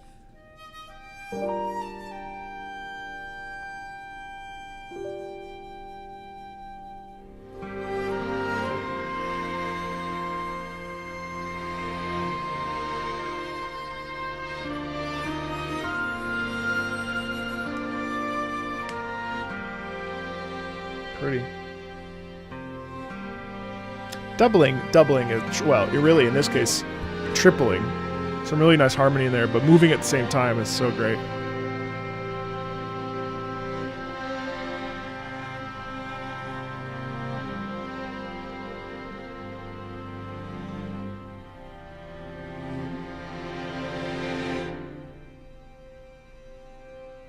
Into the farthest reaches of death. Wow, what? Flashes of distant memories. Looking back, the wishes we had slowly turn into huge mistakes. Wow, I love her voice. Oh my god, listen to the beautiful bassoon. Wow. These withered flowers freeze like ice. They seek the warmth of burning flares. Even this mighty sword is tarnished with rust. Twisted radiance, now it's lost here. Oh, fall into endless darkness, swayed by the hands of destiny. The light fades away, knowing not we just wander, drifting relentlessly out of sight. Wow, that's so elegant.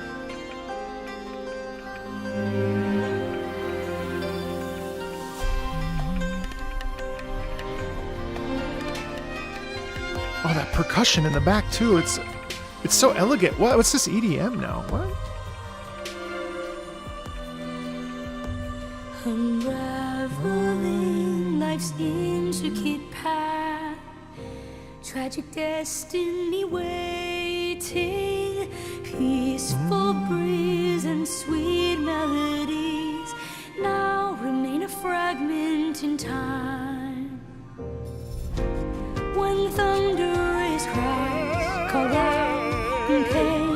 Hey, what's up, Phoenix? Thank you, Adioski. Yusuke. Forgotten voices sing soft, delicate pleas as they're piercing into the soul. Far, far away into madness. Everything has no eternity. Abandon the pain, letting go for the better, patiently waiting to end it.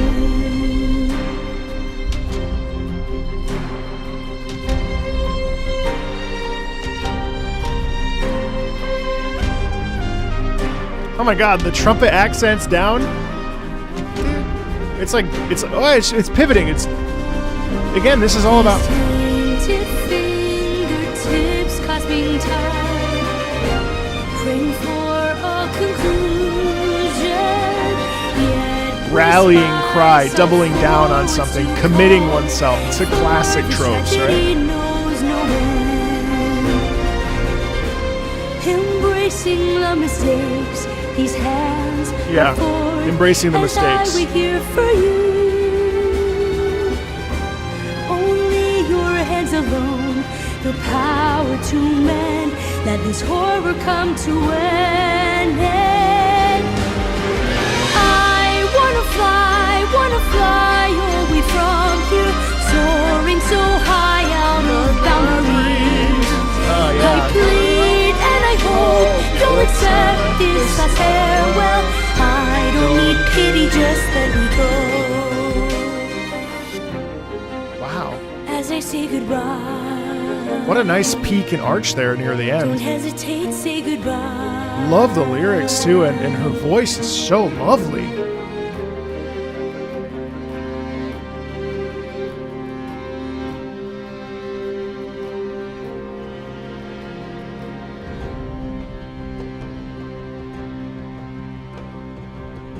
I love the way the percussion goes in this too.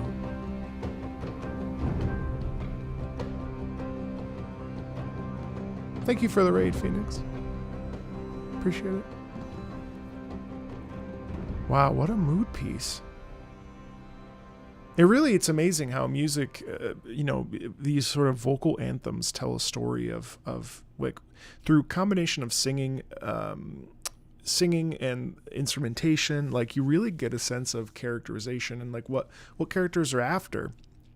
There's a certain honesty about this piece that I think is really lovely. It's gentle, and even when it reaches its peak, it doesn't ever feel shallow. In fact, it feels very lateral, and it feels like in its like sort of expression. It feels very like an outpouring kind of sound, if that makes sense. That was like sublime. I enjoyed that immensely.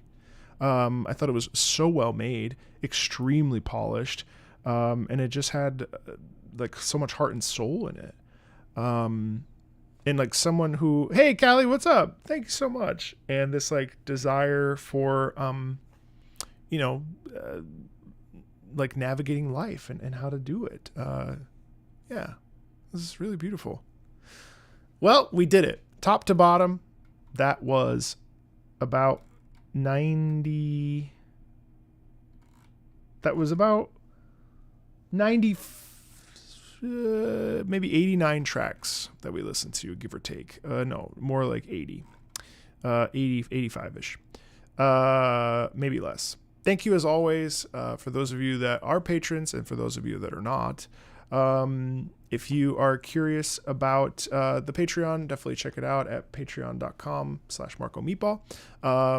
From anything from anime to video game music, of course. Really appreciate this. A lot of great selections this month. And thank you as always for coming to hang out and listening to video game music, listening to me rant, and also just sharing in the beauty of game music, which is ultimately why we're all here. Happy to guide us through that, of course, but it's thanks to you that we get to listen to this bomb music. So it's really, really, really great stuff today and this whole month. So the sheet will be open in a couple days, if not over the weekend. And we'll have until the 7th to drop the songs that we're interested in. And I will see. What an amazing song and a great stream. That's right. And yeah, we'll be live tomorrow at 10 a.m. for Wuthering Waves 2.5 for Lova Story Quest, or I guess whatever it is. And looks like the stream is held up, so my purchase of that modem was not in vain. So thank you guys. Take care of yourselves. Have a great weekend if you're not on the stream tomorrow. Next week, lots of music listenings. We have an Arknights concert. I think we'll be able to squeeze in a Nikkei concert. I'm not too sure. I definitely want to squeeze in. We have to finish up some Patreon OST listens next week. In Stars and Time. Another one that I still actually don't have yet.